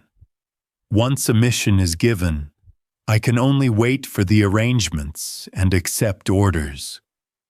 There is no room for rejection. Beyonders have the risk of losing control. Having all the disadvantages listed out one by one, Klein turned to considering the necessities and advantages. Judging from the situation of the luck enhancement ritual, I'm not one of the 80% of lucky people. In the future, there is bound to be some bizarre event happening to me, increasing the dangers I face. Only by becoming one of the Beyonders or by joining the Nighthawks can I be equipped with the ability to resist. The wish to become a Beyonder cannot be solely reliant on the gathering. The potion formula is not a major problem, but where can I find the corresponding materials? How am I to obtain and concoct them? Not forgetting the nows of daily practice, I'm faced with serious obstacles. It is just not possible for me to consult justice and the hanged man on every matter and exchange every object with them. This would not only hurt the image of the fool and arouse their suspicions, but there will also be inadequate time to communicate on such trivial issues. Similarly, I am unable to produce anything that can pique their interest. Besides, more materials would more often than not leave behind the trail of my real identity. Then, online disputes would effectively be transformed into offline conflicts, bringing about immense troubles. By joining the Nighthawks, there would definitely be contact with the common knowledge of the world of mystery and relevant channels. This can sufficiently accumulate into a corresponding social circle and can be used as leverage. Only then can I initiate the gathering and, in turn, gain the greatest benefits from justice and the hanged man. In fact, the gains can feed back into reality, allowing me to obtain more resources and form a virtuous cycle. Of course, I could also go to an organization that is suppressed by the various churches, such as the psychology alchemists mentioned by Dunn, and join them. Yet I'll also lose my freedom and be in a constant state of fear and anxiety. However, more importantly, I have no idea where to look for them. Even if I manage to gain the corresponding information from the hanged man, such rash contact with them could endanger my life. Becoming a civilian staff leaves opportunity for a buffer and exit. The inferior recluse hides away in the wild. The superior, the crowd. Perhaps the identity as a Nighthawk can be a better cover. In the future, when I become one of the top authorities of the tribunal, who would imagine that I am a heretic, the head of the secret organization who is working behind the scenes? As the first rays of the morning sun shone, the crimson disappeared. Gazing at the golden light on the horizons of the sky, Klein made up his mind. As the first rays of the morning sun shone, the crimson disappeared. Gazing at the golden light on the horizons of the sky, Klein made up his mind. He would find Dunn Smith today and become part of the Nighthawk's civilian staff. At this moment, Melissa, who had gotten out of bed again, had pushed open the door to the room. She was surprised to see her brother stretching in an unglamorous manner. You didn't sleep? I was thinking through some things. Klein smiled, feeling relaxed. Whenever I encounter problems, I'll list out both the pros and cons one by one and compare them. After that, I would be able to get a hint of what I should do next. Melissa thought for a moment and said, That's a good habit. I did that too. Klein smiled and replied. Melissa's countenance was relaxed, and she did not add more. Holding a yellowish sheet of paper and her toiletries, she headed to the bathroom. Not in a hurry to leave after he finished his breakfast and his sister's departure, Klein took a good nap. Based on what he knew, nearly all the pubs were closed in the morning. At 2 o'clock in the afternoon, he smoothed the pleats of his silk hat and handkerchief using a small brush. He also removed the dirt to re-establish the tidiness. Thereafter, he wore a suit of formal clothing, just like he was going for an interview. Basic Street was a little far, and Klein was afraid that he would miss the working hours of the Nighthawks. Working hours. Therefore, he did not walk there, but instead waited for a public horse carriage at Iron Cross Street. In the Lowen Kingdom, public horse carriages were placed under two categories: without track and with track. The former consisted of a carriage drawn by 2 horses and could sit approximately 20 people while taking into account the top of the carriage. Only a general route existed without specific stations.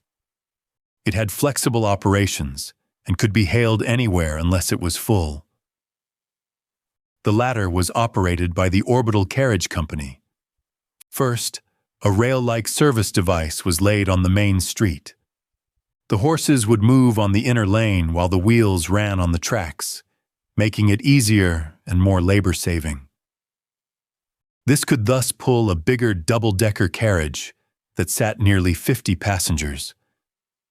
However, the only problem was that the route and stations were fixed, making many places inaccessible. After 10 minutes, the sound of the wheels hitting the tracks approached from a distance. A double-decker horse carriage stopped in front of the station at Iron Cross Street. To Basic Street, Klein said to the carriage driver. You have to transfer at Champagne Street, but when you get there, it takes about 10 minutes to walk to Basic Street, explained the carriage driver to Klein with regards to the route. You have to transfer at Champagne Street, but when you get there, it takes about 10 minutes to walk to Basic Street, explained the carriage driver to Klein with regards to the route. Let's go to Champagne Street then. Klein nodded in approval. Let's go to Champagne Street then. Klein nodded in approval.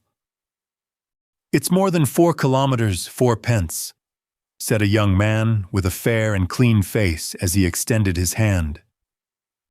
It's more than 4 kilometers, 4 pence, said a young man with a fair and clean face as he extended his hand.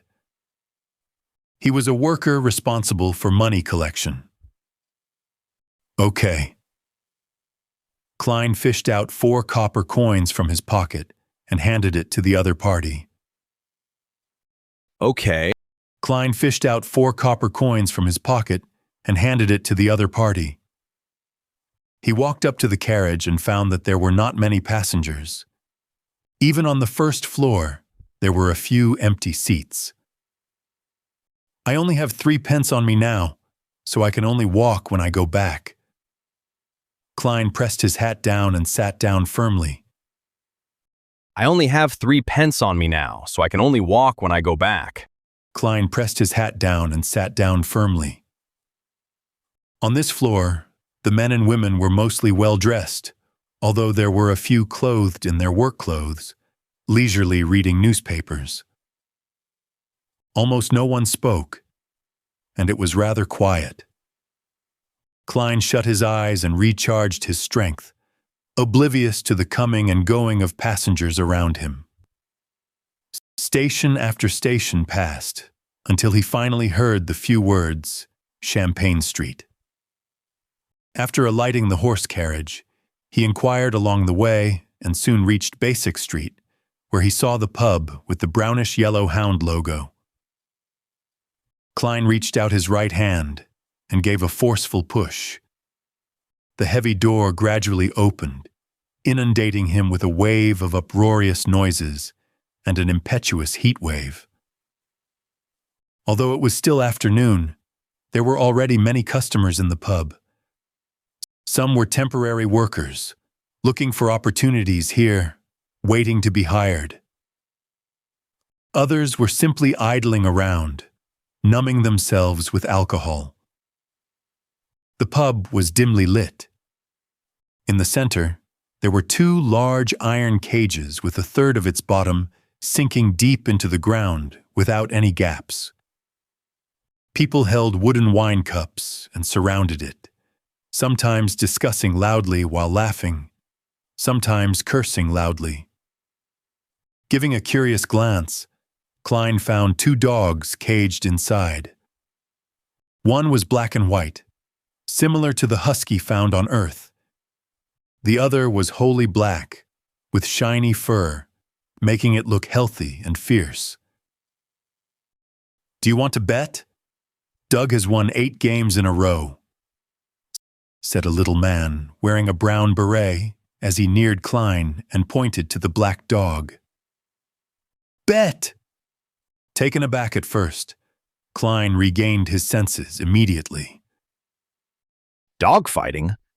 When he was at Koa University, those aristocratic and wealthy students would always ask him contemptuously and curiously if the boorish workers and unemployed hooligans enjoyed participating in boxing and gambling at the pubs.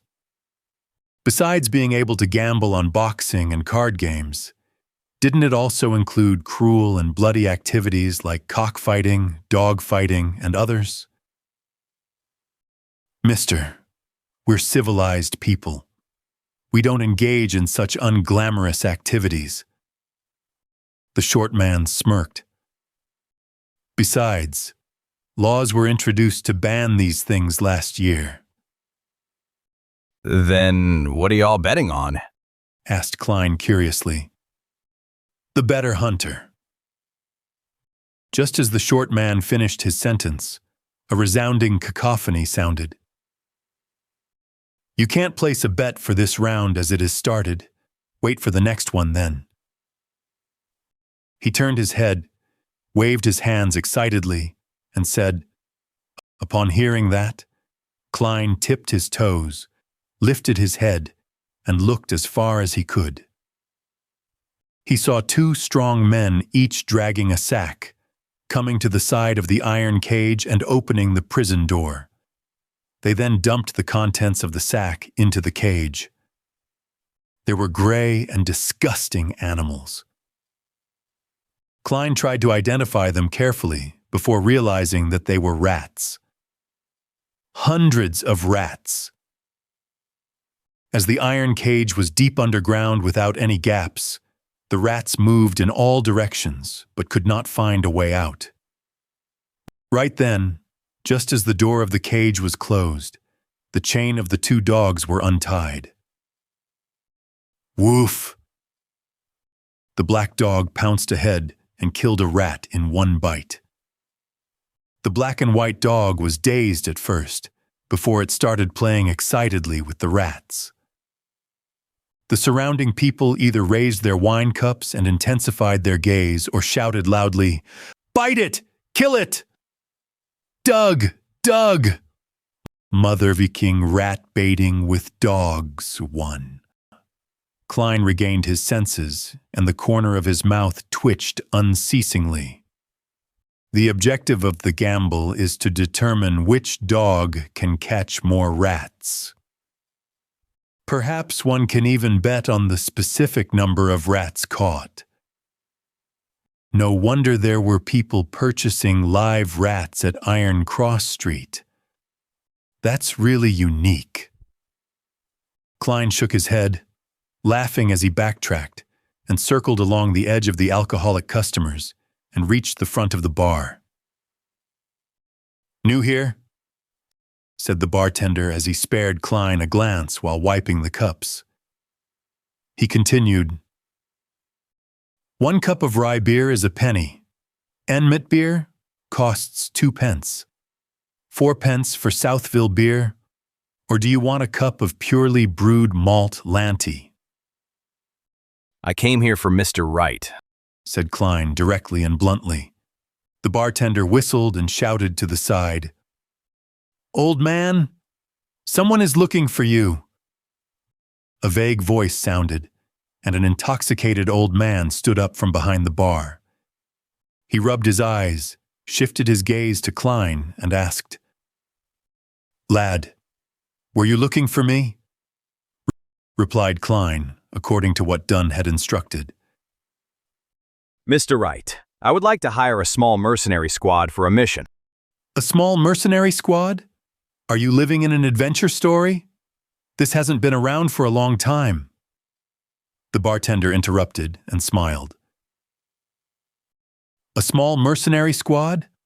Are you living in an adventure story? This hasn't been around for a long time. Wright went silent for a few seconds before saying, "Who told you about this place?" replied Klein in all honesty. Dunn Smith. Instantly, Wright broke out in a chuckle and replied, "I see. Actually, the small mercenary squad still exists. It's just in another form, with a more contemporary name. You can find it on the second floor of number 36 Zoudland Street."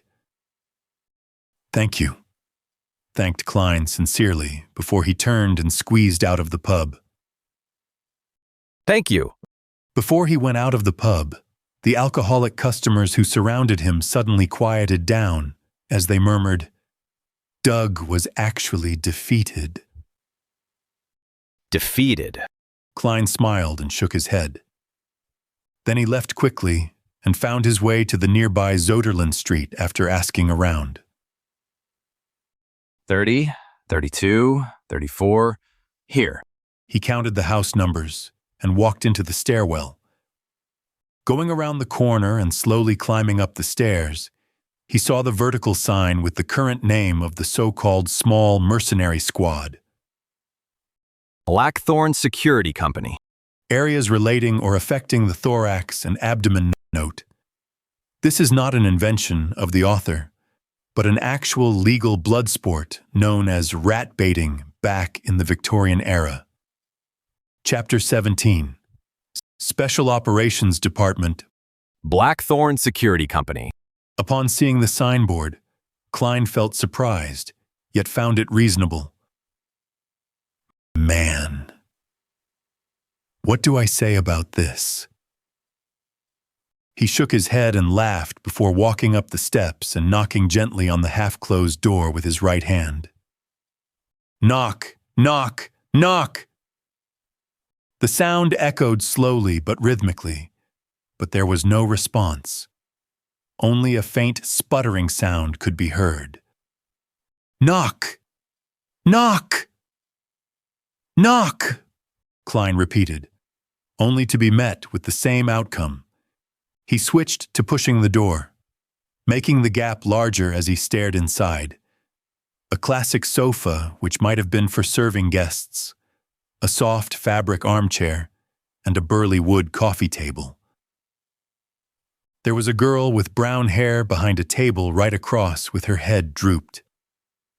Even though security company is just a guise, isn't this just too unprofessional? How long has this place been out of business, right? You guys don't need any business. Klein drew closer as he complained silently and knocked on the table just beside the girl's ear. Knock, knock! The brown-haired girl sat up immediately and swiftly took the newspaper in front of her, covering her face. Tingen City Honest Paper. Nice name. Klein silently read the title of the page facing him. The Soaring Express steam train service, which commences today and directly connects to Constant City. Ugh, why can't they have one that goes straight to Brindisi Bay? I absolutely detest traveling by ship. It's utterly dreadful. The girl, with her brown hair, pretentiously read from the newspaper.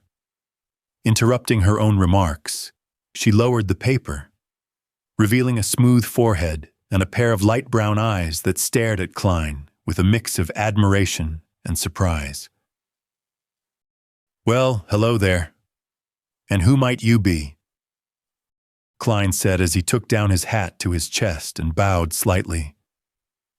Hello, I am Klein Moretti, and I am here at the invitation of Dunn Smith. The brown-haired girl looked to be in her early 20s. She wore a light green, Lowen-styled dress.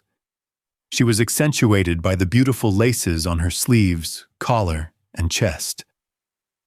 The captain. All right, wait here for a moment. I'll go get him. The captain. All right, wait here for a moment. I'll go get him. The girl scurried up and went into the room beside her. She didn't even serve a cup of water or anything.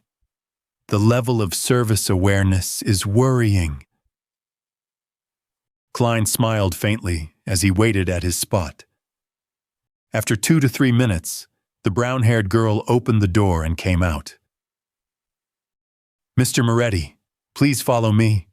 The captain is on watch at the Chanis gate and is unable to leave at the moment." Okay. Klein quickly followed behind.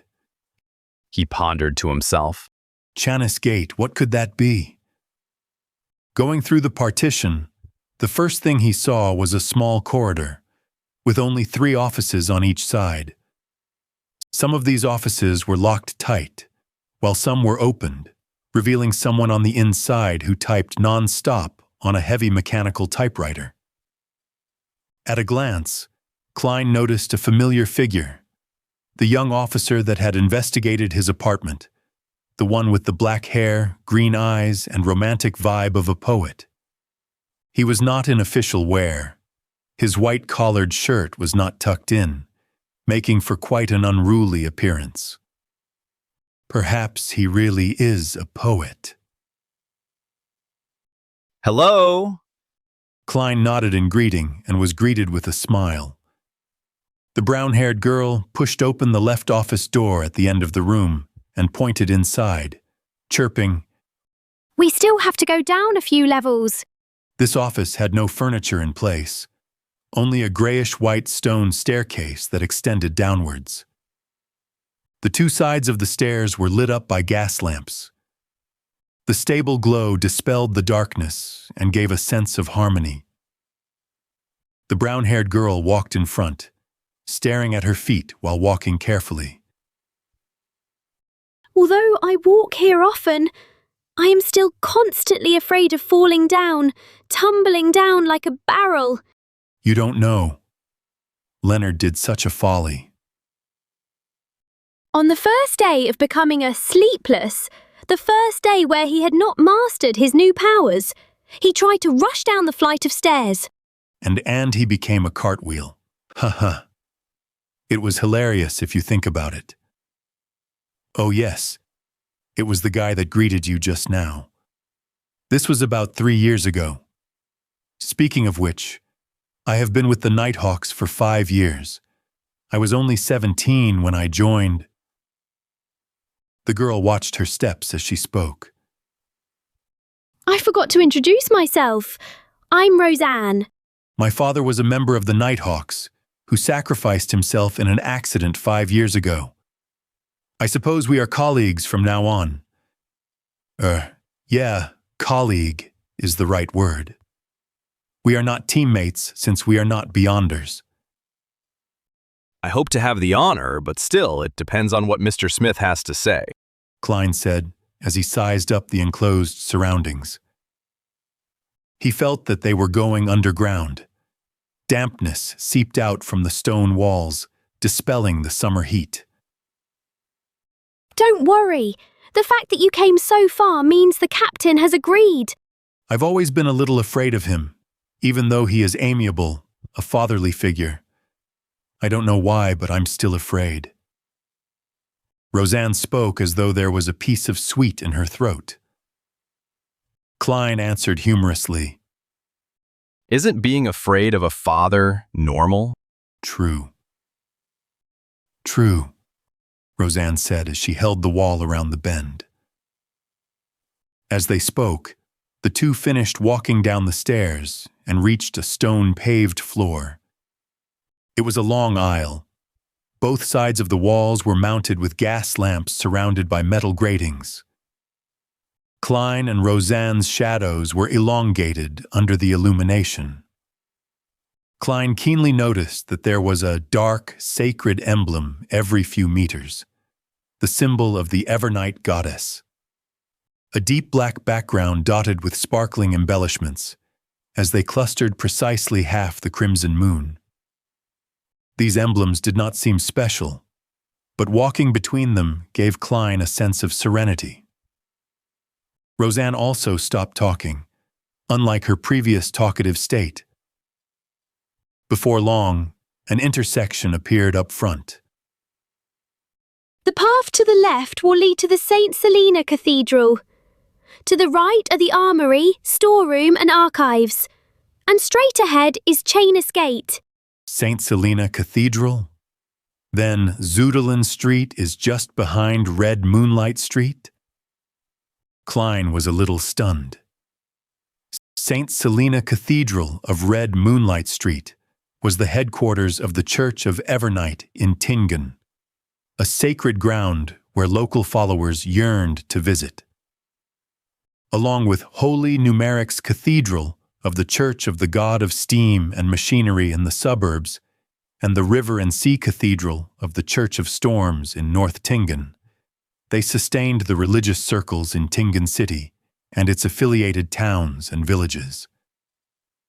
Aware that his status made it unsuitable for him to ask more, Klein only listened silently. They passed the intersection and moved straight ahead. In less than a minute, a black iron split gate carved with 7 sacred emblems was seen. It stood there, heavy, cold, and domineering, like a giant guarding in the darkness. Shaynis Gate. Rozanne reminded him and pointed at the room beside them, saying, Captain is inside. Go on in by yourself. All right, thank you. Klein replied politely. The room Rozanne was referring to was just in front of Shaynis Gate. The windows were opened, revealing the lit room inside. Klein took a deep breath to calm himself. Knock. Knock. Knock. Come in. He heard Dunn Smith's deep and amiable voice. Klein opened the unlatched door gently. There was only a table and 4 chairs inside. Dunn Smith, with his high hairline, who was wearing the black coat from the previous night plus a gold watch chain around his chest, was reading the newspaper leisurely. Come and have a seat. Have you decided? Are you certain you want to join us? Dunn smiled and asked as he put down the newspaper. Yes, I am certain. Klein removed his hat and bowed. Then he sat beside the table and said, Then take a look at this deed. People like to call it a contract now. Dunn pulled out the table drawer and took out 2 contract copies. There were not many clauses, and most of them had been mentioned by Dunn Smith. The emphasis was on the confidential clause. Violators were tried in the tribunal courts of the Church of Evernight instead of the kingdom's courts. It was akin to how soldiers and officers were sent to court-martial for trials. A 5-year contract, £2 and 10 soldi for weekly wages, 10 soldi as compensation for the risk and confidentiality. Klein read through it and answered resolutely. I've no problem with it. Then sign it. Then sign it, Dunn said, as he pointed to the dark red fountain pen and ink. Klein used a piece of waste paper to try out the pen before drawing a breath. He signed on both contracts with his name, Klein Moretti. As he did not have a stamp yet, he could only use his thumbprint.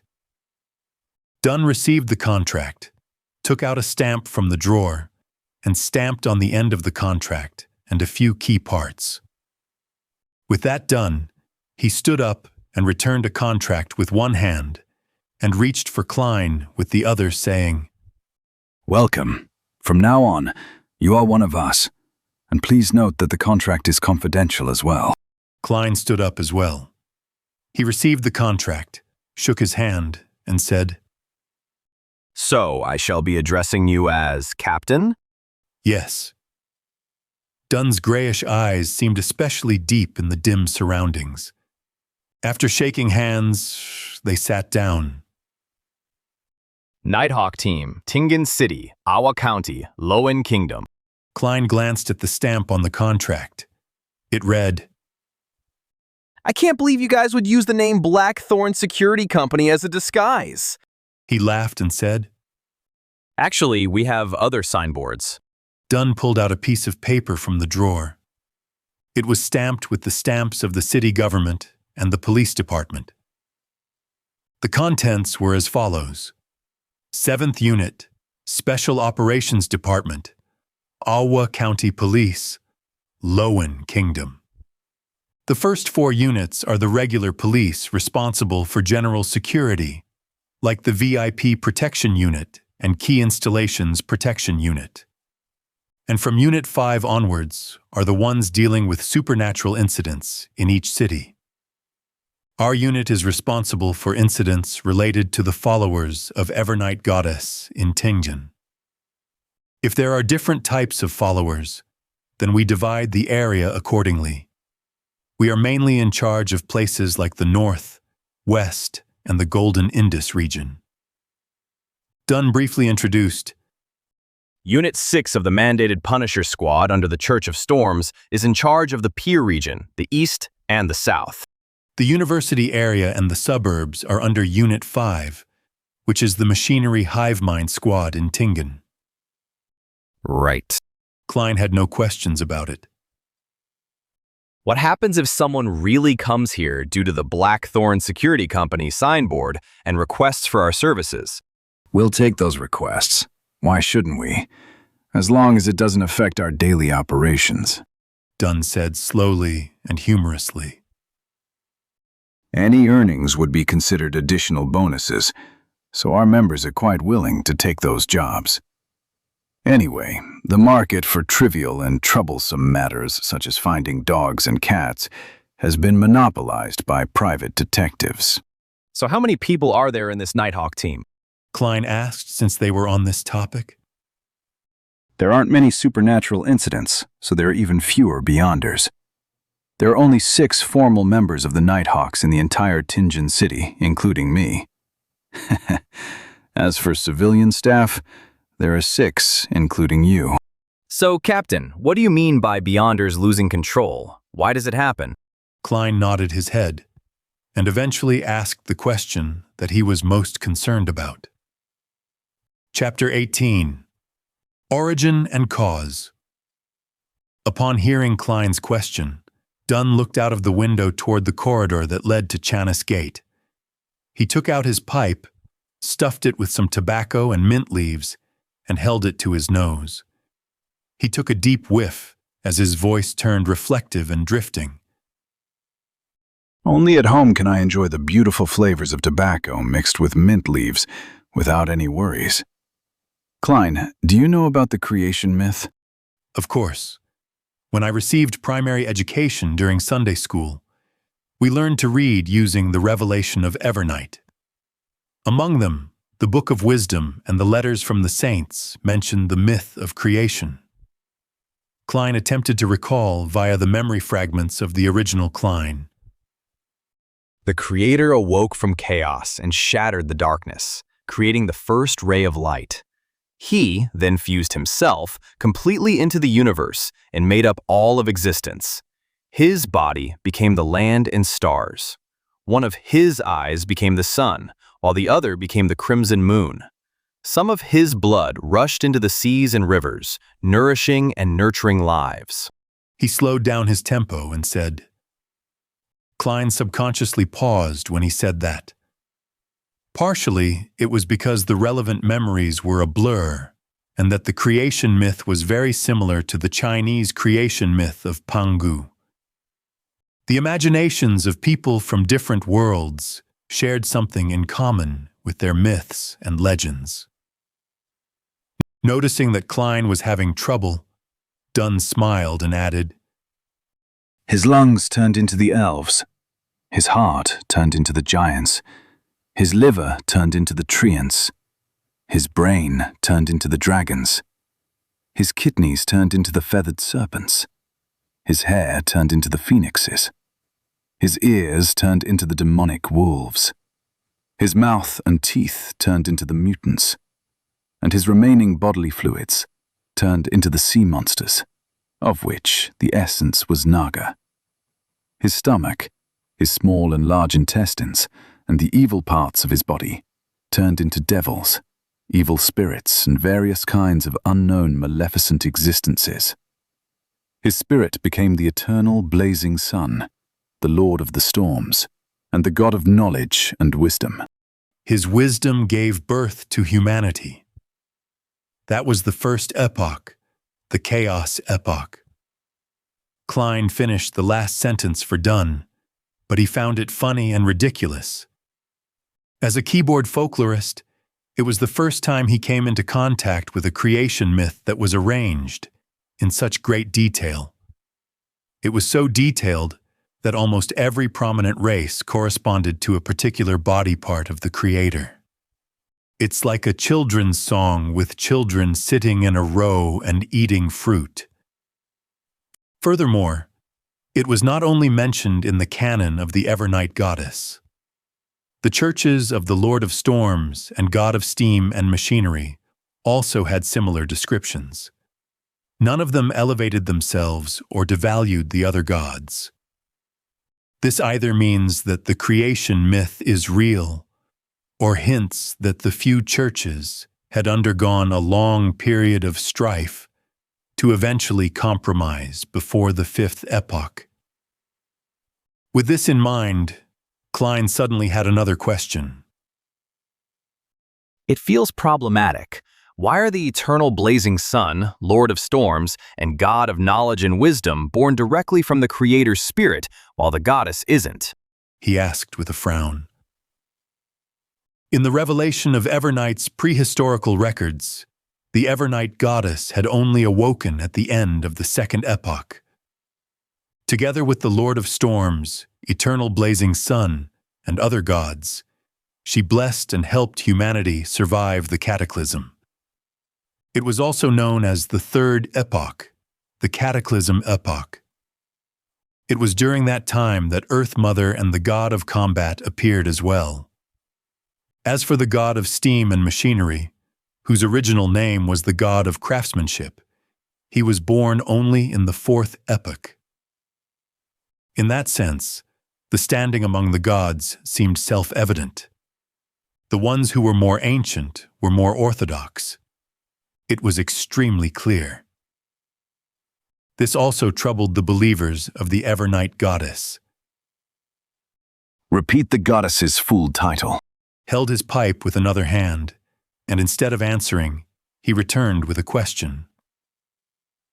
Klein immediately felt like he had stabbed himself with a knife. He racked his brains and tried his best to recall. The Evernight goddess stands higher than the cosmos and more eternal than eternity. She is also the Lady of Crimson, the Mother of Concealment, the Empress of Misfortune and Horror, Mistress of Repose and Silence. Thankfully, Klein's mother was a devout believer of the Evernight goddess. When she was still alive, she would recite this every evening at dinner. Even though the memories of the original Klein had fragmented, not all was lost. What does the Lady of Crimson symbolize? Dunn asked with a guiding tone. The red moon. The moment Klein answered, he immediately understood. Then which part of the Creator did the red moon come from? Asked Dunn with a smile. A single eye. Klein and Dunn smiled at each other. This was no way less impressive than the Lord of Storms, who was formed from a third of the Creator's spirit. As for the churches of Earth Mother and the God of Combat, they likely had similar explanations. However, the God of Steam and Machinery had been born too late to find a reason. Thus, their church had been weak in the past 1,000+ years. It was only with the invention of the steam engine that they seized the opportunity to truly be on par with the other gods. Dunn stroked his pipe gently. Humanity was born out of the wisdom of the Creator, so we have clever and extraordinary brains, but lack other magical powers. However, from the creation myth, we can form a simple but clear conclusion. Everything stems from the same origin. Stems from the same origin. Klein repeated the last few words. According to this conclusion, humans who are protected by the gods were able to resist the giants, devils, and the mutants. Gradually, they figured out means to obtain the power of the Beyonders. That is by using the corresponding parts of the evil spirits dragons, monsters, magical trees, flowers, or crystals, and combining them with other materials to form potions. By consuming and absorbing the potion, one will gain different powers. This is common knowledge among mysticism studies. Dunn did not elaborate in detail and only gave a brief introduction. In this process, our ancestors relied on painful lessons to discover that if they were to consume high-grade or extraordinary potions, it would easily lead to tragic consequences. There are 3 possible outcomes. Oh, which 3? Pressed Klein curiously. First, mental death and the complete breakdown of a body. Every piece of flesh would become a terrifying monster. Second, their personality will be changed by the powers contained in the potion. They will turn cold, sensitive, irascible, cruel, and indifferent. Third, well, Dunn put down his pipe and picked up a porcelain cup and took a sip. Fermo coffee from the Paz River Valley is bitter, but very fragrant. It leaves a splendid aftertaste. Do you want one? Fermo coffee from the Paz River Valley is bitter, but very fragrant. It leaves a splendid aftertaste. Do you want one? I prefer coffee from the Fainapotter Plateau. Of course, I have only drank it a few times at Welch's place. Klein politely declined. What's the third outcome? Mental disorder. Turning crazy on the spot, becoming more devilish than the devil. This is what it means by losing control. Dunn emphasized the words, losing control. After a long period of experimentation and exploration, together with the birth of the blasphemy slate, humans have finally perfected the potion system. We formed a tiered system that chains into stable progression paths known as sequences. The lower the number in a sequence, the higher the grade of a potion. At this point, the 7 major churches each control at least one complete sequence. Besides, there are also incomplete paths that they have gathered over the past hundreds or 1,000 years. Blasphemy slate? Klein sharply noticed the term. At the gathering, the Hanged Man had also mentioned it. According to the Hanged Man, the blasphemy slate was the most critical factor of a potion's system formation and completion. That seemed to be different from what Dunn had just said. Those were things created by some evil gods. As for which era it appeared, what it contains, or what's so special about it, I am unsure as well. If you discover any clues, you have to immediately report it to me. It deserves the highest level of response. I mentioned one of the types of losing control. I'll now tell you the remaining 4. All right. Klein pushed the question of the blasphemy slate to the back of his mind and listened attentively. Although humans have clever minds, they lack extraordinary powers. It is not absolute. There are always a few lucky ones. Perhaps I should call them the unlucky ones. They are born with relatively higher perception. Well, it also means the ability to sense spirits. They can hear voices that others cannot hear and see things that others cannot see. They have partial characteristics of beyonders. Although humans have clever minds, they lack extraordinary powers. It is not absolute. There are always a few lucky ones. Perhaps I should call them the unlucky ones. They are born with relatively higher perception. Well, it also means the ability to sense spirits. They can hear voices that others cannot hear and see things that others cannot see. They have partial characteristics of beyonders. While Dunn spoke, he looked at the empty air around him and watched Klein shudder in fear. In other words, they are half a Sequence 9 Beyonder and have fixed characteristics. Oh, Sequence 9 is the lowest grade in the chain. In short, they can only choose a corresponding fixed sequence pathway. If they consume other potions, the effects might range from mental disorders to a loss of control, or even worse, death. In other words, they are half a sequence 9 beyonder and have fixed characteristics. Sequence 9 is the lowest grade in the chain. In short, they can only choose a corresponding fixed sequence pathway. If they consume other potions, the effects might range from mental disorders to a loss of control, or even worse, death. Got it. Klein nodded slowly. The third kind is similar to the second kind. Once you choose a sequence chain, you will be forced to go down that path. There will be no room for regret. If you were to consume potions from the corresponding sequence of other paths, there will be a high probability you will get mixed, unusual, and warped powers.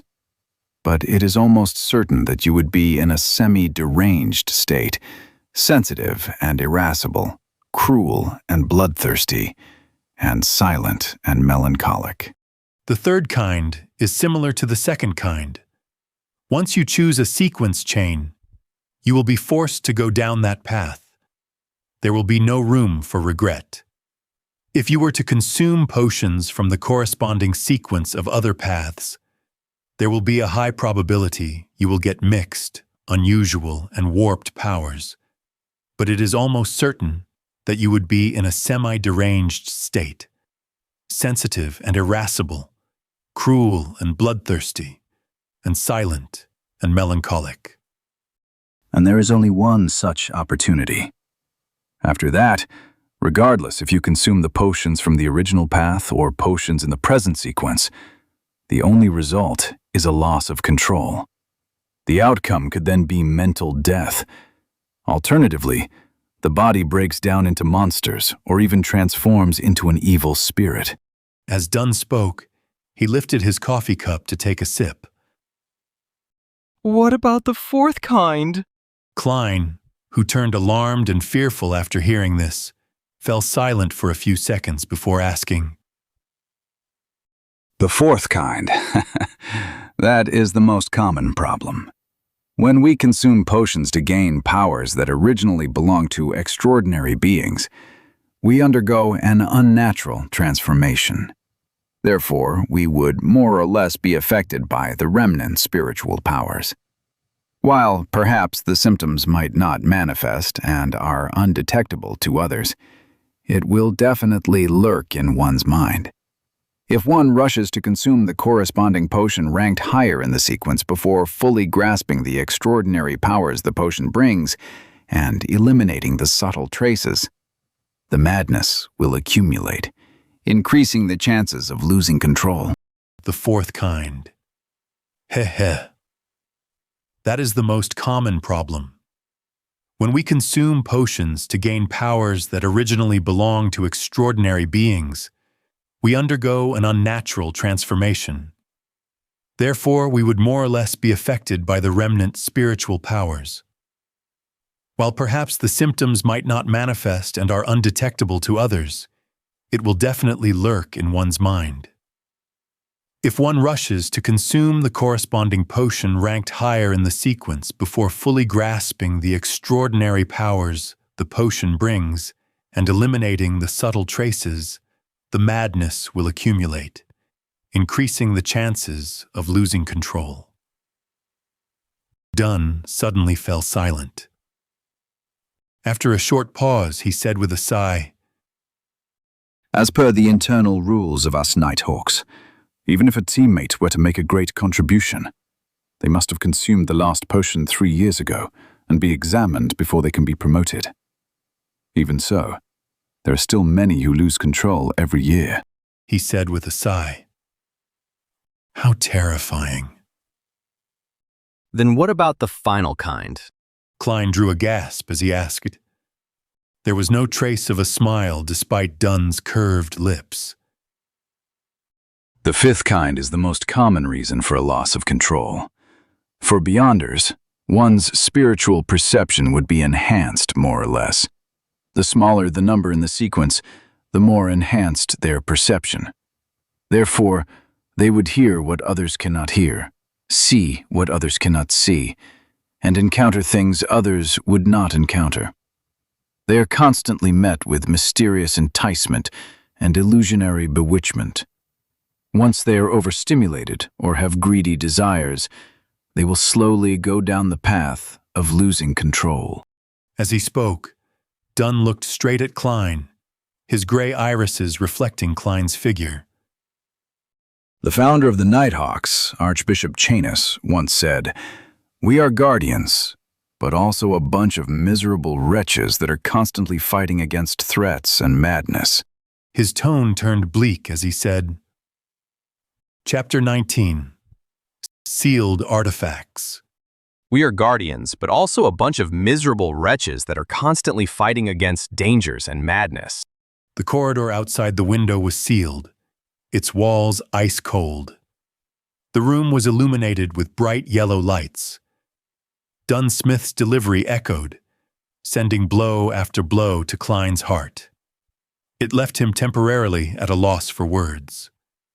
Dunn shook his head and smiled when he saw Klein silent. Are you very disappointed? Beyonders are not like what you imagine them to be. We are always treading alongside danger. There is always a price to any gain. Klein recovered from his shock as he answered with a quivering voice. It was true that he never imagined that the halo, abnormality, and the inordinary aspects of a Beyonder would have such hidden threats. Perhaps it was only because he was hearing a description without witnessing it firsthand, and that he had been sucked into the vortex with a peculiar incident already befalling him. Klein soon brought his fear, uneasiness, worry, and apprehension under control. Of course, the thought of shrinking back was inevitable. It lingered around and refused to leave. Not bad. Very mature and rational. Dunn finished the last mouthful of coffee and added, Also, Beyonders are not as powerful as you imagine them to be, especially a low-sequence Beyonder. Why would we use 1 to represent the highest grade and 9 the lowest? Isn't this against intuition and logic? The low sequence, we often mention, refers to a low grade or a high number. They are the starting point of the sequence chain, said Dunn. All right. Where was I? Yes, Beyonders are not as powerful as you imagine. A low-sequence Beyonder's power is no match for guns, much less cannons. They are just more fascinating and indefensible than firearms. If you have a chance to become a Beyonder in the future, you must consider what I said today carefully. Do not make a rash decision. All right, where was I? Yes, Beyonders are not as powerful as you imagine. A low-sequence Beyonder's power is no match for guns, much less cannons. They are just more fascinating and indefensible than firearms. If you have a chance to become a Beyonder in the future, you must consider what I said today carefully. Do not make a rash decision. Klein gave a self-deprecating smile. I don't even know when I will have the chance. He felt that he would not miss the opportunity if it presented itself to him. Consuming the wrong potion or a higher-ranked potion in the sequence could be mostly avoided. The major potential danger was the subtle influences the potions had and what he experienced from having heightened auditory and visual perceptions. For the former, he could draw on the experiences from generations of people before him. As long as he was not in a rush to advance himself and patiently grasped control over his powers, the chances of losing control were relatively low. Furthermore, he still had to resolve the potential problem that he currently faced. He had to understand the essence of mysticism and seek a way to transmigrate back. These were the underlying reasons for taking the first step. He did not aim for higher sequence spots.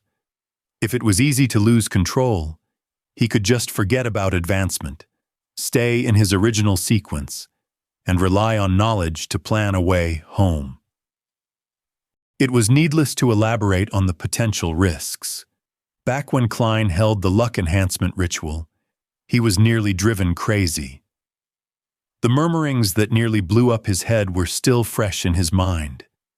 It wasn't something he could avoid by simply choosing not to be a Beyonder.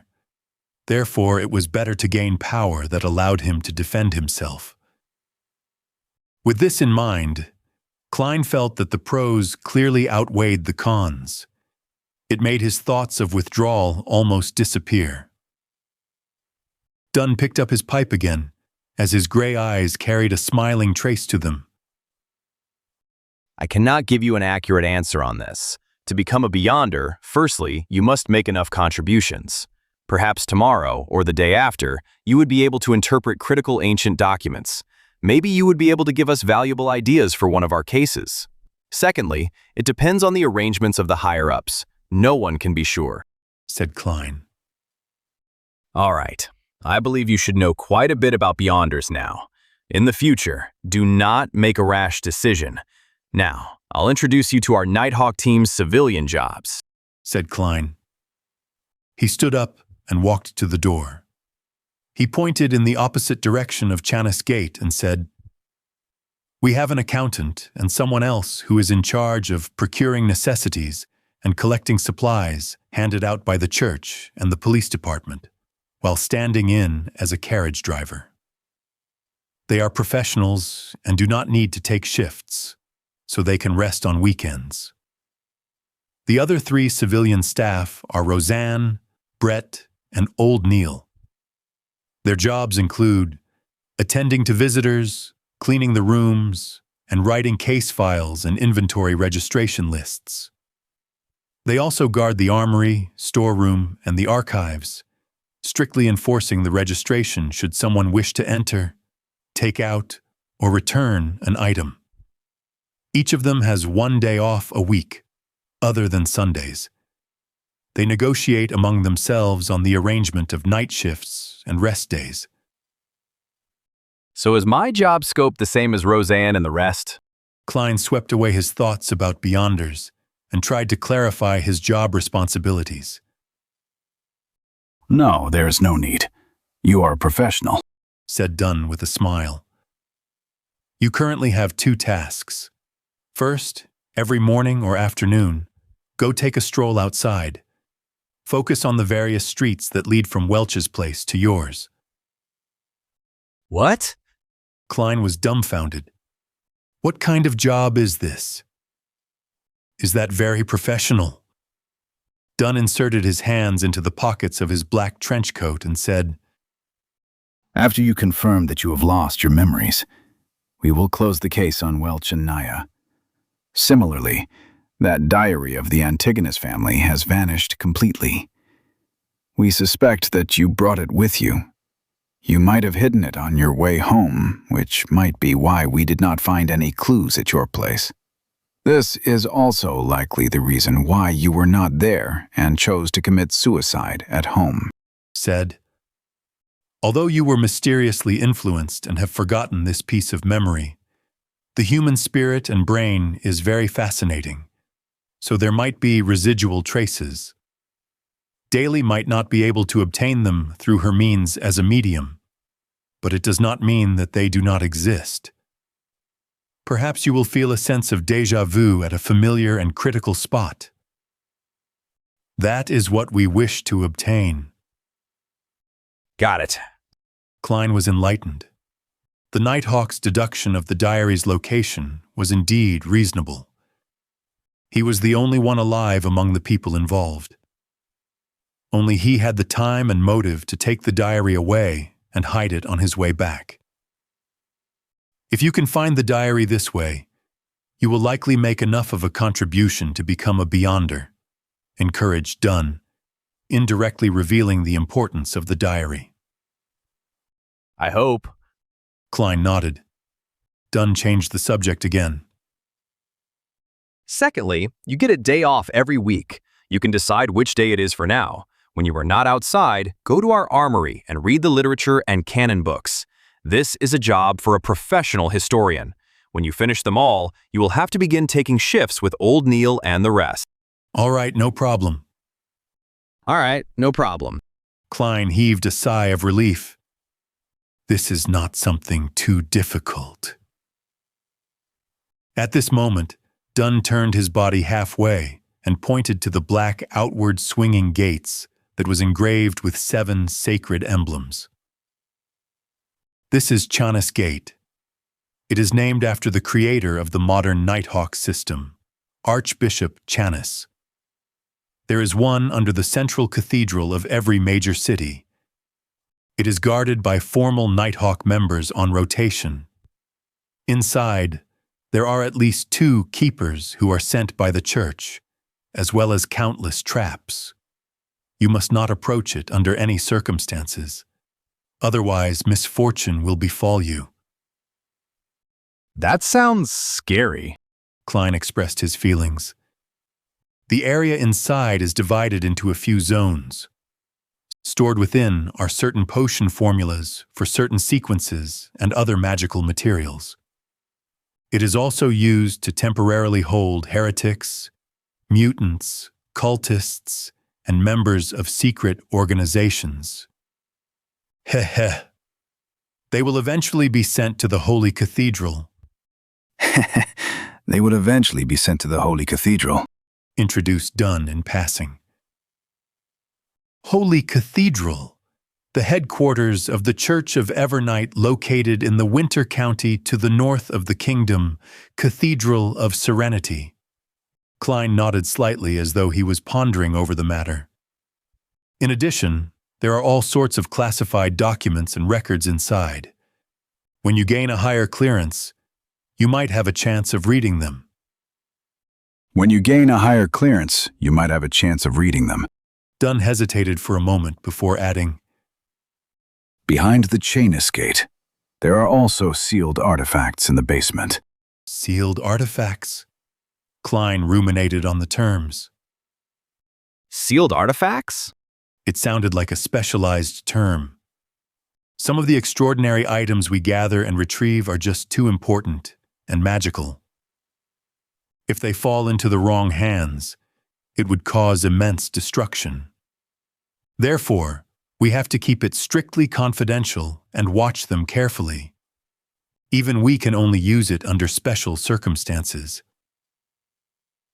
Besides, with that said, Dunn paused for a moment before continuing. Besides, there are some things inside that are very special. They had certain living characteristics, which can entice the keepers. It would influence the surroundings, attempt escape, and cause catastrophic outcomes. They have to be strictly controlled. How fascinating, commented Klein wistfully. The Nighthawk's headquarters have categorized these sealed artifacts into 4 grades. Grade 0 represents extremely dangerous. They are of the highest importance and of the highest confidentiality.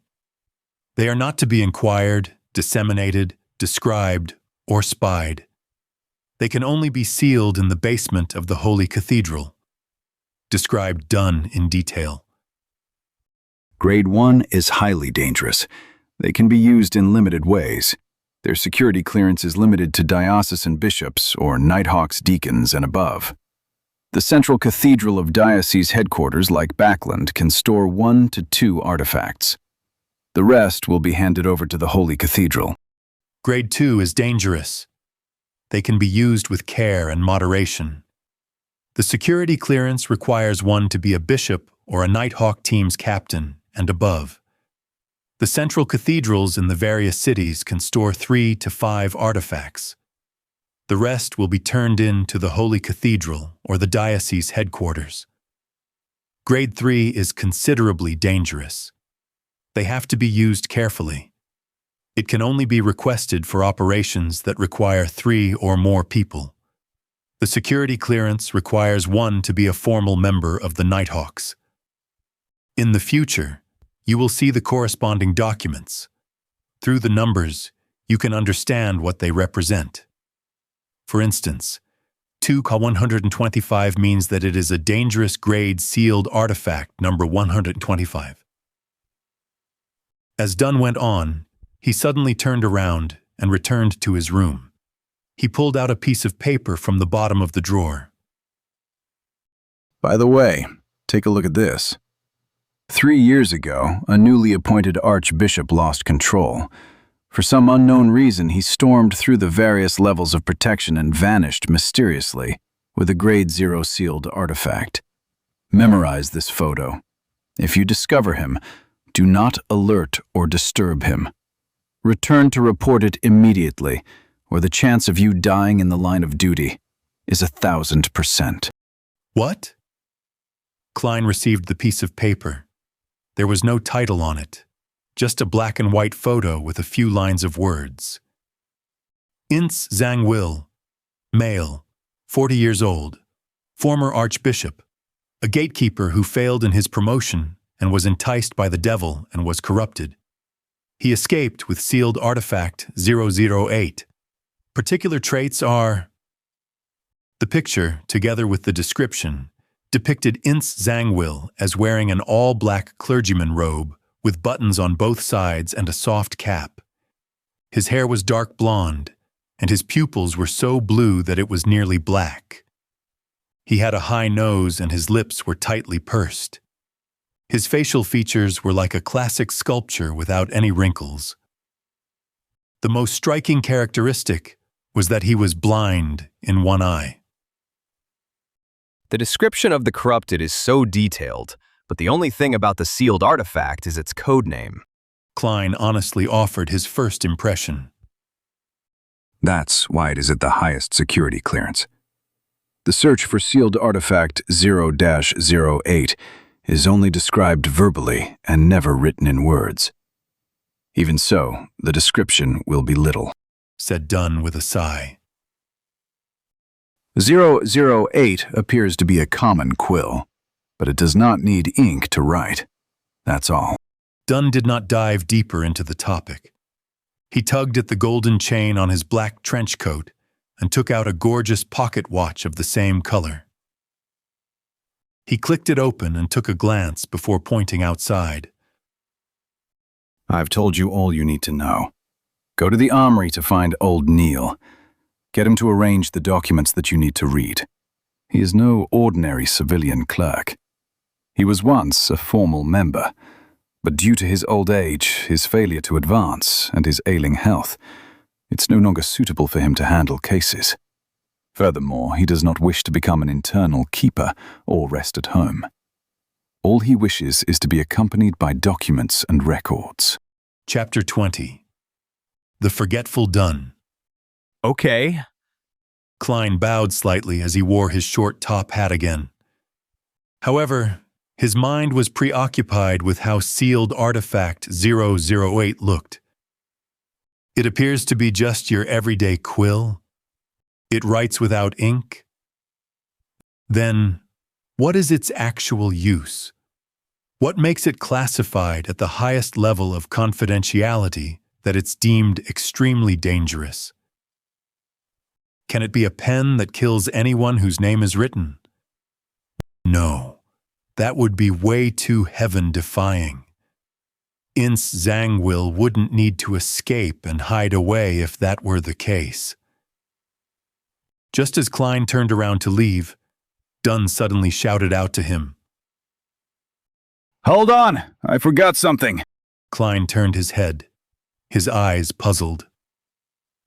What?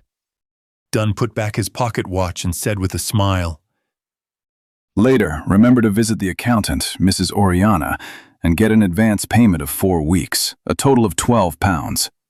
After that, you'll earn half your salary every week until the difference is covered. Said with a smile. That's too much. There's no need for this. The amount should be reduced, said Klein subconsciously. He had no objection towards an advanced payment. After all, he didn't even have the money needed to pay for the public horse carriage trip home. However, to receive £12 at once left him a little afraid. No, it's necessary, said Dunn as he shook his head and smiled. Think about it. Do you still wish to continue living in your present apartment? One that needs you to share a bathroom with so many other tenants? Even if you aren't taking yourself into consideration, think about the lady. Besides, he paused when he saw Klein nod in agreement. He smiled and sized up Klein's garbs and said with a meaningful intent, Besides, you need a cane, and you should buy a new suit. Said with a meaningful intent. Klein was taken aback for a second before snapping back to reality. His face immediately burned with embarrassment since the suit he was wearing was cheap and of inferior quality. Typically, a top hat was made of silk, costing 5 to 6 soldi. A bow tie was 3 soldi. A walking cane inlaid with silver was 7 to 8 soldi. A shirt was 3 soldi, while pants, a vest, and tuxedo were around £7 in total. Leather boots were 9 to 10 soldi. As such, an entire suit cost more than £8 and 7 soldi. Of course, to be a presentable gentleman, one needed a watch chain, a pocket watch, and a wallet. Back then, the original Klein and Benson scrimped and saved before managing to save up a pool of money. When they went to a clothing store to check the price, they ended up running off without even bothering to haggle. They each bought a set at a bargain shop near Iron Cross Street for a total of less than £2. It was also because of that incident that original Klein had a deep impression of the prices of clothes. Okay. Klein stammered a reply. He was like the original Klein. He was someone who cared about his appearance. Dunn took out the pocket watch again and clicked it open to take a glance at it. Perhaps you should find Mrs. Oriana first. I know you'll spend quite some time at Old Neil's, while Mrs. Oriana will likely be returning home soon. Klein was acutely aware of his state of poverty and did not object to it. All right. Dunn returned to the table's side and pulled at a few hanging ropes as he said, I'll get Rozanne to bring you there. The ropes began their operation as the gears ground, producing a chime from a bell at the reception area of Blackthorn Security Company. When Rozanne heard it, she hurriedly stood up and carefully made her way down. It did not take long before she appeared in front of Klein again. I did not disturb your rest, right? Oh, bring Moretti to Mrs. Oriana. Happily. Rozanne secretly curled her lips as she answered. All right, Captain. Is that all? At that moment, Klein blurted out in surprise. To get his advance payment from finance, isn't there a need to get an approval letter from the captain? Shouldn't you write something? So? I mean, don't I need your signature to claim an advance payment from Mrs. Oriana? Klein tried his best to use simple language. Oh no, there's no need. Rozanne is enough proof. Dunn pointed at the brown-haired girl and gave a reply. Captain, it seems there's almost zero management of our finances. Klein resisted his urge to deliver a sarcastic comment before turning to leave the room with Rozanne. At that moment, he heard Dunn shout out again. Hold on, there's still another thing. Can we finish it all at once? Klein turned back with a smiling face. Yes? Dunn pressed at his temple and said, When you meet Old Neil, remember to collect 10 demon hunting bullets. Klein returned in astonishment. Me? Demon hunting bullets? Welch's revolver is still with you, right? There's no need for you to turn it in. Dunn inserted a single hand into his pocket and said, With the demon hunting bullets, if you were to face a paranormal danger, you will be able to protect yourself. It will give you some courage at the very least. There's no need for you to add on the final sentence. Just as Klein was vexing over the problem, he answered without any hesitation. All right, I'll remember to do so. This will require me to write a formal document. Wait a moment. Dunn sat down and picked up the dark red fountain pen. He scribbled a note, signed it, and stamped it. Thank you, Captain. Klein received it sincerely. He slowly walked back before turning around. Hold on. Hold on. Dunn shouted one more time. Captain, you look to be in your 30s. Why do you have the symptoms of dementia? Anything else? Klein squeezed out a smile and turned around to ask. I forgot earlier that you are not trained in shooting, so getting demon hunting bullets would be useless. Let's do this. Collect 30 normal bullets every day. Take the opportunity when you are out to go to the street corner, the underground shooting range at number 3 Zoutland Street. Most of it belongs to the police department, but there is one that is specially for us Nighthawks. Oh, right. You also need to get a badge from Old Neil. Otherwise, you won't be able to enter the shooting range. Dunn smacked his forehead and took back the note from Klein. He then added the information and stamped it with another seal. A good marksman is produced by expending bullets. Do not think lightly of it. Dunn handed back Klein the modified note. Got it. Klein, who was fearful of danger, yearned to visit the shooting range that very day. He took 2 steps towards the exit before carefully turning around halfways. Captain, is there anything else? He deliberated before asking, no. Dunn nodded firmly. Klein heaved a sigh of relief and walked straight out the door. While walking, he had the strong urge to turn around to ask another, Are you sure there's nothing else? He resisted that urge and finally left the keeper room successfully. Captain has always been this way. He often forgets things. Even my granny has a better memory than him. Of course, he only forgets the trivial stuff. Yeah, trivial stuff. Klein. I'll call you Klein in the future. Mrs. Oriana is a very affable person. It is easy to hit it off with her. Her father is a watchsmith with excellent skill. As Klein listened to the brown-haired girl rattle on, he stepped into the stairwell and returned to the upper floor. He found Mrs. Oriana in the far office on the right-hand side. She was a black-haired woman dressed in a flounced lace dress. She appeared in her 30s and had fashionable curly hair. Her pair of green eyes were clear and smiling, and she seemed refined and elegant. After Oriana heard Rozanne repeat Dunsmith's instructions, she took out a note and wrote an advance slip. Sign here. Do you have a seal? If not, you can leave a thumbprint. All right. Now familiar with the procedures, Klein completed the formalities. You are lucky. We have enough cash today. By the way, Klein, were you invited by Captain because you were involved in a paranormal activity and the fact that you have a specialty? She said with a smile. Yes, you have an impeccable intuition. Klein was not stingy with his compliments. Oriana took out 4 notes with light gray backgrounds with deep black patterns printed on them. After locking the safe, she turned around and smiled. That's because I had a similar experience too. Really? Klein showed an appropriate level of surprise.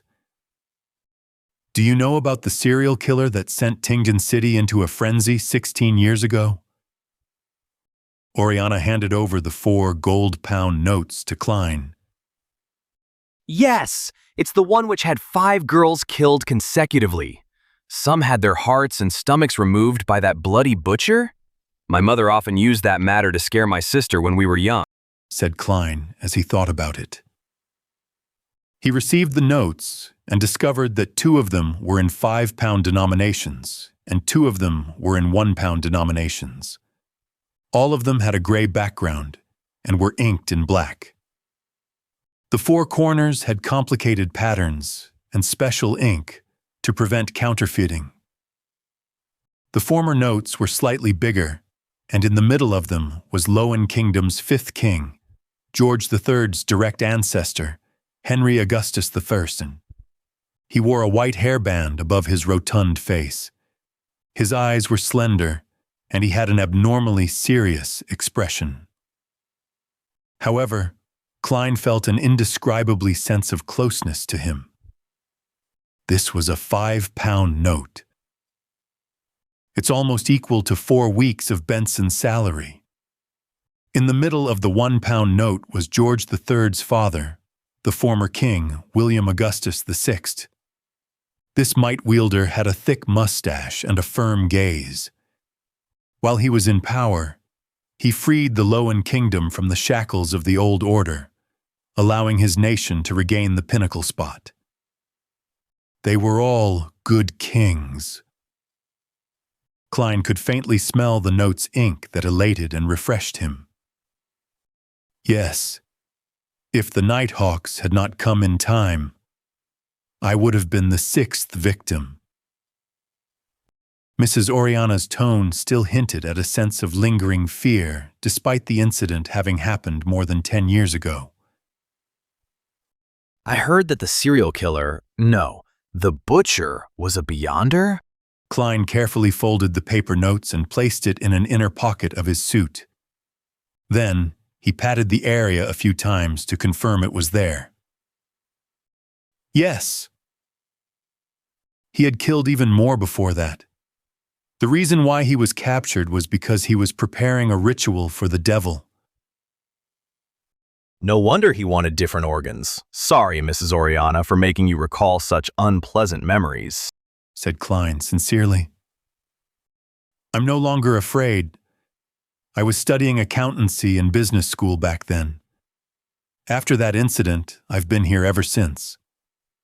All right, I'll stop keeping you from what you should do. You still need to head to Old Neil's. Goodbye, Mrs. Oriana. Klein took off his hat and bowed before leaving the office. Before he went downstairs, he could not help but pat his inner pocket to make sure the 12 pounds was still there. He did a turn at a cross junction and headed right. It did not take him long to see a half-closed iron door. Knock, knock, knock. While he knocked, an aged voice sounded from inside. Come in. Come in. Klein pushed open the metal door and discovered a cramped room which only allowed for a desk and 2 chairs. There was a tightly locked iron door inside the room, and behind the desk was a hoary elder dressed in a class black robe. He was reading a few yellowed pages from a book with the illumination of a gas lamp. He raised his head and looked at the door. Are you Klein Moretti? Rozanne said you were very polite when she came over a while ago. Are you Klein Moretti? Rozanne said you were very polite when she came over a while ago. Miss Rozanne is really a friendly person. Good afternoon, Mr. Neil. Miss Rozanne is really a friendly person. Good afternoon, Mr. Neil. Klein took off his hat as a gesture of respect. Have a seat.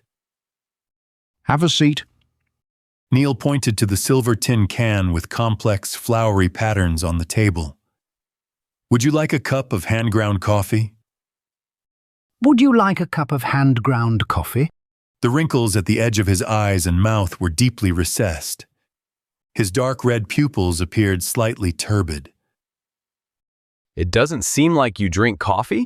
Klein acutely noticed that Neil's porcelain cup was filled with clear water. It's a habit of mine. I do not drink coffee after 3 in the afternoon, Neil explained with a laugh. Why? Klein asked in passing. I'm afraid that it would affect my sleep at night. That will make me hear the murmurings of unknown existences. Neil held back his smile as he looked into Klein's eyes and said. Klein was momentarily unable to answer him as he changed the subject. Mr. Neil, what documents and books should I read? As he spoke, he took out the note written by Dunn. Anything that has to do with history, or is complicated and incomplete. To be honest, I have always been trying to learn, but all I can achieve is a rudimentary grasp.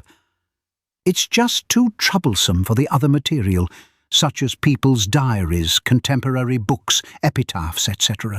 Lamented Neil.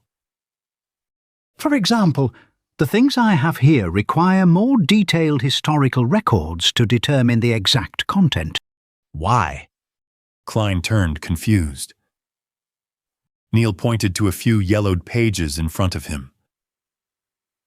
These are from Rozo Gustaf's lost diary before his death. In order to keep things secret, he used strange symbols he invented to take records. Emperor Rozelle? The Transmigration Senior? Klein was taken aback as he immediately listened attentively. Many people believe that he did not truly die, but instead became a hidden god. Therefore, cults which revere him have always been holding various rituals to attempt at gaining power. We will occasionally encounter such incidents and obtain a few original or duplicated copies of the diary, Neil said with a shake of his head. Till date, no one has been able to decipher the special symbol's true meaning. Therefore, the Holy Cathedral has permitted us to keep copies for research, hoping that it would bring them a pleasant surprise. With that said, Neil revealed a smug smile. I have already deciphered a few symbols and have confirmed that they represent numbers. Look at what I discovered. It's actually a diary. Yes, I wish to use history from different periods, especially events that revolved around the Emperor. By comparing those records to the ones written in the diary for the corresponding day, I can try to interpret more of the symbols.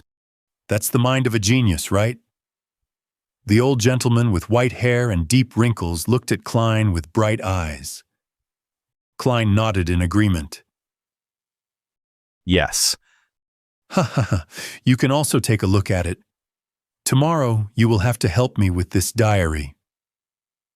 Neil pushed the few yellowed pages towards Klein. Ha ha, you can also take a look at it. Tomorrow you will have to help me with this diary. Klein turned them around and took a glance at them, but it immediately stunned him. Although the symbols had been copied in terribly ugly fashion, to the point of looking a little distorted, there was no way he could be mistaken. This was because they were words he was most familiar with. Chinese.